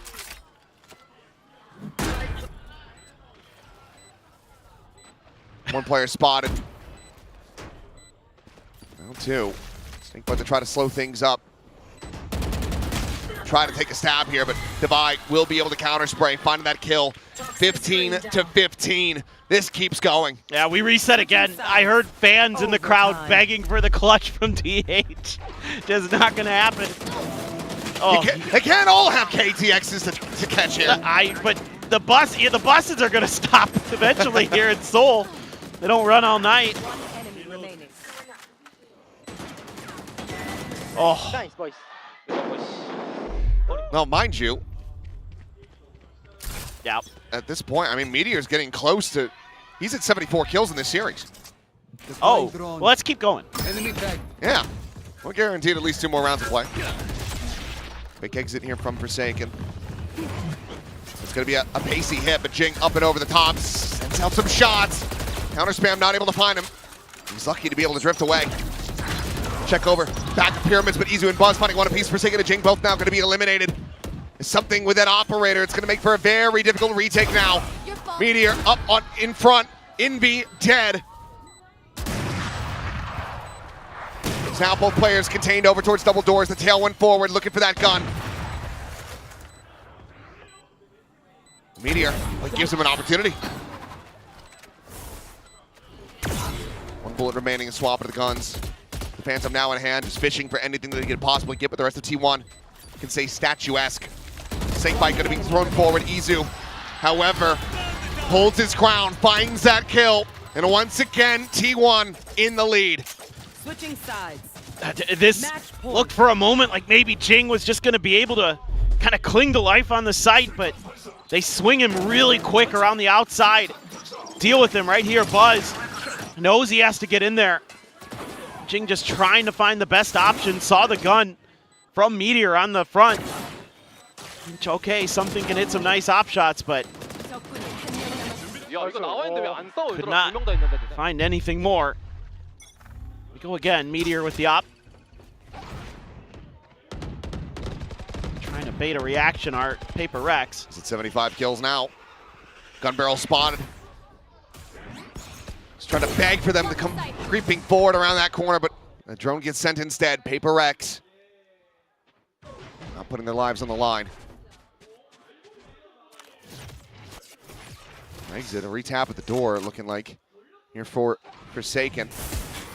Trying to keep that operator trained in on this angle as Meteor, the opening shot, ends up going wide, and Forsaken swinging the corner, is able to find that kill. Nearly lined up for Buzz here. Are these 2 players as they try to backpedal away, and Buzz will be able to find the first. Tucks away, push forward through the wall. Munchkin putting the spike down on the floor. Invi Down A. eliminated as Buzz looking for that second. Falls shy of the mark. Munchkin getting encroached upon, but turns over to the side, is able to isolate the up and over. He sits down something. It's Jing now. Noted. Recon caught on the flank. Dead. 17-15. What a series. What a roller coaster. But T1 take down PRX 2-1 in one of the wildest sets that we have seen in quite some time. Oh, this was insane. And you knew this would be the match of the week, and it absolutely delivered in spades. You got just about everything you could have wanted. I mean, the wildest rounds, some interesting comps. We got to see Mix for the first time in Pacific. PRX just never failed to entertain, and T1 actually had some kind of interesting moments of their own where I was like, okay. What an absolutely insane match between these two. Always hopeful that it's going to deliver, always hopeful that it's going to be damn entertaining, but this went above and beyond what we could have anticipated. Certainly some outrageous moments throughout that I think both coaches are going to look to tighten up ahead of the next performances, but yeah. I mean, in the end, Meteor dropping 75 kills in that best of 3. An insane performances. He returns over to the chamber, onto the jet. There's some stuff that needs to happen here to continue to progress with this setup. Buzz needs to get more comfortable on these smokes. Yes. If this is going to be the direction that they stick with. But you can kind of see a bit of the vision here from T1. Very happy Athena up in the audience as well. Celebrating her first witnessed victory for T1 here in the arena. Well, let's go ahead and send things down here from the man himself who just put up insane figures. It's going to be Meteor standing by with Jen for the winning interview. 네, 오늘 혈투 끝에 2대1 승리를 거둔 T1의 메테오 선수 만나보도록 하겠습니다. 승리 축하드립니다. 감사합니다. T1 walking away with that 2-1 victory against PRX. We got Meteor to talk about today's win. Now 32 rounds on Breeze. I'm pretty sure Stack said watching it was like, you know, heading to hell and making it back. Talk to us about this nail biter. 일단은 너무 고생 많으셨고요. 브리즈에서만 32라운드를 경기를 했는데 스택스 선수가 또 보면서 보는데 진짜 지옥 같았다 이런 얘기까지 하셨거든요. 저희도 심장이 아팠습니다. 어땠나요? 사실 저희가 실수로 계속 라운드를 따여가지고 저희끼리 조금 더 침착하자 이런 얘기를 했던 것 같고 그래도 마지막엔 좀 집중해서 잘 이긴 것 같습니다. I think there were a lot of mistakes that really cost us the round. So we talked about how we should stay more composed and calm and focus a little bit more to push through Breeze. Now, I want to ask you about the chamber and mostly the jet pick that we saw you on. And we see Buzz moving over to more of a controller role now. So talk to us about this transition as well. 그리고 이제 확실히 Z를 잡고 활약하는 모습을 보여주셨거든요. 이제 Z로 오랜만에 복귀한 기분이 어떤지도 들어보고 싶고 버즈 선수가 또 전략가로 좀 비중을 높이는 모습도 보여줬는데 이런 전반적인 변화에 대해서 과정은 어땠는지도 들어보고 싶네요. 일단 오랜만에 Z를 플레이하게 됐는데 좀 잘 된 것 같아서 기분이 좀 좋고요. 그리고 포지션 같은 경우에는 저희가 산티아고를 갔다 오고 그 다음에 이제 계속 주춤주춤 거리다가 감독님께서 근데 우리 좀 뭔가 플레이 스타일이 지금 하는 요원들이랑 안 맞는 것 같다. 그냥 태호야 너가 그냥 제트 한번 해봐라 라고 하게 되어서 그렇게 해서 제트 하게 되었습니다. 그럼 모두 한번 해보자라는 마인드였을까요? 네, 맞습니다. 알겠습니다. Well, yeah, it's nice that my jet plays, I haven't played the jet in a while, went well today. I'm extremely happy about that. And in terms of the position swaps, I think it was after Santiago where we were having a little bit of a rocky time and things were kind of stagnant for us. And coach actually said, you know what, I don't think our play style really matches the type of game and the potential that we can do. And he asked me to really be on that jet and everybody kind of agreed to give it a try, and I think the change really paid off. Yeah, indeed, it did pay off. And speaking of trying new things, Ascent Mix, talk to us about going up against that agent, and what do you think about his viability? 그리고 오늘 또 PRX 쪽에서는 어센트에서 믹스를 가져왔습니다. 좀 쓸만한 요원인 것 같은지 개인적으로, 그리고 상대해봤을 때 어떻게 느끼고 있는지 궁금해요. 일단 사실 조합을 보자마자 당황스럽게 했는데 상범이 형이 잘 정리를 해줘가지고 그 다음부터 라운드를 좀 따라가는 듯 했으나 저희가 좀 실수가 많아가지고 진 것 같고 그리고 조금만 똑똑한 IGL이 있다면 좀 간파하기 쉬울 것 같다고 생각합니다. 그러면 또 먼치킨 선수의 공이 컸다. 점수차가 약간 적었을 때는. 네. I think that mix pick really kind of threw us off, but Munchkin actually told us how to deal with it, and I think we almost made that comeback, but it was down to those small mistakes. PRX took the second map, but I think in terms of mix or facing mix, if you have a really smart IGL, then it should be no problem going up against the mix and adapting to your opponent's pick. Now, lastly, T1 has their own goddess of war, Athena, and also DH joining you guys back on the roster. What's on the vision board for you guys for stage 2? 그리고 이제 전쟁의 여신 아테나님도 오늘 함께 해주시고 DH 선수도 다시 T1에서 이제 메인 로스터에서 뛰게 됐거든요. 스테이지 2의 목표나 각오 들어보고 싶습니다. 일단 아테나님 와주셔서 감사의 말씀 드리고 싶고 그리고 동호가 총을 잘 쏘는데 오늘 좀 긴장을 한 것 같아가지고 그 부분은 동호가 알아서 잘 이겨냈으면 좋겠고 그리고 스테이지 2 목표는 당연히 전승이고 하지만 저희가 전승을 한다고 해도 그 다음 풀업이 좀 중요하다고 생각을 하기 때문에 풀업 가서도 잘 열심히 한번 해보겠습니다. Well, first of all, thank you very much, Athena, for showing up in person and supporting us today. And I think in terms of DH, he's a really good aimer, but I think he was getting a little bit nervous today. But I think, that's his own problem. He'll deal with that and eventually warm up to the stage. And our goal for stage 2 is always, getting out of the group stage undefeated. But I think even after that, we still need to do well in the playoffs. So I just think putting up our best performance and seeing where it goes would be our biggest goal. Well, that was Meteor, and thank you very much, Meteor. Best of luck in the future. 감사합니다. 네, 이렇게 해서 메테오 선수 만나봤고요. 저희는 여기서 인사드리도록 하겠습니다. 좋은 밤 되세요.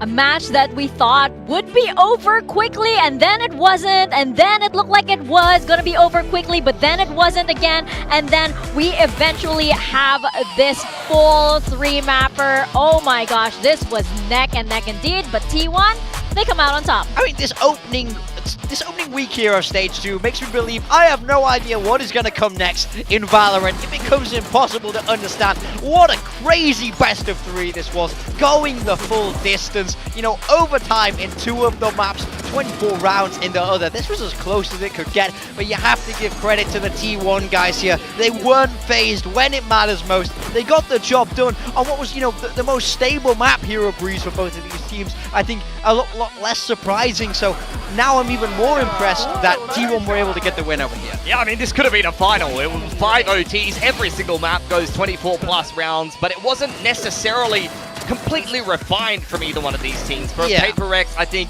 you're seeing some of these little issues in some of the micro situations cropping up and maybe leading to some frustration. Maybe they're a little bit tired from the hectic travel schedule. For T1, adjusting to a new roster, adjusting to new roles. Both of these teams looking a little bit rough around the edges, but I always say it, sometimes that's what can provide the most entertaining games. You know, picture perfect gameplay is not always super amazing to watch, but this series really delivered.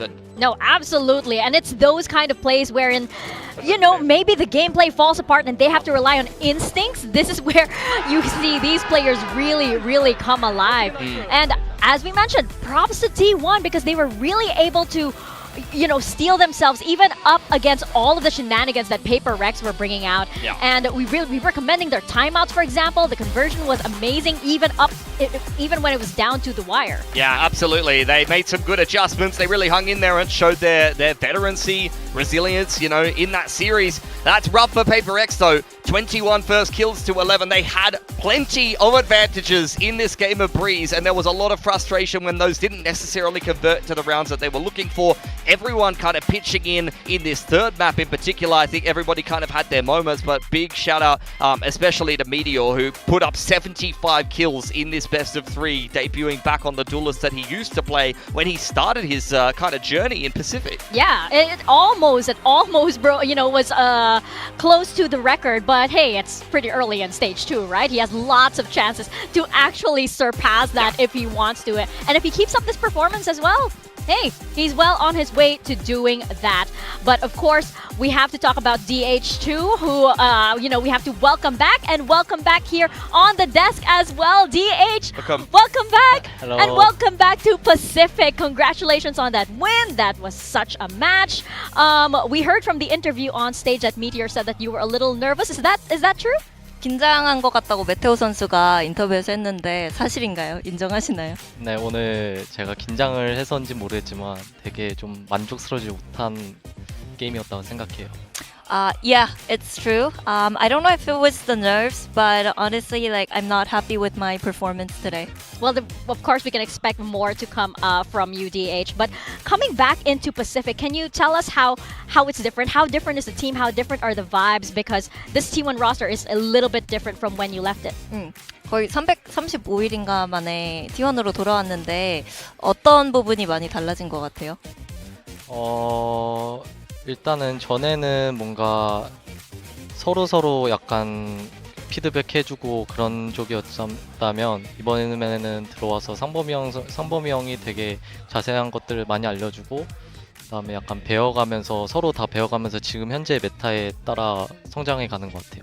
I think before it was more about us exchanging opinions and feedbacks, whereas now we have Munchkin kind of drilling in the details and teaching us a lot. And of course, we're learning a lot from each other as well, but there is that leadership role where Munchkin steps in and takes the lead. Yeah, that sounds really good, and that sounds exactly what we would expect from an IGL like him. Yeah, 100%. I mean, I had two questions for DH. First and foremost, I wanted to ask, there's no real shame in being replaced by someone who's a veteran of the Korean scene at the end of the day. How did he feel kind of sitting by the sidelines? Did that motivate him to watch T1 play? And how did he feel getting re-offered to join the team again? That must have been great for him.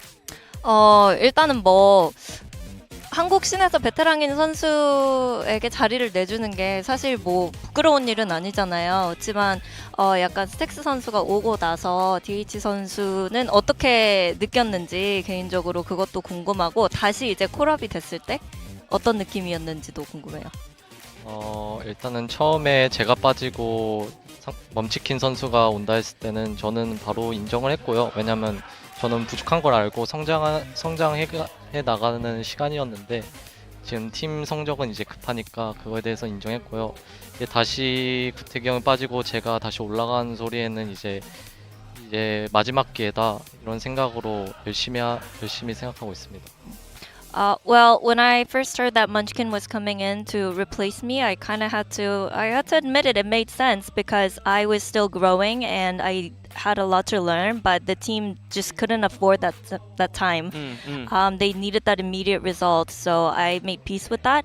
And when Stacks, I was replacing Stacks, and I got that offer. I felt like this was, once in a lifetime opportunity. So I'm just trying to do my best to put up my best performance. And I wanted to ask as well, a lot of things are in flux in T1 at the moment. We've touched on the roles already with Meteor, but even for DH, before all his job was to play Omen and play very well, but he played 3 different agents this series. So has he been given any different responsibilities this time around? 그리고 뭔가 T1 전체적으로 좀 실험적인 시도를 많이 하고 있잖아요. 근데 DH 선수도 예전에는 오맨만 잘하면 됐었는데 이제 오늘 보면은 요원을 3개를 했단 말이에요. 그래서 조금 더 맡겨진 임무가 달라진 것 같나요? 일단은 제가 처음에 들어오고 나서는 원래 감시자로 들어오는 거였는데 이제 여러 조합 테스트 해보고 누가 빠져보고 누가 해보고 이러다가 결론은 이제 이 맵에서 가장 잘했던 요원을 했던 사람이 하는 게 맞다 해가지고 이렇게 된 것 같습니다. Well, I think when I first came in, we were testing a lot of different stuff. We tried different rosters, iterations of rosters, and different agents on different maps. And we came down to a conclusion that whoever played really well on a specific agent on a specific map should be playing that agent. So that is why we were given new responsibilities. Comfortability, it really does come into play. DH, I'm curious because, that's a hell of a match to come back to. Every single map went down to the wire. You had overtimes, you had a mix in there and stuff. How did you feel? I know you were unhappy about your performance, but how did you feel about that being the match to come back to here in Pacific? 아니 복귀를 하자마자 갑자기 3렙 가는데 뭐 센터에선 믹스 나오고 갑자기 연장 가고 좀 많이 힘들었을 것 같은데 어떻게 느끼세요? 왜 하필 이런 날? 되게 많이 힘들었죠. 새로 상대하면서 이제 새로운 조합 만나면서 이제 세 세트 다 연장전 갔으니까 이제 살짝 허리도 많이 아프고 그래도 이겼으니까 재밌었던 것 같아요. I mean, it was definitely tough, coming back and this being the first game. I mean, it went 3 maps and then I started to see mix and then I think all 3 maps almost went overtime and my back started hurting and everybody was getting tired. But it's good that I got to win on my first day back. Yeah, everything just suddenly falling apart. It's like, what is this match? Welcome back, by the way, to Pacific. Now, finally, you've joined now in stage 2, and there's a lot of talk about this being the one final chance before everything changes and into champions as well. Do you feel any extra pressure because we're entering that season now for Pacific? 이제 어떻게 보면은 퍼시픽 레귤러 시즌은 여기서 끝이 나잖아요. 내년에 또 리그 포맷의 변화가 있기 때문에 뭔가 그런 것 때문에 더 부담감이 느껴지거나 여기서 보여줘야 한다는 마음이 있을까요? 그런 것보다는 일단은 저에게 마지막 기회라고 온 거라 생각하기 때문에 무조건 잘해야 된다는 부담감은 솔직히 있고 이번에 뭔가 스테이지 2에서 우승하고 챔피언스에 진출해서 챔피언스에서도 꼭 우승하고 싶은 마음을 저희 팀원들이 다 같이 갖고 있기 때문에 네, 그걸 위해서 약간 부담감은 좀 큰 것 같습니다. Not really. Regardless of the league format changing next year, I truly think that this is my last opportunity. So I'm trying to make that count, and everyone on our team is currently, very keen on getting into champions, and we really want to lift that champions trophy. So I think that's what really motivates me. Of course, and best of luck to you, DH. Thank you so much for your time, 감사합니다, and congratulations on that win. What a first day back in the office. Thank you as well to Jen for the translation. Thank you. I mean, it's your first day back. And you end up in a match against PRX. Your back is hurting, and He's there's the a mix one, in by there. The way. Imagine how much Meteor's back hurts. And also with all of that, extra carrying that he had to do for this Absolutely. match as the MVP. Yeah, phenomenal game from Meteor. Well deserving of the match MVP. Cannot wait to see more of him from this season, which I feel like I have to kind of eat my words at some point, because I've kind of felt like Meteor, look, statistically, he hasn't been poor by any stretch of the imagination. In fact, it's kind of hard to criticize him because Meteor's just average game across most of the stages this year has still been other players' decent game. Did You know what I mean? anyone have him on their build diff roster? I don't know. Sure. But I mean, You see? In the best of 3 kill record is 79. He got 75. I mean, it's fantastic. He had a huge game here. If you can keep that up throughout the stage, this T1 team starts to look even scarier than we thought they could have been. They're not quite ready for the playoffs yet, according to these standings though, but we got a long way to go. Who knows how this will all shake out? But yeah, just a reminder: the top 2 teams go straight to the playoffs. Yes. Everybody else goes into those play-ins. So you're really looking to land top 2. So mistakes like this in the group stage from PRX can definitely be punished. Yeah, and T1 desperately need those championship points. PRX is the only team that doesn't need them, and if there's a bunch of teams in the play-ins that have to consider the fact that maybe they all have to play PRX, they're going to be very sad about that. Yeah, and also, you're not really sure what awaits you in the play-ins, right? Because you have new teams popping up as well. You never know. You could actually be getting yourself into some very sticky situations with how those aimers are over there in Tier 2. But, of course, we have to move on to the most important part of the day, our build diff results, because I look forward to this now. Okay, no Meteor. No Meteor. At all. There's We no, do! Quack has Meteor! No! Quack's the GOAT! He's the There's GOAT! no Quack has way Meteor. Quack has done this. Oh, he's It's so good at this impossible. game. I don't know how he pulls this out. He man. had something... Okay, he had Jemkin Jing. I'm- He had I'm Jing as worried well. now. He had Jing. This is illegal. I will say, No! I love DH. I'm happy he got the win, but he didn't exactly frag out. Oh my god! This can't Oh be right. my And I've come last for the 3rd day in a row. For the 3rd day in a... I actually cannot believe this. It's funny. I don't even that. Man, Just move on. Just move how, on. How It's how actually the crazy. turns have tabled. How the turns have tabled. Quack, congratulations, well done. He's done great there. I mean, Damn. I would- I'm still pretty good can at I that. say my duelist did play Harbor? You should get some reparations So did points. mine. So did mine. Yeah. Yeah, we did. Just a handshake over there for what we've been through. This is a today. gloating handshake. He's in first place. That's what that is. Handshake. I shouldn't have even taken I need to reach down over there, Right. to the Wow, bottom. thank Yeah, you. it's like an act of It's charity. not something you usually have to do. Yeah, exactly. Because you have to give it to me. It's the only time I can do it. Okay. I'm just gonna leave that there. We go into our schedule for the final day of this first week. I know it feels like we've already gone into week 4 with everything that we have seen in these 3 days. But we are heading only into day 4 for Pacific. And because now it's day 4, we'll have seen all of these teams play already. Nongshim couldn't quite get it done earlier on in the week. Gen G with those 2 new players coming in looked strong. Team Secret looked improved but couldn't get it done. And of course PRX, who are mixing things up, shall we say. Yeah, absolutely. You're going to see 2 balls-to-the-wall Korean aggressive teams tomorrow. Both Nongshim and KRX are going to be pedal to the metal. Interested to see if Gen G can continue on in this good form. They've had a disappointing year so far. They've made some interesting changes. I would love for them to go on a bit of a run here. I would love to see it get even messier tomorrow. Who knows? I mean, KRX with a triple duelist 3 times in a row. What else do they have in store? It's very, very early in stage 2, and we are already stuck in this little bit of a mess that we have here that we lovingly call Pacific. We'll be back tomorrow for more of this action. So see you guys there.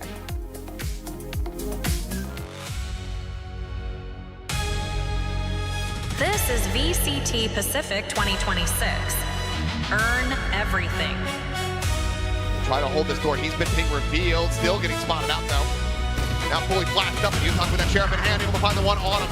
Cleans up Cushy. Jemkin dead. Monien gone and on him. Runs him down. The one Vandal. Good enough. Some good util here. They're avoiding Glad. Yes, they can. They realize to if they put this VCT away, Pacific 2026. they actually clear him out. No, they don't. Earn everything. Double dash in, scout on 1. Quick to frack out. Happen able to find that kill. Uniton gets one as well. Monien down to 30 HP.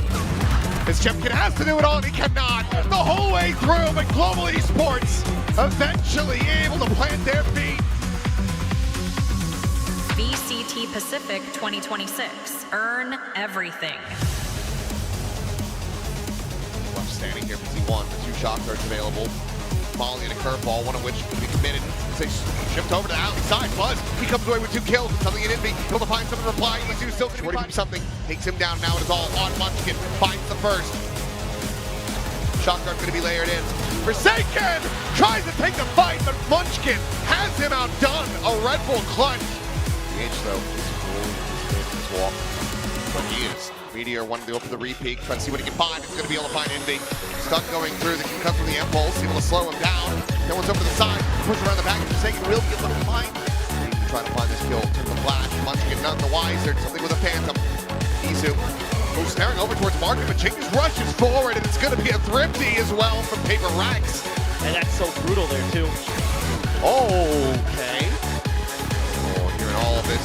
That's going to be the orb down. Meteor will get dropped, but goes with that bandit, able to find him. Easy turns back, finds Forsaken, but it's going to be Jink up and over the top. Running. Oh, spotted. Can he somehow break this? Isolated. Yes, he can. What a series. What a roller coaster. But T1 takes down PRX 2-1.